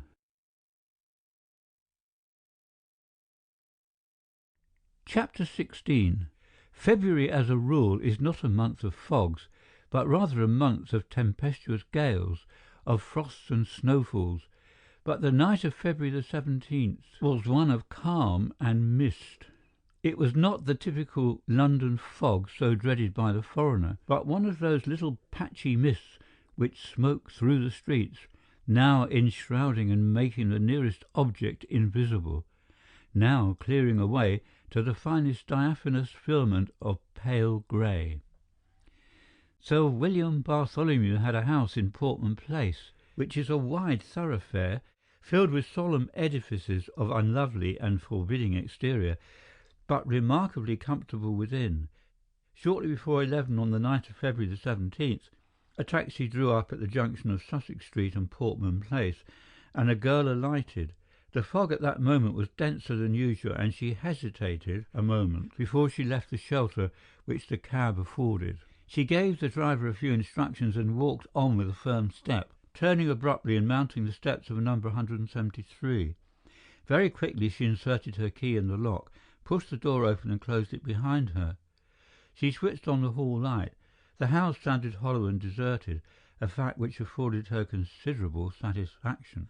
She turned the light out and found her way up the broad stairs to the first floor, paused for a moment to switch on another light, which she knew would not be observable from the street outside, and mounted the second flight. Miss Belinda Mary Bartholomew congratulated herself upon the success of her scheme, and the only doubt that was in her mind now was whether the boudoir had been locked. But her father was rather careless in such matters, and Jacques the butler was one of those dear, silly old men who never locked anything, and, in consequence, faced every audit with a long face and a longer tail of the peculations of occasional servants. To her immense relief, the handle turned and the door opened to her touch. Somebody had had the sense to pull down the blinds, and the curtains were drawn. She switched on the light with a sigh of relief. Her mother's writing table was covered with unopened letters, but she brushed these aside in her search for the little parcel. It was not there, and her heart sank. Perhaps she had put it in one of the drawers. She tried them all without result. She stood by the desk, a picture of perplexity, biting a finger thoughtfully. "Thank goodness," she said with a jump, for she saw the parcel on the mantel-shelf, crossed the room and took it down. With eager hands she tore off the covering and came to the familiar leather case. Not until she had opened the padded lid and had seen the snuff-box reposing in a bed of cotton wool did she relapse into a long sigh of relief. "Thank heavens for that," she said aloud. "And me," said a voice. She sprang up and turned round with a look of terror. Mr. Meredith," she stammered. T.X. stood by the window curtains from whence he had made his dramatic entry upon the scene. "I say you have to thank me also, Miss Bartholomew," he said presently. "How do you know my name?" she asked with some curiosity. "I know everything in the world," he answered, and she smiled. Suddenly her face went serious and she demanded sharply, "Who sent you after me? Mr. Kara?" "Mr. Kara?" he repeated in wonder.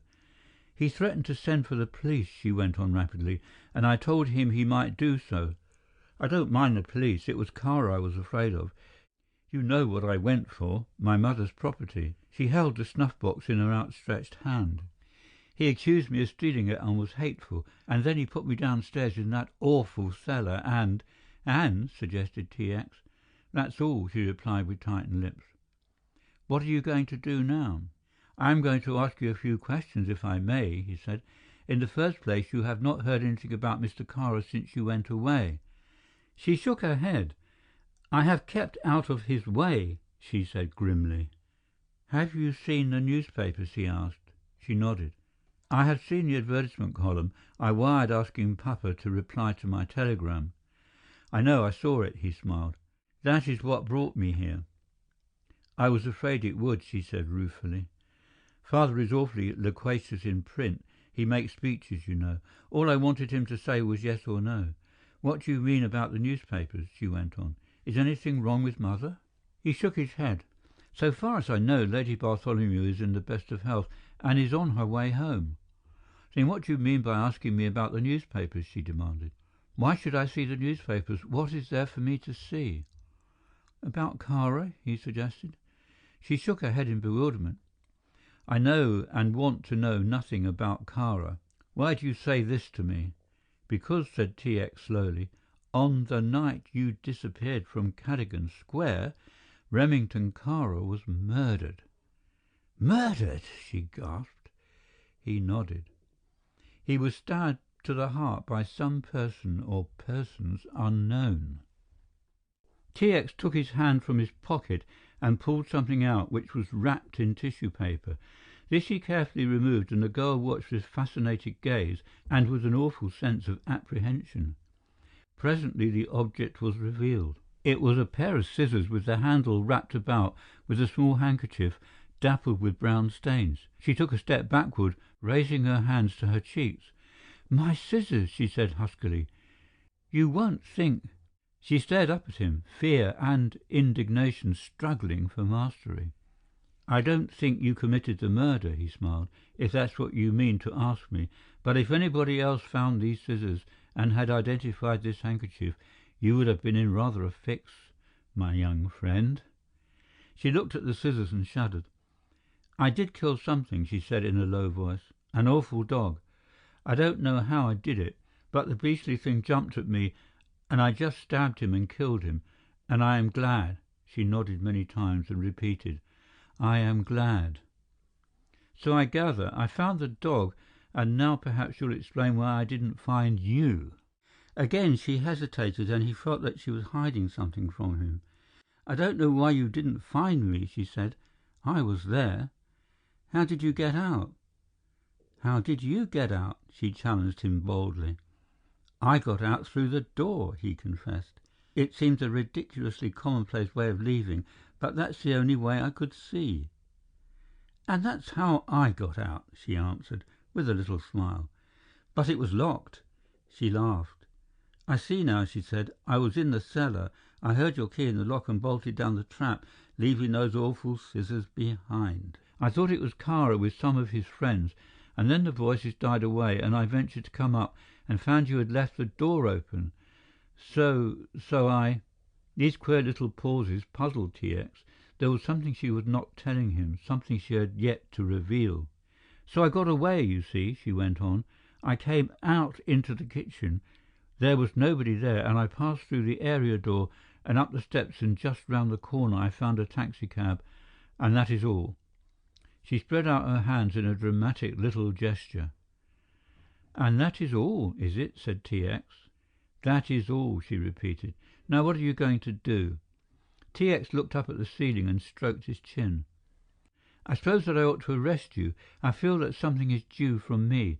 May I ask if you were sleeping in the bed downstairs?" "In the lower cellar?" she demanded. A little pause and then, "Yes, I was sleeping in the cellar downstairs." There was that interval of hesitation almost between each word. "What are you going to do?" she asked again.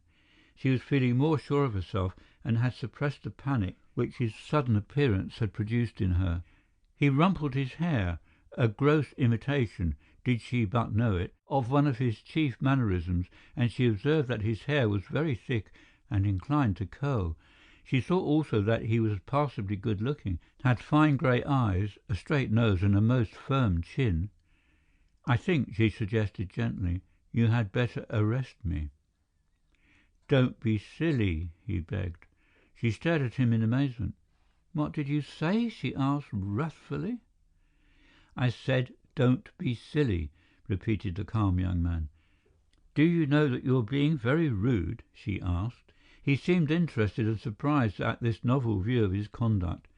"Of course," she went on, carefully smoothing her dress and avoiding his eye, "I know you think I'm silly, and that I've got a most comic name." "I have never said your name was comic," he replied coldly. "I would not take so great a liberty."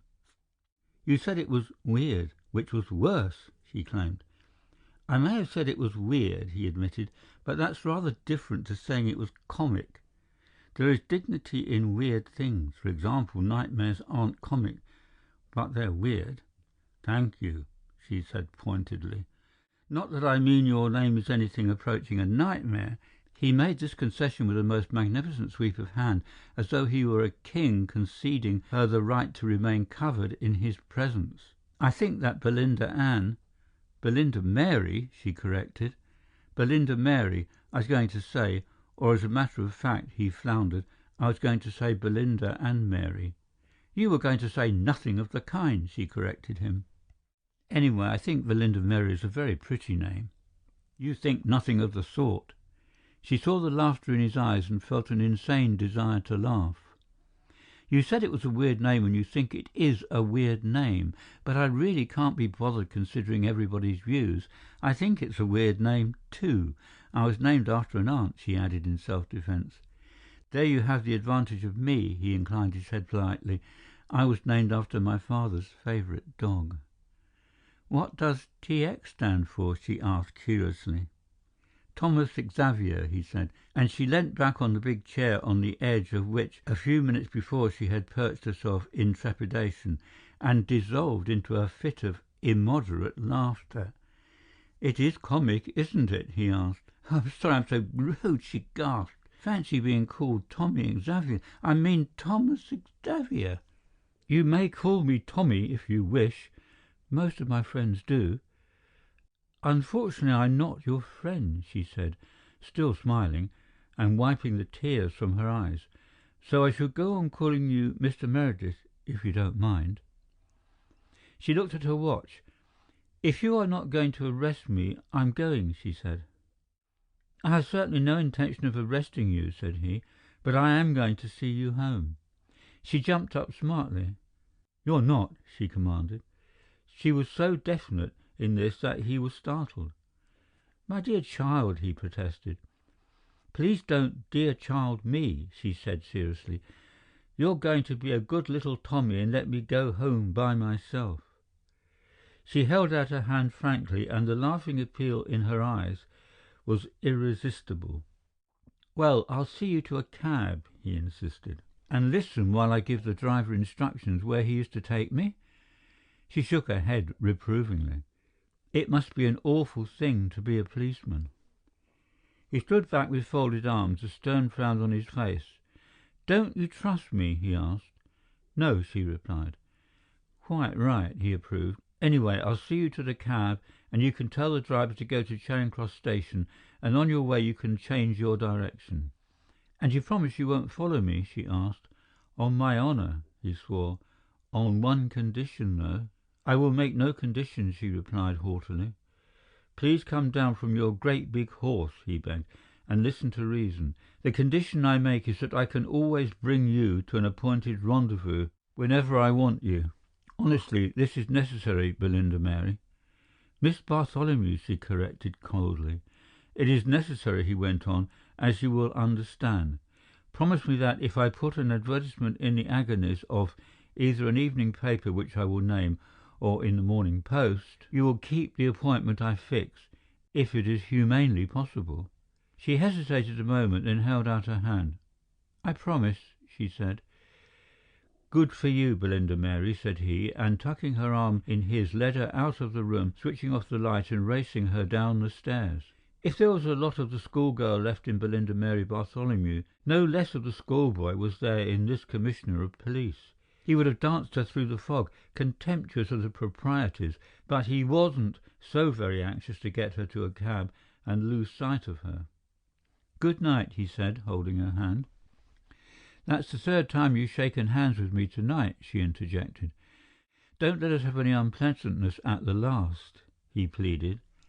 "And remember, I have promised," she replied. "And one day," he went on, "you will tell me all that happened in that cellar." "I have told you," she said in a low voice. "You have not told me everything, child." He handed her into the cab.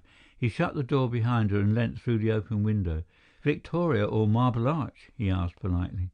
"Charing Cross," she replied, with a little laugh. He watched the cab drive away, and then suddenly it stopped, and a figure leant out from the window, beckoning him frantically.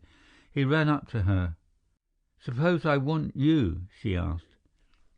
"Advertise," he said promptly. "Beginning your advertisement, dear Tommy."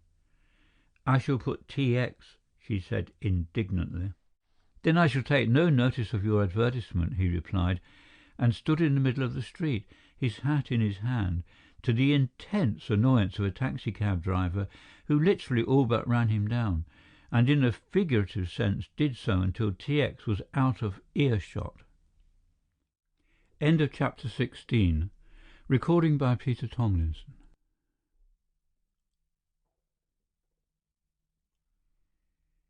Chapter 17. Thomas Xavier Meredith was a shrewd young man. It was said of him by Signor Paolo Coselli, the eminent criminologist, that he had a gift of intuition which was abnormal. Probably the mystery of the twisted candle was solved by him long before any other person in the world had the dimmest idea that it was capable of solution. The house in Cadogan Square was still in the hands of the police.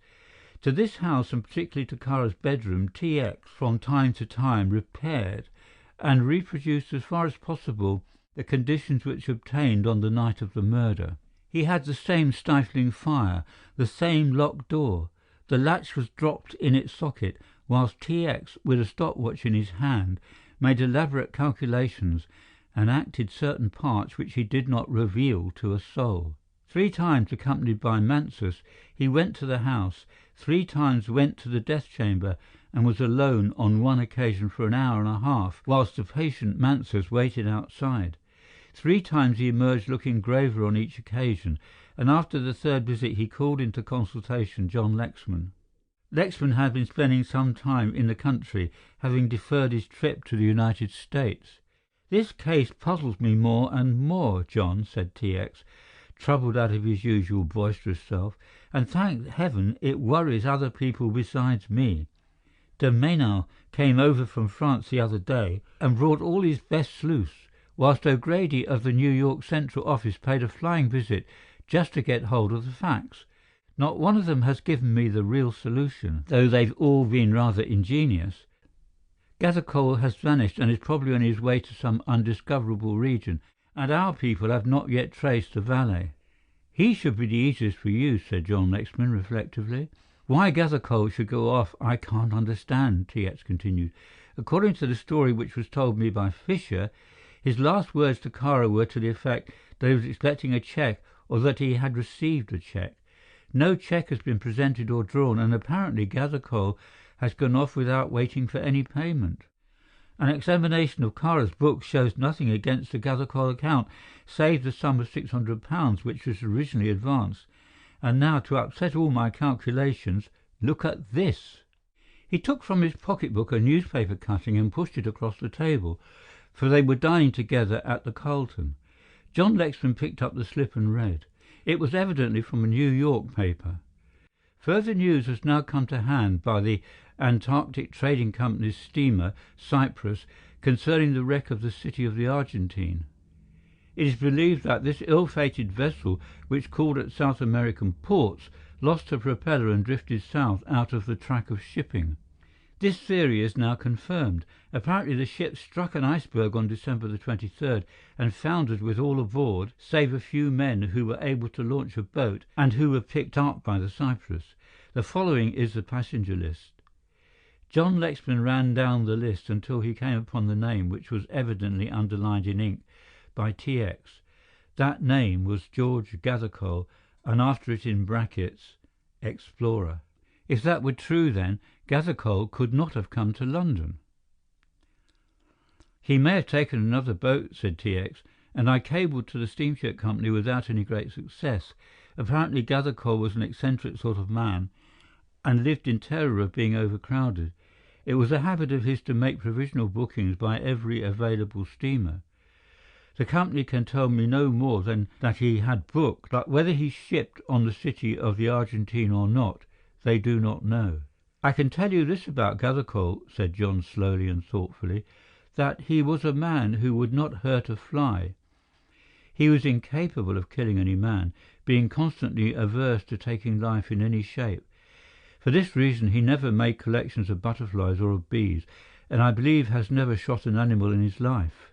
He carried his principles to such an extent that he was a vegetarian. Poor old Gathercole," he said. with the first smile which T.X. had seen on his face since he came back. "If you want to sympathize with anybody," said T.X. gloomily, "sympathize with me." On the following day T.X. was summoned to the Home Office and went stilled for a most unholy row. The Home Secretary, a large and worthy gentleman, given to the making of speeches on every excuse, received him, however, with unusual kindness. "I have sent for you, Mr. Meredith," he said, "about this unfortunate Greek. I have had all his private papers looked into and translated, and in some cases decoded, because, as you are probably aware, his diaries and a great deal of his correspondence were in a code which called for the attention of experts." T.X. had not troubled himself greatly about Kara's papers, but had handed them over, in accordance with instructions, to the proper authorities. "Of course, Mr. Meredith," the Home Secretary went on, beaming across his big table, "we expect you to continue your search for the murderer, but I must confess that your prisoner, when you secure him, will have a very excellent case to put to a jury."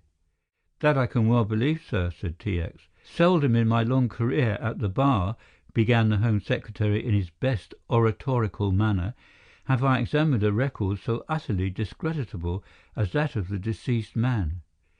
Here he advanced a few instances which surprised even T.X. "The man was a lunatic," continued the Home Secretary, "a vicious, evil man who loved cruelty for cruelty's sake. We have in this diary alone sufficient evidence to convict him of 3 separate murders, one of which was committed in this country." T.X. looked his astonishment. "You will remember, Mr. Meredith, as I saw in one of your reports, that he had a chauffeur, a Greek named Peropulus." T.X. nodded. "He went to Greece on the day following the shooting of Vassalaro," he said. The Home Secretary shook his head. "He was killed on the same night," said the Minister, "and you will have no difficulty in finding what remains of his body in the disused house which Kara rented for his own purpose in the Portsmouth Road. That he has killed a number of people in Albania you may well suppose. Whole villages have been wiped out to provide him with a little excitement. The man was a Nero without any of Nero's amiable weaknesses. He was obsessed with the idea that he himself was in danger of assassination and saw an enemy even in his trusty servant. Undoubtedly the chauffeur, Peropulus, was in touch with several continental government circles. You understand," said the Minister in conclusion, "that I am telling you this not with the idea of expecting you to relax your efforts to find the murderer and clear up the mystery, but in order that you may know something of the possible motive for this man's murder." T.X. spent an hour going over the decoded diary and documents and left the Home Office a little shakily. It was inconceivable, incredible. Kara was a lunatic, but the directing genius was a devil. T.X. had a flat in Whitehall Gardens, and thither he repaired to change for dinner. He was half dressed when the evening paper arrived, and he glanced, as was his wont, first at the news page and then at the advertisement column. He looked down the column marked "Personal," without expecting to find anything of particular interest to himself, but saw that which made him drop the paper and fly round the room in a frenzy to complete his toilet. "Tommy X," ran the brief announcement. "Most urgent. Marble Arch 8.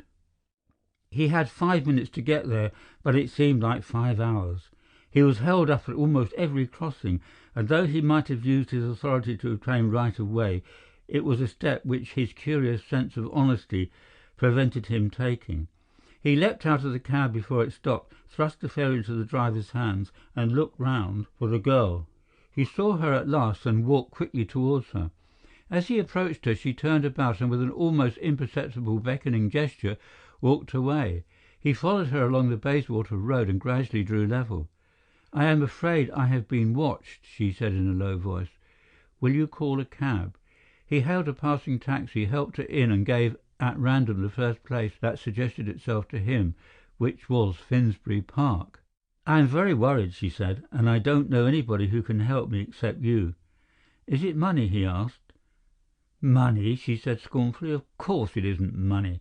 I want to show you a letter," she said after a while. She took it from her bag and gave it to him, and he struck a match and read it with difficulty.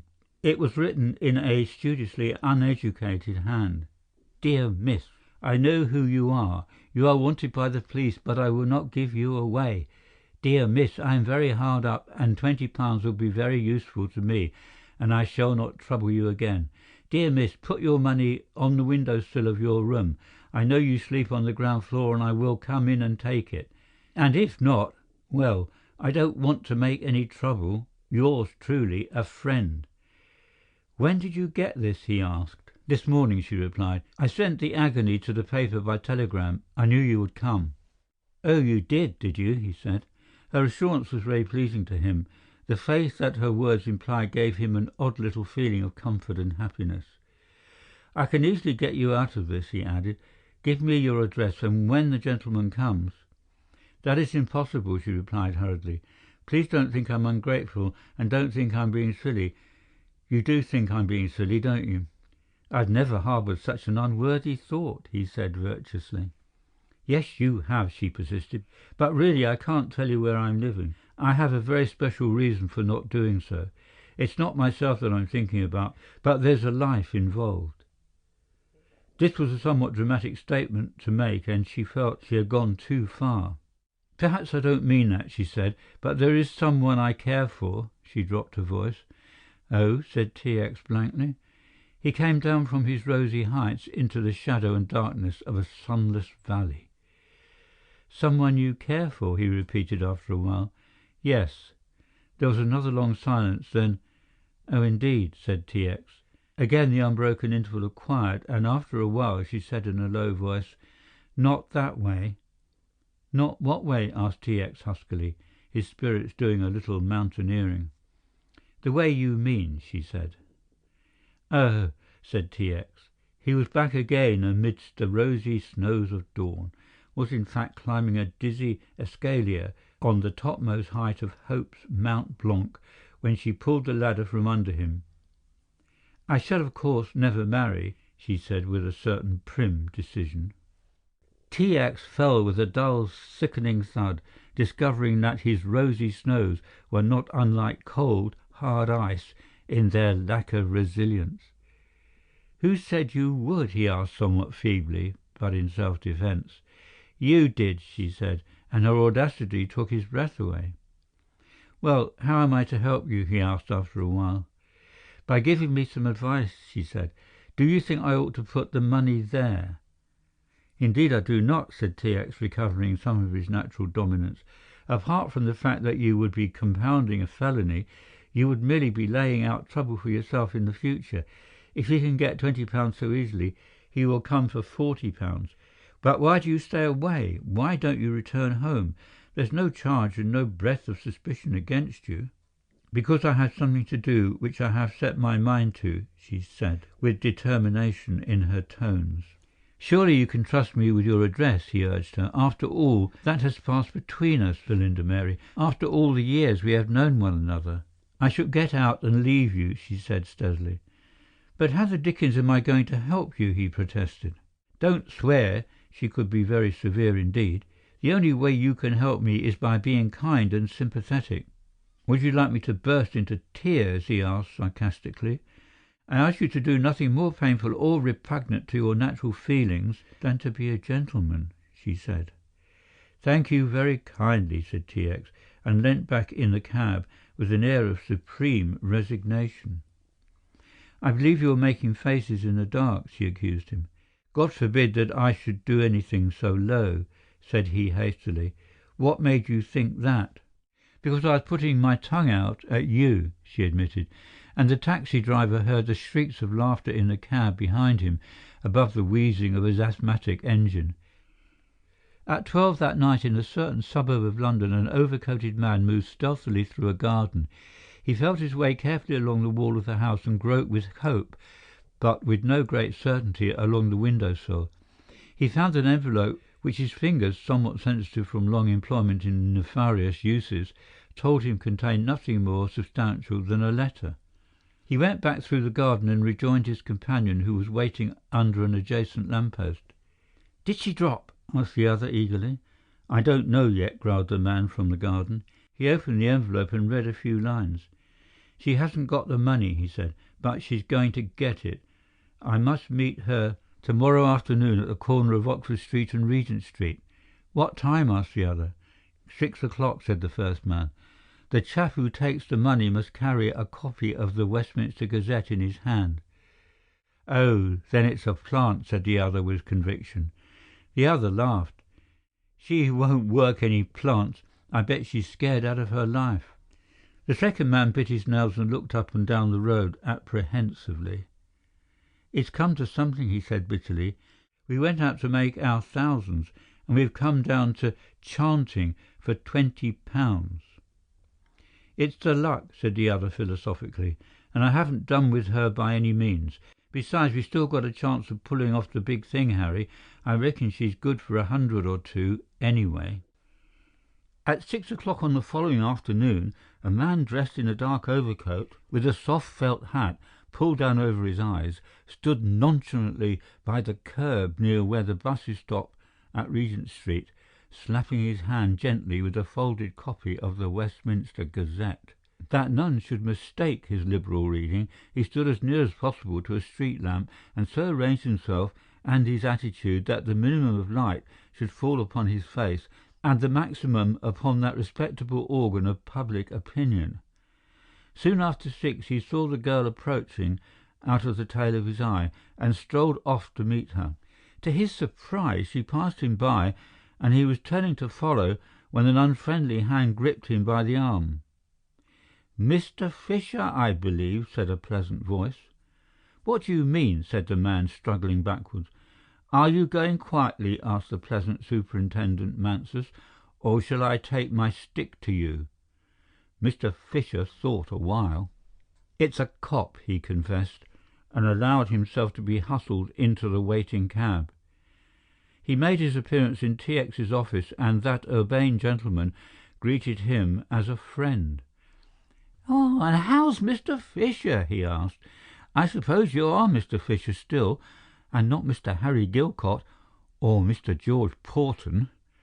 Fisher smiled his old deferential, deprecating smile. "You will always have your jokes, sir. I suppose the young lady gave me away."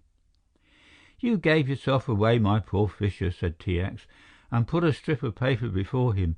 "You may disguise your hand, and in your extreme modesty pretend to an ignorance of the British language, which is not creditable to your many attainments. But what you must be awfully careful in doing in future when you write such epistles," he said, "is to wash your hands."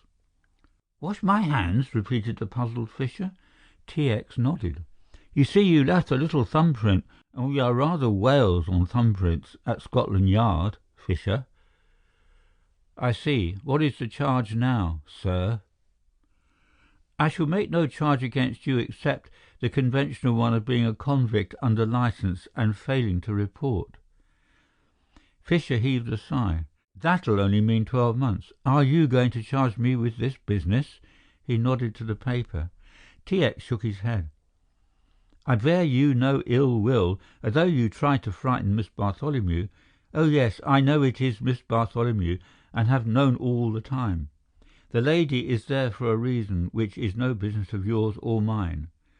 I shall not charge you with the attempt to blackmail, and in reward for my leniency I hope you are going to tell me all you know about the Kara murder. You wouldn't like me to charge you with that, would you, by any chance?" Fisher drew a long breath. "No, sir, but if you did I could prove my innocence," he said earnestly. "I spent the whole of the evening in the kitchen." "Except a quarter of an hour," said T.X. The man nodded. "That's true, sir. I went out to see a pal of mine." "The man who is in this?" asked T.X. Fisher hesitated. "Yes, sir. He was with me in this, but there was nothing wrong about the business as far as we went. I don't mind admitting that I was planning a big thing. I'm not going to blow on it if it's going to get me into trouble, but if you'll promise me that it won't, I'll tell you the whole story." "Against whom was this coup of yours planned?" "Against Mr. Kara, sir," said Fisher. "Go on with your story," nodded T.X. The story was a short and commonplace one. Fisher had met a man who knew another man who was either a Turk or an Albanian. They had learnt that Kara was in the habit of keeping large sums of money in the house and they had planned to rob him. That was the story in a nutshell. Somewhere the plan miscarried.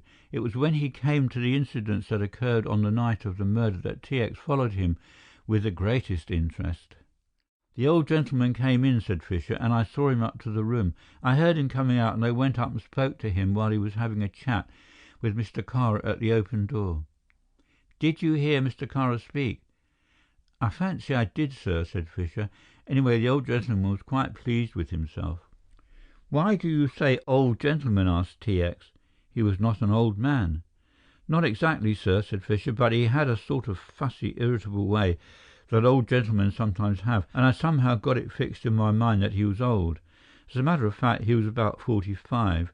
He may have been 50. You have told me all this before. Was there anything peculiar about him?"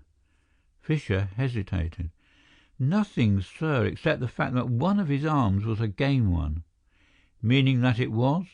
"Meaning that it was an artificial one, sir, so far as I can make out." "Was it his right or his left arm that was game?" interrupted T.X. "His left arm, sir." "You're sure?" "I'd swear to it, sir." "Very well, go on." "He came downstairs and went out, and I never saw him again. When you came and the murder was discovered, and knowing as I did I had my own scheme on, and that one of your splits might pinch me, I got a bit rattled. I went downstairs to the hall, and the first thing I saw lying on the table was a letter. It was addressed to me." He paused, and T.X. nodded. "Go on," he said again. "I couldn't understand how it came to be there, but as I'd been in the kitchen most of the evening, except when I was seeing my pal outside to tell him the job was off for that night, it might have been there before you came. I opened the letter. There were only a few words on it, and I can tell you those few words made my heart jump up into my mouth and made me go cold all over." "What were they?" asked T.X. "I shall never forget them, sir. They're sort of permanently fixed in my brain," said the man earnestly.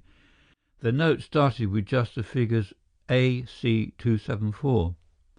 "What was that?" asked T.X. "My convict number when I was in Dartmoor prison, sir." "What did the note say?" "Get out of here quick." I don't know who had put it there, but I'd evidently been spotted, and I was taking no chances. That's the whole story from beginning to end. I accidentally happened to meet the young lady, Miss Holland, Miss Bartholomew, as she is, and followed her to her house in Portman Place.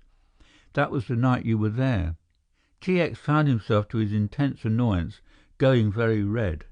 "And you know no more?" he asked. "No more, sir, and if I may be struck dead—" "Keep all that Sabbath talk for the chaplain," commended T.X., and they took away Mr. Fisher, not an especially dissatisfied man.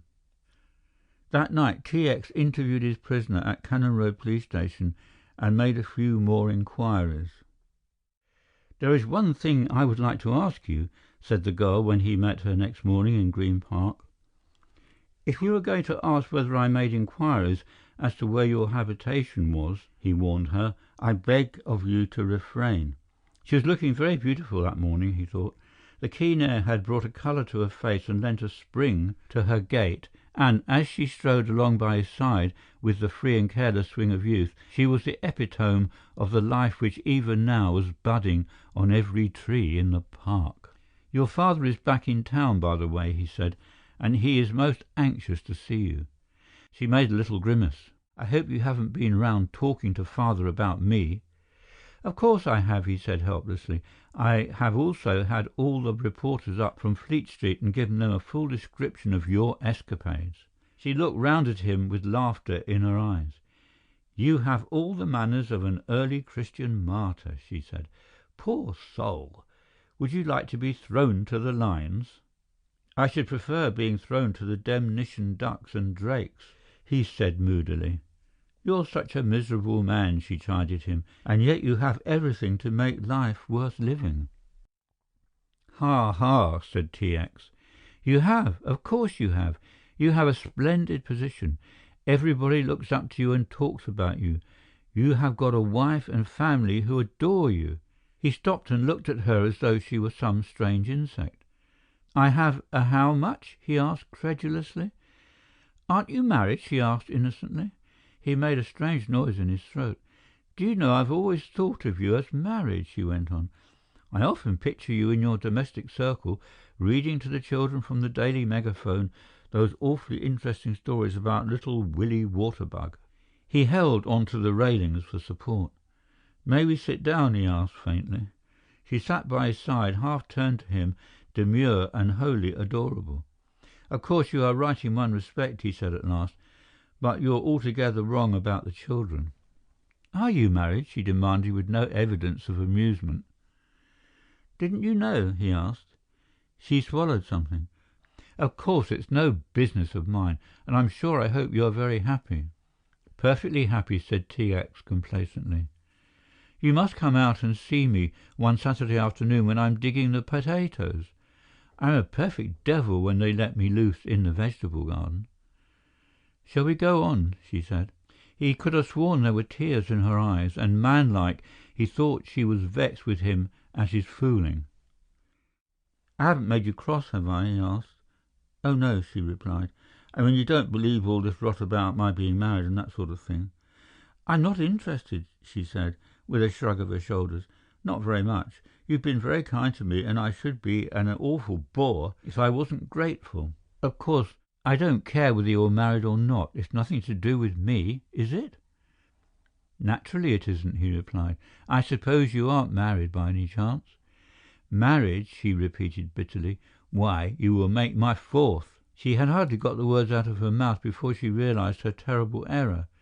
A second later she was in his arms and he was kissing her, to the scandal of one aged park keeper, one small and dirty-faced little boy, and a molting duck who seemed to sneer at the proceedings, which he watched through a yellow and malignant eye. "Belinda Mary," said T.X. at parting, "you have got to give up your little country establishment, wherever it may be, and come back to the discomforts of Portman Place." "Oh, I know you can't come back yet. That somebody is there, and I can pretty well guess who it is." "Who?" she challenged. "I rather fancy your mother has come back," he suggested. A look of scorn dawned into her pretty face. "Good Lord, Tommy," she said in disgust, "you don't think I should keep mother in the suburbs without her telling the world all about it?" "You're an undutiful little beggar," he said. They had reached the Horse Guards at Whitehall, and he was saying good-bye to her. "If it comes to a matter of duty," she answered, "perhaps you will do your duty and hold up the traffic for me and let me cross this road." "My dear girl," he protested, "hold up the traffic?" "Of course," she said indignantly. "You're a policeman." "Only when I'm in uniform," he said hastily, and piloted her across the road. It was a new man who returned to the gloomy office in Whitehall, a man with a heart that swelled and throbbed with the pride and joy of life's most precious possession. End of chapter 17. Recording by Peter Thomlinson.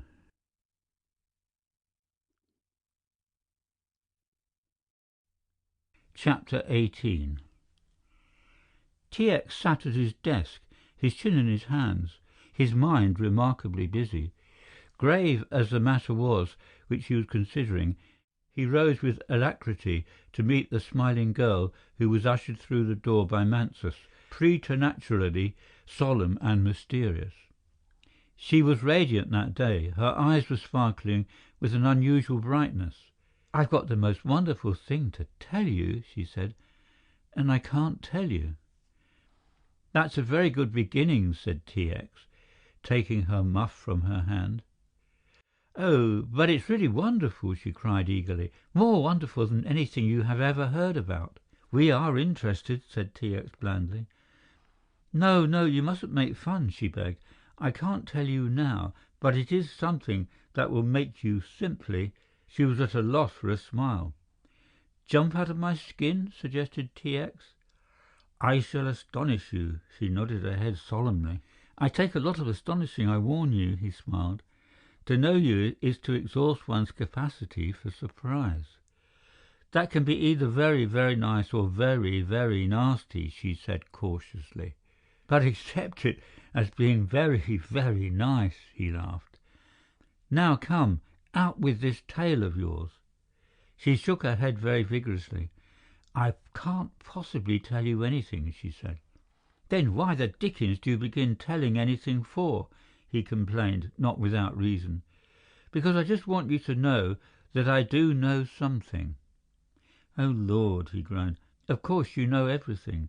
Belinda Mary, you're really the most wonderful child." He sat on the edge of her armchair and laid his hand on her shoulder. "And you've come to take me out to lunch?" "What were you worrying about when I came in?" she asked. He made a little gesture as if to dismiss the subject. "Nothing very much. You've heard me speak of John Lexman." She bent her head. "Lexman's the writer of a great many mystery stories, but you've probably read his books." She nodded again, and again T.X. noticed the suppressed eagerness in her eyes. "You're not ill or sickening for anything, are you?" he asked anxiously. "Measles or mumps or something?" "Don't be silly," she said. "Go on and tell me something about Mr. Lexman." "He's going to America," said T.X., "and before he goes he wants to give a little lecture." "A lecture? It sounds rum, doesn't it? But that's just what he wants to do." "Why is he doing it?" she asked. T.X. made a gesture of despair. "That is one of the mysteries which may never be revealed to me, except—" He pursed his lips and looked thoughtfully at the girl. "There are times," he said, "when there is a great struggle going on inside a man between all the human and better part of him and the baser professional part of him. One side of me wants to hear this lecture of John Lexman's very much. The other shrinks from the ordeal." "Let us talk it over at lunch," she said practically, and carried him off. End of chapter 18. Recording by Peter Thomlinson.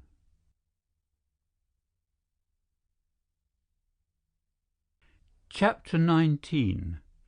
One would not readily associate the party of top-booted sewermen who descend nightly to the subterranean passages of London with the stout vice-consul at Durazzo.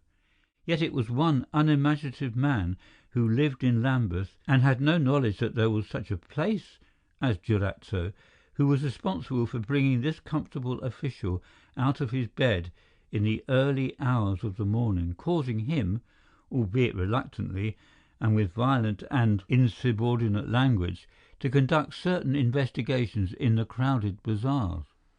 At first he was unsuccessful because there were many Hussein Effendis in Durazzo. He sent an invitation to the American consul to come over to Tiffin and help him. Why the dickens the Foreign Office should suddenly be interested in Hussein Effendi, I cannot for the life of me understand. "The Foreign Department has to be interested in something, you know," said the genial American. "I receive some of the quaintest requests from Washington. I rather fancy they only wire you to find if they are there." "Why are you doing this?" "I've seen Hakat Bey," said the English official. "I wonder what this fellow has been doing. There is probably a wigging for me in the offing." At about the same time the sewerman in the bosom of his own family was taking loud and noisy sips from a big mug of tea. "Don't you be surprised," he said to his admiring better half, "if I have to go up to the Old Bailey to give evidence." "Lord, Joe!" she said with interest. "What has happened?"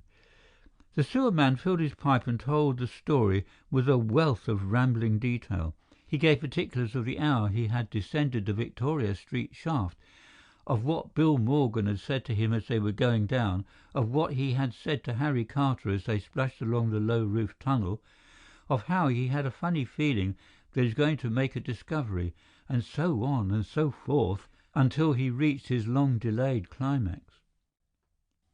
T.X. waited up very late that night, and at 12 o'clock his patience was rewarded, for the Foreign Office messenger brought a telegram to him. It was addressed to the Chief Secretary and ran, "Number 847, yours 63952 of yesterday's date. Begins, Hussein Effendi, a prosperous merchant of this city, left for Italy to place his daughter in convent, Mary Teresa. Florence Hussein being Christian. He goes on to Paris. Apply Rally, Theocritus, AC, Rue de l'Opera. Ends." Half an hour later, TX had a telephone connection through to Paris and was instructing the British police agent in that city. He received a further telephone report from Paris the next morning, and one which gave him infinite satisfaction. Very slowly but surely he was gathering together the pieces of this baffling mystery and was fitting them together. Hussein Effendi would probably supply the last missing segments. At 8 o'clock that night the door opened and the man who represented TX in Paris came in, carrying a travelling ulster on his arm. TX gave him a nod, and then, as the newcomer stood with the door open, obviously waiting for somebody to follow him, he said, "Show him in. I will see him alone." There walked into his office a tall man wearing a frock coat and a red fez. He was a man from 55 to 60, powerfully built, with a grave dark face and a thin fringe of white beard. He salaamed as he entered. "You speak French, I believe," said TX presently. The other bowed. "My agent has explained to you," said TX in French, "that I desire some information for the purpose of clearing up a crime which has been committed in this country. I have given you my assurance, if that assurance was necessary, that you would come to no harm as the result of anything you might tell me." "That I understand, Effendi," said the tall Turk. "The Americans and the English have always been good friends of mine, and I have been frequently in London. Therefore I shall be very pleased to be of any help to you." TX walked to a closed bookcase on one side of the room, unlocked it, took out an object wrapped in white tissue paper. He laid this on the table, the Turk watching the proceedings with an impassive face.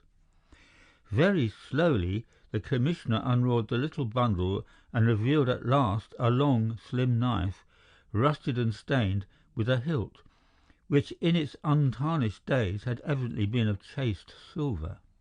He lifted the dagger from the table and handed it to the Turk. "This is yours, I believe," he said softly. The man turned it over, stepping nearer the table that he might secure the advantage of a better light. He examined the blade near the hilt and handed the weapon back to TX. "That is my knife," he said. TX smiled. "You understand, of course, that I saw Hussein Effendi of Durazzo inscribed in Arabic near the hilt?" The Turk inclined his head. "With this weapon," TX went on, speaking with slow emphasis, "a murder was committed in this town." There was no sign of interest or astonishment, or indeed of any emotion whatever. "It is the will of God," he said calmly. "These things happen even in a great city like London." "It was your knife," suggested TX. "But my hand was in Durazzo, Effendi," said the Turk. He looked at the knife again. "So the Black Roman is dead, Effendi?" "The Black Roman?" asked TX, a little puzzled. "The Greek they call Kara," said the Turk. "He was a very wicked man." TX was up on his feet now, leaning across the table and looking at the other with narrowed eyes. "How did you know it was Kara?" he asked quickly. The Turk shrugged his shoulders. "Who else could it be?" he said. "Are not your newspapers filled with the story?" TX sat back again, disappointed and a little annoyed with himself. "That is true, Hussein Effendi, but I did not think you read the papers." "Neither do I, master," replied the other coolly. "Nor did I know that Kara had been killed until I saw this knife. How came this in your possession?" "It was found in a rain sewer," said TX, "into which the murderer had apparently dropped it. But if you have not read the newspapers, Effendi, then you admit that you know who committed this murder." The Turk raised his hands slowly to a level with his shoulders. "Though I am a Christian," he said, "there are many wise sayings of my father's religion which I remember. And one of these, Effendi, was, 'The wicked must die in the habitations of the just. By the weapons of the worthy shall the wicked perish.' Your Excellency, I am a worthy man, for never have I done a dishonest thing in my life. I have traded fairly with Greeks, with Italians, have with Frenchmen, and with Englishmen, also the Jews. I have never sought to rob them nor to hurt them. If I have killed men, God knows, it was not because I desired their death, but because their lives were dangerous to me and to mine." Ask the blade all your questions and see what answer it gives. Until it speaks, I am as dumb as the blade. For it is also written that the soldier is the servant of his sword, and also the wise servant is dumb about his master's affairs." T.X. laughed helplessly. "I had hoped you might be able to help me, hoped and feared," he said. "If you cannot speak, it is not my business to force you either by threat or by act. I am grateful to you for having come over, although the visit has been rather fruitless so far as I am concerned." He smiled again and offered his hand. "Excellency," said the old Turk soberly, "there are some things in life that are well left alone, and there are moments when justice should be so blind that she does not see guilt. Here is such a moment." And this ended the interview, one on which T.X. had set very high hopes. His gloom carried to Portman Place, where he had arranged to meet Belinda Mary. "Where is Mr. Lexman going to give this famous lecture of his?" was the question with which she greeted him. "And please, what is the subject?" "It is on a subject which is of supreme interest to me," he said gravely. He has called his lecture "The Clue of the Twisted Candle." There is no clearer brain being employed in the business of criminal detection than John Lexman's. Though he uses his genius for the construction of stories, were it employed in the legitimate business of police work, I am certain he would make a mark second to none in the world. He is determined on giving this lecture, and he has issued a number of invitations. These include the chiefs of the secret police of nearly all the civilized countries of the world. O'Grady is on his way from America. He wirelessed me this morning to that effect. Even the chief of the Russian police has accepted the invitation because, as you know, this murder has excited a great deal of interest in police circles everywhere. John Lexman is not only going to deliver this lecture," he said slowly, "but he is going to tell us who committed the murder and how it was committed." She thought a moment. "Where will it be delivered?" "I don't know," he said in astonishment. "Does that matter?"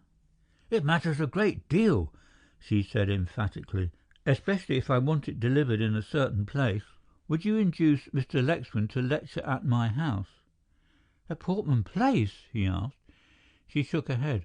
"No, I have a house of my own, a furnished house I've rented in Blackheath. Will you induce Mr. Lexman to give the lecture there?" "But why?" he asked. "Please don't ask questions," she pleaded. "Do this for me, Tommy." He saw she was in earnest. "I'll write to old Lexman this afternoon," he promised. John Lexman telephoned his reply. "I should prefer somewhere out of London," he said, "and since Miss Bartholomew has some interest in the matter, may I extend my invitation to her?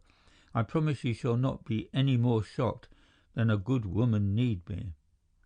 And so it came about that the name of Belinda Mary Bartholomew was added to the selected list of police chiefs who were making for London at that moment to hear from the man who had guaranteed the solution of the story of Kara and his killing, the unravelment of the mystery which surrounded his death, and the significance of the twisted candles which at that moment were reposing in the Black Museum at Scotland Yard.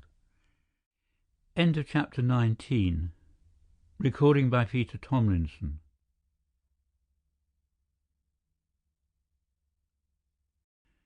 Chapter 20. The room was a big one, and most of the furniture had been cleared out to admit the guests who had come from the ends of the earth to learn the story of the twisted candles and to test John Lexman's theory by their own. They sat around chatting cheerfully of men and crimes, of great coups planned and frustrated, of strange deeds committed and undetected. Scraps of their conversation came to Belinda Mary as she stood in the chintz-draped doorway which led from the drawing-room to the room she used as a study. "Do you remember, Sir George, the Volbrook case? I took the man at Odessa. The curious thing was that I found no money on the body, only a small gold charm, set with a single emerald, so I knew it was the girl with the fur bonnet who had. Pino got away after putting 3 bullets into me, but I dragged myself to the window and shot him dead. It was a real good shot. They rose to meet her, and T.X. introduced her to the men. It was at that moment that John Lexman was announced. He looked tired, but returned the Commissioner's greeting with a cheerful mien. He knew all the men present by name, as they knew him. He had a few sheets of notes, which he laid on the little table which had been placed for him, and when the introductions were finished he went to this, and with scarcely any preliminary began. End of chapter 20. Recording by Peter Thomlinson.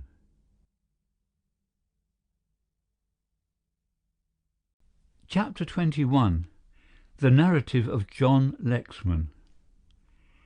I am, as you may all know, a writer of stories which depend for their success upon the creation and unravelment of criminological mysteries.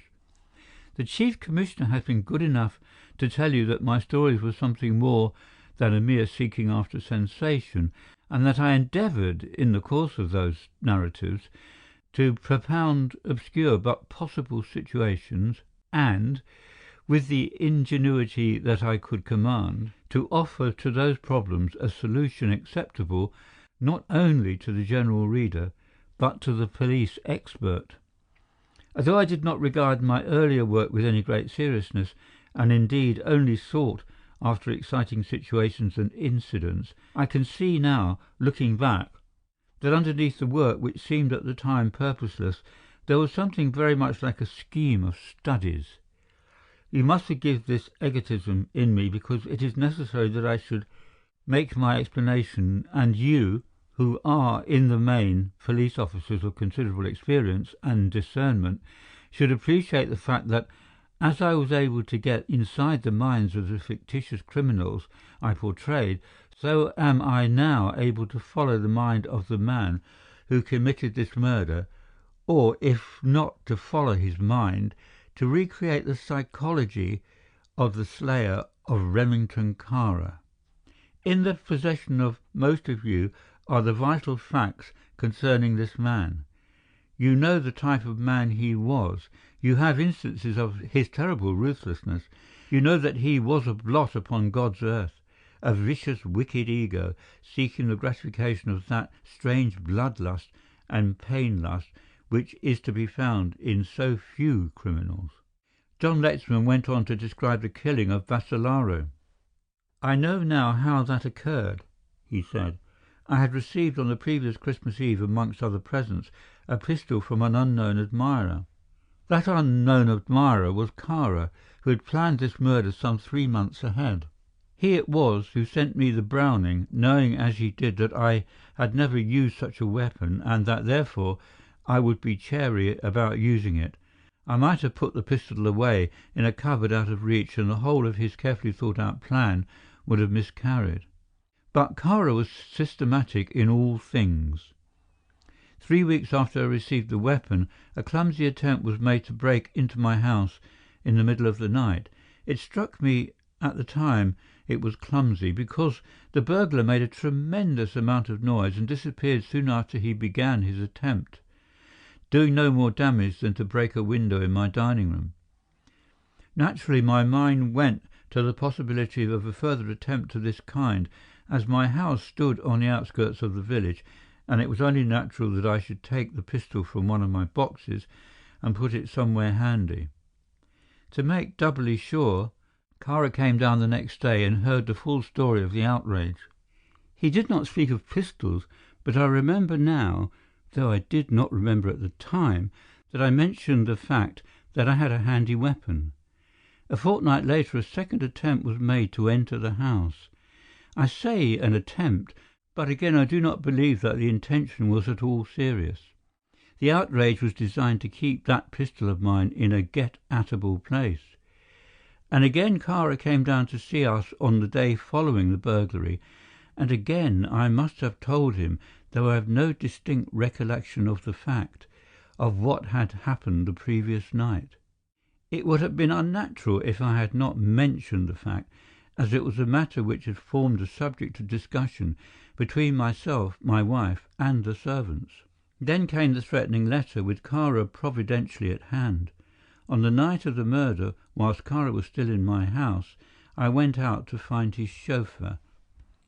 Kara remained a few minutes with my wife, and then, on some excuse, went into the library. There he loaded the pistol, placing one cartridge in the chamber, and trusting to luck that I did not pull the trigger until I had it pointed at my victim.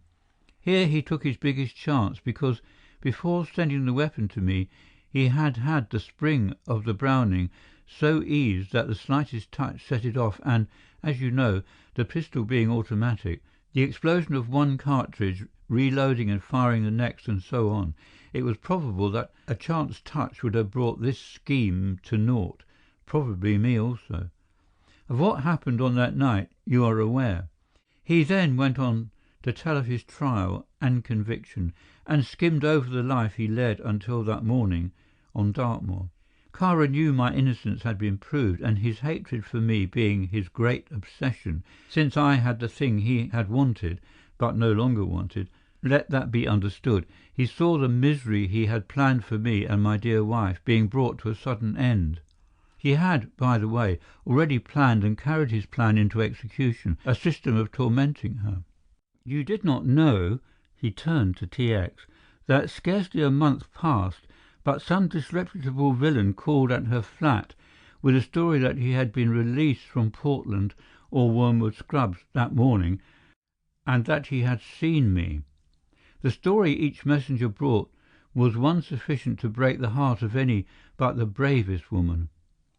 It was a story of ill treatment by brutal officials, of my illness, of my madness, of everything calculated to harrow the feelings of a tender-hearted and faithful wife.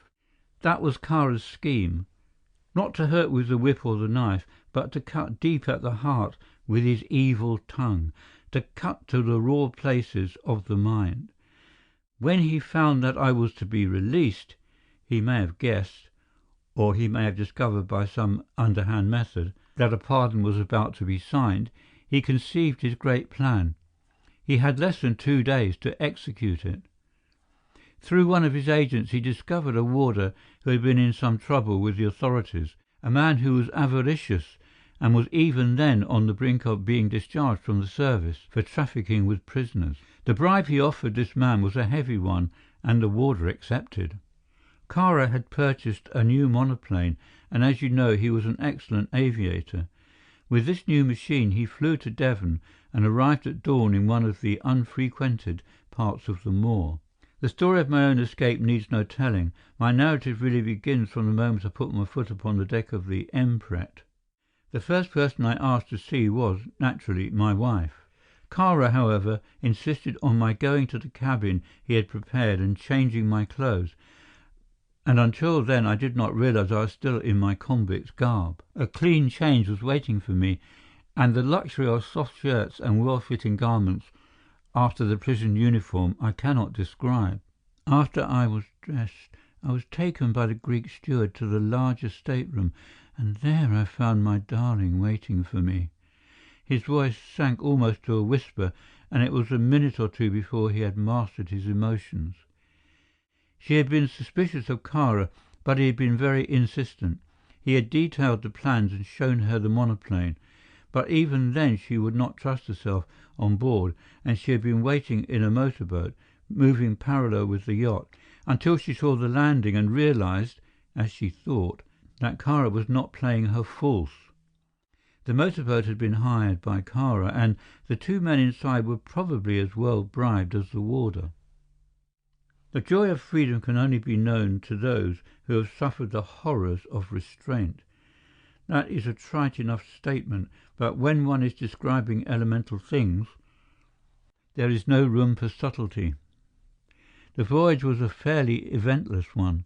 We saw very little of Kara, who did not intrude himself upon us, and our main excitement lay in the apprehension that we should be held up by a British destroyer, or that when we reached Gibraltar we should be searched by the Brits' authorities. Kara had foreseen that possibility and had taken in enough coal to last him for the run. We had a fairly stormy passage in the Mediterranean, but after that nothing happened until we arrived at Durazzo. We had to go ashore in disguise because Kara told us that the English consul might see us and make some trouble. We wore Turkish dresses, Grace heavily veiled, and I wearing a greasy old kaftan which, with my somewhat emaciated face and my unshaven appearance, passed me without comment. Kara's home was and is about 18 miles from Durazzo. It is not on the main road, but it is reached by following one of the rocky mountain paths which wind and twist among the hills to the southeast of the town. The country is wild and mainly uncultivated. We had to pass through swamps and skirt huge lagoons as we mounted higher and higher from terrace to terrace and came to the roads which crossed the mountains. Kara's palace, you could call it no less, is really built within sight of the sea. It is on the Acroceraunian Peninsula near Cape Linguetta. Hereabouts the country is more populated and better cultivated. We passed great slopes entirely covered with mulberry and olive trees, whilst in the valleys there were fields of maize and corn. The palazzo stands on a lofty plateau. It is approached by two paths which can be and have been well defended in the past against the Sultan's troops, or against the bands which have been raised by rival villages with the object of storming and plundering this stronghold. The Skipetars, a bloodthirsty crowd without pity or remorse, were faithful enough to their chief, as Kara was. He paid them so well that it was not profitable to rob him. Moreover, he kept their own turbulent elements fully occupied with the little raids which he or his agents organized from time to time. The palazzo was built rather in the Moorish than in the Turkish style. It was a sort of Eastern type to which was grafted an Italian architecture. A house of white-columned courts, of big paved yards, fountains and cool, dark rooms. When I passed through the gates, I realized for the first time something of Kara's importance. There were a score of servants, all Eastern, perfectly trained, silent and obsequious. He led us to his own room. It was a big apartment with divans running round the wall, the most ornate French drawing-room suite, and an enormous Persian carpet, one of the finest of the kind that has ever been turned out of Shiraz. Here let me say that throughout the trip his attitude to me had been perfectly friendly, and towards Grace all that I could ask of my best friend, considerate and tactful. We had hardly reached his room before he said to me with that bonhomie which he had observed throughout the trip, "You would like to see your room?" I expressed a wish to that effect. He clapped his hands, and a big Albanian servant came through the curtained doorway, made the usual salam, and Kara spoke to him a few words in a language which I presume was Turkish. "He will show you the way," said Kara with his most genial smile. I followed the servant through the curtains, which had hardly fallen behind me. I was seized by 4 men, flung violently on the ground. A filthy tarbosh was thrust into my mouth, and before I knew what was happening I was bound hand and foot. As I realized the gross treachery of the man, my first frantic thoughts were of Grace and her safety. I struggled with the strength of 3 men, but they were too many for me, and I was dragged along the passage. A door was opened, and I was flung into a bare room. I must have been lying on the floor for half an hour when they came for me, this time accompanied by a middle-aged man named Savolio, who was either an Italian or a Greek. He spoke English fairly well, and he made it clear to me that I had to behave myself. I was led back to the room from whence I had come, and found Kara sitting in one of those big armchairs which he affected, smoking a cigarette. Confronting him, still in her Turkish dress, was poor Grace. She was not bound, I was pleased to see, but when on my entrance she rose and made as if to come towards me, she was unceremoniously thrown back by the guardian who stood at her side. "Mr. John Lexman," drawled Kara, "you are at the beginning of a great disillusionment. I have a few things to tell you which will make you feel rather uncomfortable." It was then that I heard for the first time that my pardon had been signed and my innocence discovered. "Having taken a great deal of trouble to get you in prison," said Kara, "it isn't likely that I'm going to allow all my plans to be undone, and my plan is to make you both extremely uncomfortable." He did not raise his voice, speaking still in the same conversational tone, suave and half amused. "I hate you for two things," he said, and ticked them off on his fingers. "The first is that you took the woman that I wanted. To a man of my temperament, that is an unpardonable crime. I have never wanted women either as friends or as amusement. I am one of the few people in the world who are self-sufficient. It happened that I wanted your wife, and she rejected me because apparently she preferred you." He looked at me quizzically. "You are thinking at this moment," he went on slowly, "that I want her now, and that it is part of my revenge that I shall put her straight in my harem. Nothing is farther from my desires or my thoughts. The Black Roman is not satisfied with the leavings of such poor trash as you. I hate you both equally, and for both of you there is waiting an experience more terrible than even your elastic imagination can conjure. You understand what that means?" he asked me, still retaining his calm. I did not reply. I dared not look at Grace, to whom he turned. "I believe you love your husband, my friend," he said. "Your love will be put to a very severe test. You shall see him the mere wreckage of the man he is. You shall see him brutalized below the level of the cattle in the field. I will give you both no joys, no ease of mind. From this moment you are slaves, and worse than slaves." He clapped his hands. The interview was ended, and from that moment I only saw Grace once. John Lexman stopped and buried his face in his hands. They took me to an underground dungeon cut in the solid rock. In many ways it resembled the dungeon of the chateau of Chillon, in that its only window looked out upon a wild, storm-swept lake, and its floor was jagged rock. I have called it underground, as indeed it was on that side, for the palazzo was built upon a steep slope running down from the spur of the hills. They chained me by the legs and left me to my own devices. Once a day they gave me a little goat flesh and a pannikin of water, and once a week Kara would come in, and outside the radius of my chain he would open a little camp stool and, sitting down, smoke his cigarette and talk. My God, the things that man said! The things he described! The horrors he related!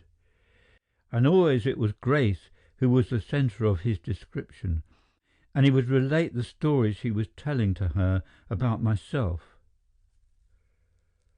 I cannot describe them. They are beyond repetition. John Lexman shuddered and closed his eyes. That was his weapon. He did not confront me with the torture of my darling. He did not bring tangible evidence of her suffering. He just sat and talked, describing with a remarkable clarity of language, which seemed incredible in a foreigner, the amusements which he himself had witnessed. I thought I should go mad. Twice I sprang at him, and twice the chain about my legs threw me headlong on that cruel floor. Once he brought the jailer in to whip me, but I took the whipping with such phlegm that it gave him no satisfaction. I told you I had seen Grace only once, and this is how it happened. It was after the flogging, and Kara, who was a veritable demon in his rage, planned to have his revenge for my indifference. They brought Grace out upon a boat, and rowed the boat to where I could see it from my window. There the whip which had been applied to me was applied to her.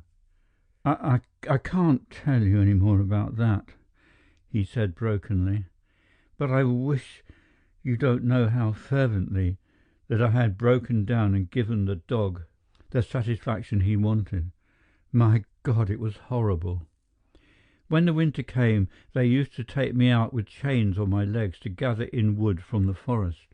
There was no reason why I should be given this work, but the truth was, as I discovered from Salvolio, that Kara thought my dungeon was too warm. It was sheltered from the winds by the hill behind, and even on the coldest days and nights it was not unbearable. Then Kara went away for some time. I think he must have gone to England, and he came back in a white fury. One of his big plans had gone wrong, and the mental torture he inflicted upon me was more acute than ever. In the old days he used to come once a week. Now he came almost every day. He usually arrived in the afternoon, and I was surprised one night to be awakened from my sleep to see him standing at the door, a lantern in his hand, his inevitable cigarette in his mouth. He always wore the Albanian costume when he was in the country, those white kilted shorts and zouave jackets which the hillmen affect, and if anything had added to his demoniacal appearance. He put down the lantern and leant against the wall. "I'm afraid that wife of yours is breaking up, Lexman," he drawled. "She isn't the good, stout English stuff that I thought she was." I made no reply. I had found by bitter experience that if I intruded into the conversation, I should only suffer the more. "I sent down to Durazzo to get a doctor," he went on. "Naturally, having taken all this trouble, I don't want to lose you by death. She is breaking up," he repeated with relish, and yet with an undertone of annoyance in his voice. "She asked for you 3 times this morning." I kept myself under control, as I had never expected that a man so desperately circumstanced could do. "Kara," I said as quietly as I could, "what has she done that she deserves this hell in which she has lived?" He sent out a long ring of smoke and watched its progress across the dungeon. "What has she done?" he said, keeping his eye on the ring. I shall always remember every look, every gesture, and every intonation of his voice. "Why, she has done all that a woman can do for a man like me. She has made me feel little. Until I had a rebuff from her, I had all the world at my feet, Lexman. I did as I liked. If I crooked my little finger, people ran after me, and that one experience with her has broken me. Oh, don't think," he went on quickly, "that I am broken in love. I never loved her very much. It was just a passing passion, but she killed my self-confidence. After then, whenever I came to a crucial moment in my affairs, when the big manner, the big certainty was absolutely necessary for me to carry my way, whenever I was most confident of myself and my ability and my scheme, a vision of this damned girl rose, and I felt that momentary weakening, that memory of defeat, which made all the difference between success and failure. I hated her, and I hate her still," he said with vehemence. "If she dies, I shall hate her more, because she will remain everlastingly unbroken to menace my thoughts and spoil my schemes through all eternity." He leant forward, his elbows on his knees, his clenched fist under his chin. How well I can see him, and stared at me. "I could have been king here in this land," he said, waving his hand towards the interior. "I could have bribed and shot my way to the throne of Albania. Don't you realize what that means to a man like me? There is still a chance, and if I could keep your wife alive, if I could see her broken in reason and in health, a poor, skeleton, gibbering thing that knelt at my feet when I came near her, I should recover the mastery of myself. Believe me," he said, nodding his head, "your wife will have the best medical advice that it is possible to obtain." Kara went out, and I did not see him again for a very long time. He sent word, just a scrawled note in the morning, to say my wife had died. John Lexman rose up from his seat and paced the apartment, his head upon his breast. "From that moment," he said, "I lived only for one thing, to punish Remington Kara. And, gentlemen, I punished him." He stood in the centre of the room and thumped his broad chest with his clenched hand. "I killed Remington Kara," he said, and there was a little gasp of astonishment from every man present save one. That one was T.X. Meredith, who had known all the time. End of chapter 21. Recording by Peter Thomlinson. Chapter 22. After a while, Lexman resumed his story. "I told you that there was a man at the palazzo named Salvolio. Salvolio was a man who had been undergoing a life sentence in one of the prisons in southern Italy. In some mysterious fashion he escaped and got across the Adriatic in a small boat. How Kara found him, I don't know. Salvolio was a very uncommunicative person. I was never certain whether he was a Greek or an Italian. All that I am sure about is that he was the most unmitigated villain next to his master that I've ever met. He was a quick man with his knife, and I have seen him kill one of the guards whom he had thought was favouring me in the matter of diet with less compunction than you would kill a rat. It was he who gave me this scar. John Lexman pointed to his cheek. In his master's absence he took upon himself the task of conducting a clumsy imitation of Kara's persecution. He gave me, too, the only glimpse I ever had of the torture poor Grace underwent. She hated dogs, and Kara must have come to know this, and in her sleeping room, she was apparently better accommodated than I, he kept 4 fierce beasts so chained that they could almost reach her. Some reference to my wife from this low brute maddened me beyond endurance, and I sprang at him. He whipped out his knife and struck at me as I fell, and I escaped by a miracle.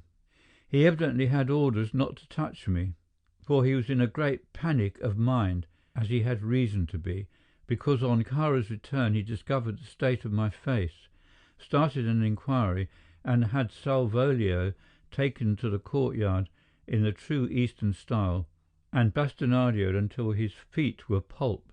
You may be sure the man hated me with a malignity which almost rivaled his employer's.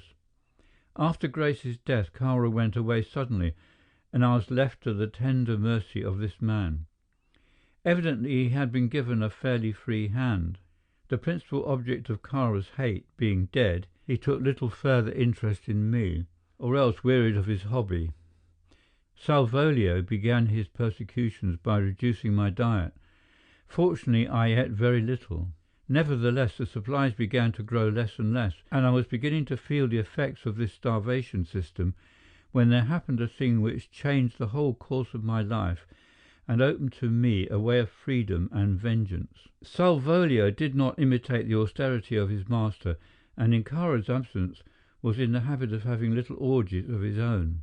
He would bring up dancing girls from Durazzo for his amusement and invite prominent men in the neighbourhood to his feasts and entertainments, for he was absolutely lord of the palazzo when Kara was away and could do pretty well as he liked.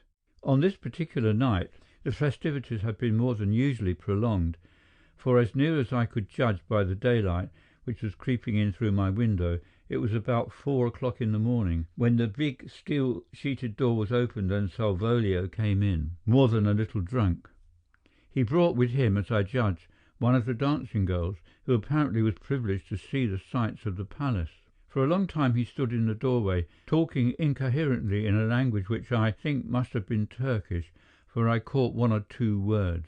Whoever the girl was, she seemed a little frightened, I could see that, because she shrank back from him, though his arm was about her shoulders, and he was half supporting his weight upon her. There was fear not only in the curious little glances she shot at me from time to time, but also in the averted face. Her story I was to learn.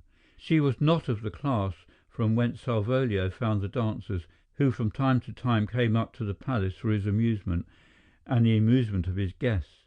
She was the daughter of a Turkish merchant of Scutari, who had been received into the Catholic Church. Her father had gone down to Durazzo during the First Balkan War, and then Salvolio had seen the girl unknown to her parent, and there had been some rough kind of courtship, which ended in her running away on this very day and joining her ill-favoured lover at the palazzo. I tell you this because the fact had some bearing on my own fate. As I say, the girl was frightened and made as though to go from the dungeon. She was probably scared both by the unkempt prisoner and by the drunken man at her side. He, however, could not leave without showing to her something of his authority. He came lurching over near where I lay, his long knife balanced in his hand ready for emergencies, and broke into a string of vituperations of the character to which I was quite hardened. Then he took a flying kick at me and got home in my ribs. But again I experienced neither a sense of indignity nor any great hurt. Salvolio had treated me like this before, and I had survived it. In the midst of the tirade, looking past him, I was a new witness to an extraordinary scene. The girl stood in the open doorway, shrinking back against the door, looking with distress and pity at the spectacle which Salvolio's brutality afforded. Then suddenly there appeared beside her a tall Turk. He was grey-bearded and forbidding. She looked round and saw him, and her mouth opened to utter a cry, but with a gesture he silenced her and pointed to the darkness outside. Without a word she cringed past him, her sandalled feet making no noise. All this time Salvolio was continuing his stream of abuse, but he must have seen the wonder in my eyes, for he stopped and turned. The old Turk took one stride forward, encircled his body with his left arm, and there they stood grotesquely like a couple who were going to start to waltz. The Turk was a head taller than Salvolio and, as I could see, a man of immense strength. They looked at one another face to face, Salvolio rapidly recovering his senses, and then the Turk gave him a gentle punch in the ribs. That is what it seemed like to me, but Salvolio coughed horribly, went limp in the other's arms, and dropped with a thud to the ground. The Turk leant down soberly and wiped his long knife on the other's jacket before he put it back in the sash at his waist. Then, with a glance at me, he turned to go, but stopped at the door and looked back thoughtfully. He said something in Turkish which I could not understand. Then he spoke in French. "Who are you?" he asked. In as few words as possible I explained. He came over and looked at the manacle about my leg and shook his head. "You'll never be able to get that undone," he said. He caught hold of the chain, which was a fairly long one, bound it twice round his arm, and steadying his arm across his thigh, he turned with a sudden jerk. There was a smart snap as the chain parted. He caught me by the shoulder and pulled me to my feet. "Put the chain about your waist, Effendi," he said, and he took a revolver from his belt and handed it to me. "You may need this before we get back to Durazzo," he said. His belt was literally bristling with weapons. I saw 3 revolvers beside the one I possessed, and he had evidently come prepared for trouble. We made our way from the dungeon into the clean-smelling world without. It was the second time I had been in the open air for 18 months, and my knees were trembling under me with weakness and excitement. The old man shut the prison door behind us and walked on until we came up to the girl waiting for us by the lakeside. She was weeping softly, and he spoke to her a few words in a low voice, and her weeping ceased. "This daughter of mine will show us the way," he said. "I do not know this part of the country. She knows it too well." "To cut a very long story short," said Lexman, "we reached Durazzo in the afternoon. There was no attempt made to follow us up, and neither my absence nor the body of Salvolio were discovered until late in the afternoon. You must remember that nobody but Salvolio was allowed into my prison, and therefore nobody had the courage to make any investigations. The old man got me to his house without being observed, and brought a brother-in-law or some relative of his to remove the anklet. The name of my host was Hussein Effendi. That same night we left with a little caravan to visit some of the old man's relatives. He was not certain what would be the consequence of his act, and for safety's sake took this trip, which would enable him, if need be, to seek sanctuary with some of the wilder Turkish tribes who would give him protection. In that 3 months I saw Albania as it is. It was an experience never to be forgotten. If there is a better man in God's world than Hayabam Hussein Effendi, I have yet to meet him. It was he who provided me with money to leave Albania. I begged from him, too, the knife with which he had killed Salvolio. He had discovered that Kara was in England, and told me something of the Greek's occupation, which I had not known before. I crossed to Italy and went to Milan. There it was that I learnt that an eccentric Englishman who had arrived a few days previously on one of the South American boats at Genoa was in my hotel desperately ill. My hotel, I need hardly tell you, was not a very expensive one, and we were evidently the only 2 Englishmen in the place. I could do no less than go up and see what I could do for the poor fellow, who was pretty well gone when I saw him. I seem to remember having seen him before, and when looking round for some identification I discovered his name. I readily recalled the circumstance. It was George Gathercole, who had returned from South America.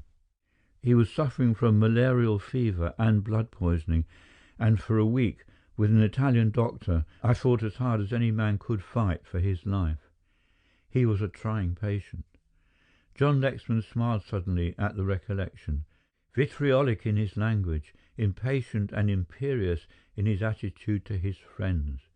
He was, for example, terribly sensitive about his lost arm, and would not allow either the doctor or myself to enter the room until he was covered to the neck, nor would he eat or drink in our presence. Yet he was the bravest of the brave, careless of himself and only fretful because he had not time to finish his new book. His indomitable spirit did not save him. He died on the 17th of January of this year. I was in Genoa at the time, having gone there at his request to save his belongings. When I returned he had been buried. I went through his papers, and it was then that I conceived my idea of how I might approach Cara. I found a letter from the Greek which had been addressed to Buenos Aires to await arrival, and then I remembered in a flash how Cara had told me he had sent George Gathercole to South America to report upon possible gold formations. I was determined to kill Cara, and determined to kill him in such a way that I myself would cover every trace of my complicity. Even as he had planned my downfall, scheming every step and covering his trail, so did I plan to bring about his death, that no suspicion should fall on me. I knew his house, I knew something of his habits, I knew the fear in which he went when he was in England and away from the feudal guards who had surrounded him in Albania. I knew of his famous door with its steel latch, and I was planning to circumvent all these precautions and bring to him not only the death he deserved, but a full knowledge of his fate before he died. Gathercole had some money, about £140. I took £100 of this for my own use, knowing that I should have sufficient in London to recompense his heirs, and the remainder of the money, with all such documents as he had, save those which identified him with Cara, I handed over to the British consul. I was not unlike the dead man. My beard had grown wild, and I knew enough of Gathercole's eccentricities to live the part. The first step I took was to announce my arrival by inference. I am a fairly good journalist, with a wide general knowledge, and with this, corrected by reference to the necessary books which I found in the British Museum Library, I was able to turn out a very respectable article on Patagonia. This I sent to the Times with one of Gathercole's cards, and, as you know, it was printed. My next step was to find suitable lodgings between Chelsea and Scotland Yard. I was fortunate in being able to hire a furnished flat, the owner of which was going to the south of France for 3 months. I paid the rent in advance, and since I dropped all the eccentricities I had assumed in support of the character of Gathercole, I must have impressed the owner, who took me without references. I had several suits of new clothes made, not in London, he smiled, but in Manchester, and again I made myself as trim as possible to avoid after identification. When I had got these together in my flat, I chose my day. In the morning I sent 2 trunks with most of my personal belongings to the Great Midland Hotel. In the afternoon I went to Cadogan Square and hung about until I saw Cara drive off. It was my first view of him since I had left Albania, and it required all my self-control to prevent me springing at him in the streets and tearing at him with my hands. Once he was out of sight, I went to the house, adopting all the style and all the mannerisms of poor Gathercole.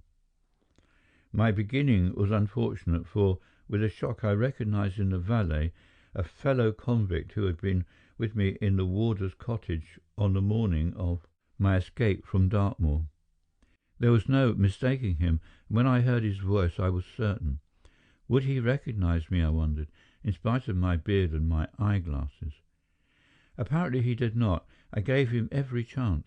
I thrust my face into his, and on my second visit challenged him, in the eccentric way which poor old Gathercole had, to test the grey of my beard. For the moment, however, I was satisfied with my brief experiment, and after a reasonable interval I went away, returning to my place off Victoria Street and waiting till the evening.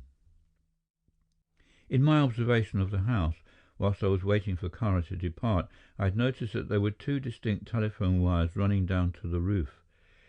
I guessed, rather than knew, that one of these telephones was a private wire, and, knowing something of Cara's fear, I presumed that that wire would lead to a police office, or at any rate to a guardian of some kind or other. Cara had the same arrangement in Albania, connecting the palazzo with the gendarme posts at Alesso. This much Hussein told me. That night I made a reconnaissance of the house and saw Cara's window was lit, and at 10 minutes past 10 I rang the bell, and I think it was then that I applied the test of the beard. Cara was in his room. The valet told me and led the way upstairs. I had come prepared to deal with this valet, for I had an especial reason for wishing that he should not be interrogated by the police. On a plain card I had written the number he bore in Dartmoor, and had added the words, "I know you, get out of here quick."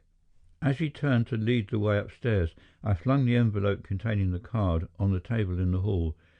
In an inside pocket as near to my body as I could put them, I had the two candles. How I should use them both I had already decided.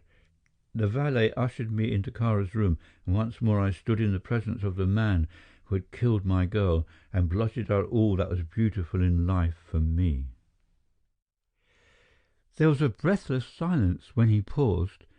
T.X. leaned back in his chair, his head upon his breast, his arms folded, his eyes watching the other intently. The Chief Commissioner, with a heavy frown and pursed lips, sat stroking his moustache and looking under his shaggy eyebrows at the speaker.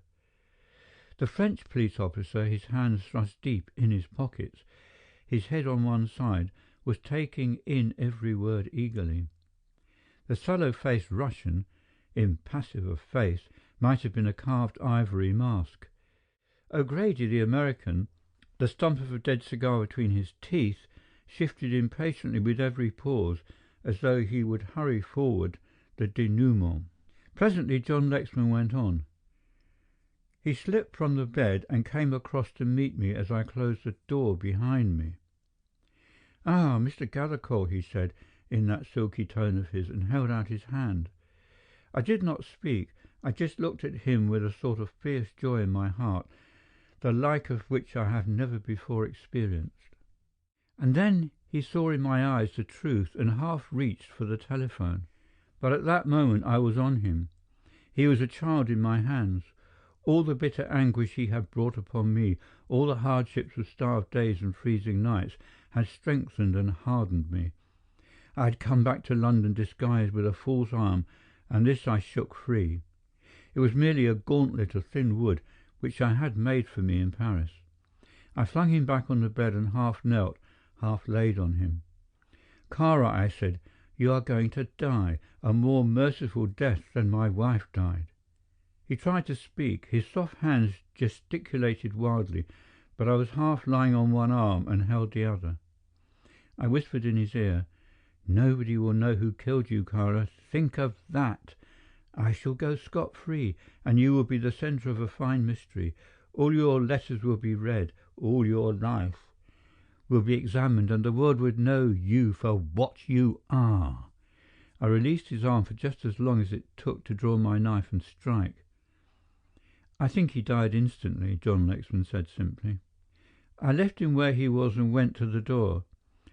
I had not much time to spare. I took the candles from my pocket. They were already ductile from the heat of my body. I lifted up the steel latch of the door and propped up the latch with the smaller of the two candles, one end of which was on the middle socket and the other beneath the latch. The heat of the room I knew would still further soften the candle and let the latch down in a short time. I was prepared for the telephone by his bedside, though I did not know to whither it led. The presence of the paper knife decided me. I balanced it across the silver cigarette box so that one end came under the telephone receiver. Under the other end I put the second candle, which I cut to fit. On top of the paper knife at the candle end, I balanced the only two books I could find in the room, and fortunately they were heavy. I had no means of knowing how long it would take to melt the candle to a state of flexion which would allow the full weight of the books to bear upon the candle end of the paper knife and fling off the receiver. I was hoping that Fisher had taken my warning and had gone. Then I opened the door softly. I heard his footsteps in the hall below. There was nothing to do but to finish the play. I turned and addressed an imaginary conversation to Kara. It was horrible, but there was something about it which aroused in me a curious sense of humour, and I wanted to laugh and laugh and laugh. I heard the man coming up the stairs and closed the door gingerly. What length of time would it take for the candle to bend? To completely establish the alibi, I determined to hold Fisher in conversation, and this was all the easier since apparently he had not seen the envelope I had left on the table downstairs. I had not long to wait, for suddenly, with a crash, I heard the steel latch fall in its place. Under the effect of the heat, the candle had bent sooner than I had expected. I asked Fisher what was the meaning of the sound, and he explained. I passed down the stairs, talking all the time. I found a cab in Sloane Square and drove to my lodgings. Underneath my overcoat, I was partly dressed in evening kit. 10 minutes after I had entered the door of my flat, I came out a beardless man about town, not to be distinguished from the 1,000 others who would be found that night walking the promenade of any of the great music halls. It was no more than a coincidence that whilst I should have been speaking with you all, the second candle should have bent and the alarm be given in the very office in which I was sitting. I assure you all in all earnestness that I did not suspect the cause of that ringing until Mr. Mansus spoke. There, gentlemen, is my story. He threw out his arms. You may do with me as you will. Kara was a murderer, died 100 times in innocent blood. I have done all that I set myself to do, that and no more, that and no less.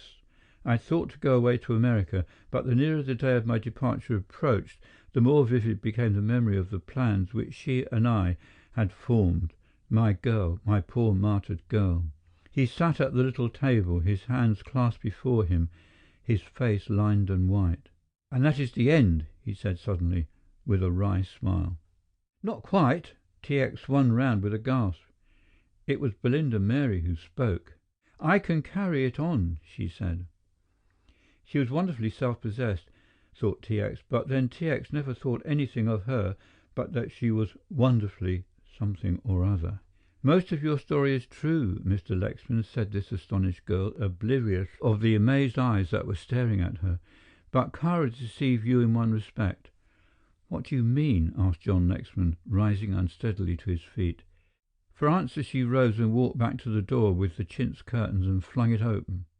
There was a wait which seemed an eternity, and then through the doorway came a girl, slim and grave and beautiful. "My God!" whispered T.X. "Grace Lexman!" End of chapter 22. Recording by Peter Thomlinson.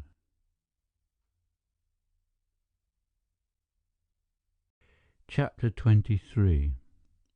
They went out and left them alone, two people who found in this moment a heaven which is not beyond the reach of humanity, but which is seldom attained to.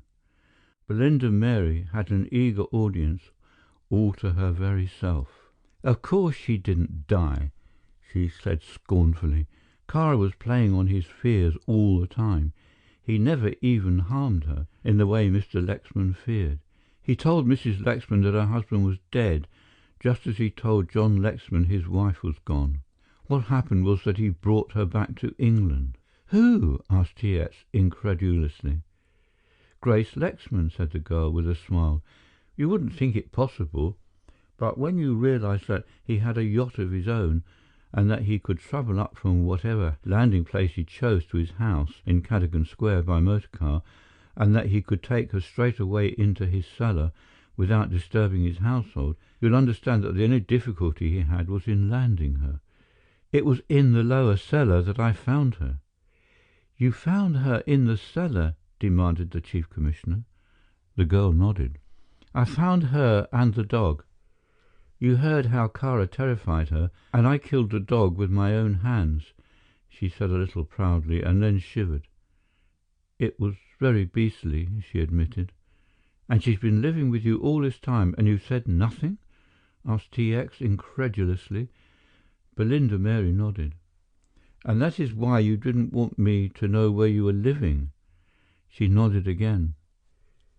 "You see, she was very ill," she said, "and I had to nurse her up, and of course I knew that it was Lexman who had killed Kara, and I couldn't tell you about Grace Lexman without betraying him. So when Mr. Lexman decided to tell his story, I thought I'd better supply the grand denouement." The men looked at one another. "What are you going to do about Lexman?" asked the Chief Commissioner. "And by the way, T.X., how does all this fit your theories?"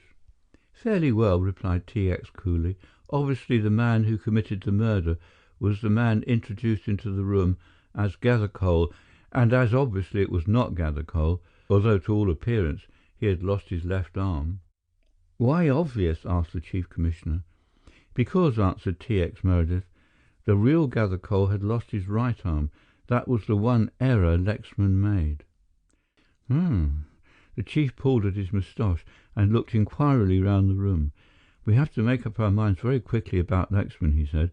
"What do you think, Carino?" The Frenchman shrugged his shoulders. "For my part, I should not only importune your Home Secretary to pardon him, but I should recommend him for a pension," he said flippantly.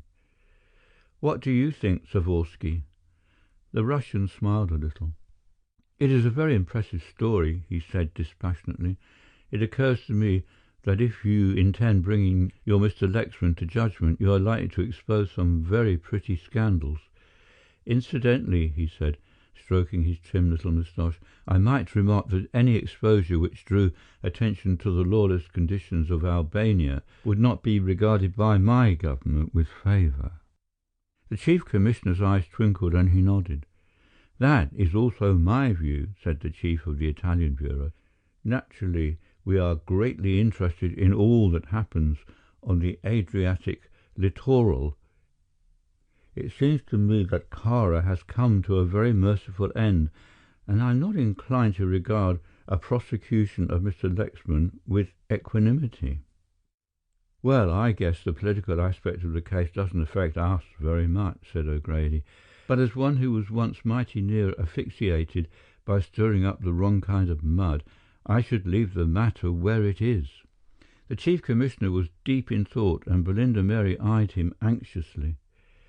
"Tell them to come in," he said bluntly. The girl went and brought John Lexman and his wife, and they came in hand, supremely and serenely happy, whatever the future might hold for them.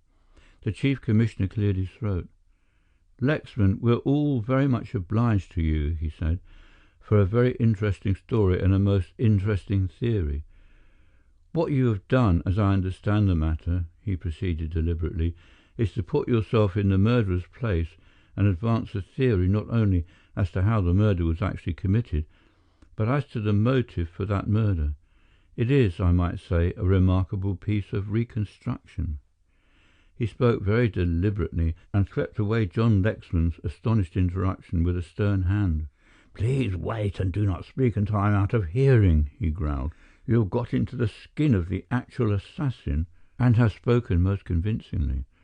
One might almost think that the man who killed Remington Kara was actually standing before us. For that piece of impersonation we are all very grateful." He glared round over his spectacles at his understanding colleagues, and they murmured approvingly. He looked at his watch. "Now I'm afraid I must be off." He crossed the room and put out his hand to John Lexman. "I wish you good luck," he said, and took both Grace Lexman's hands in his. "One of these days," he said paternally, "I shall come down to Beston Tracy, and your husband shall tell me another and a happier story." He paused at the door as he was going out, and looking back caught the grateful eyes of Lexman. "By the way, Mr. Lexman," he said hesitatingly, "I don't think I should ever write a story called The Clue of the Twisted Candle if I were you." John Lexman shook his head. "It will never be written," he said, "by me." End of chapter 23. Recording by Peter Thomlinson. End of The Clue of the Twisted Candle by Edgar Wallace.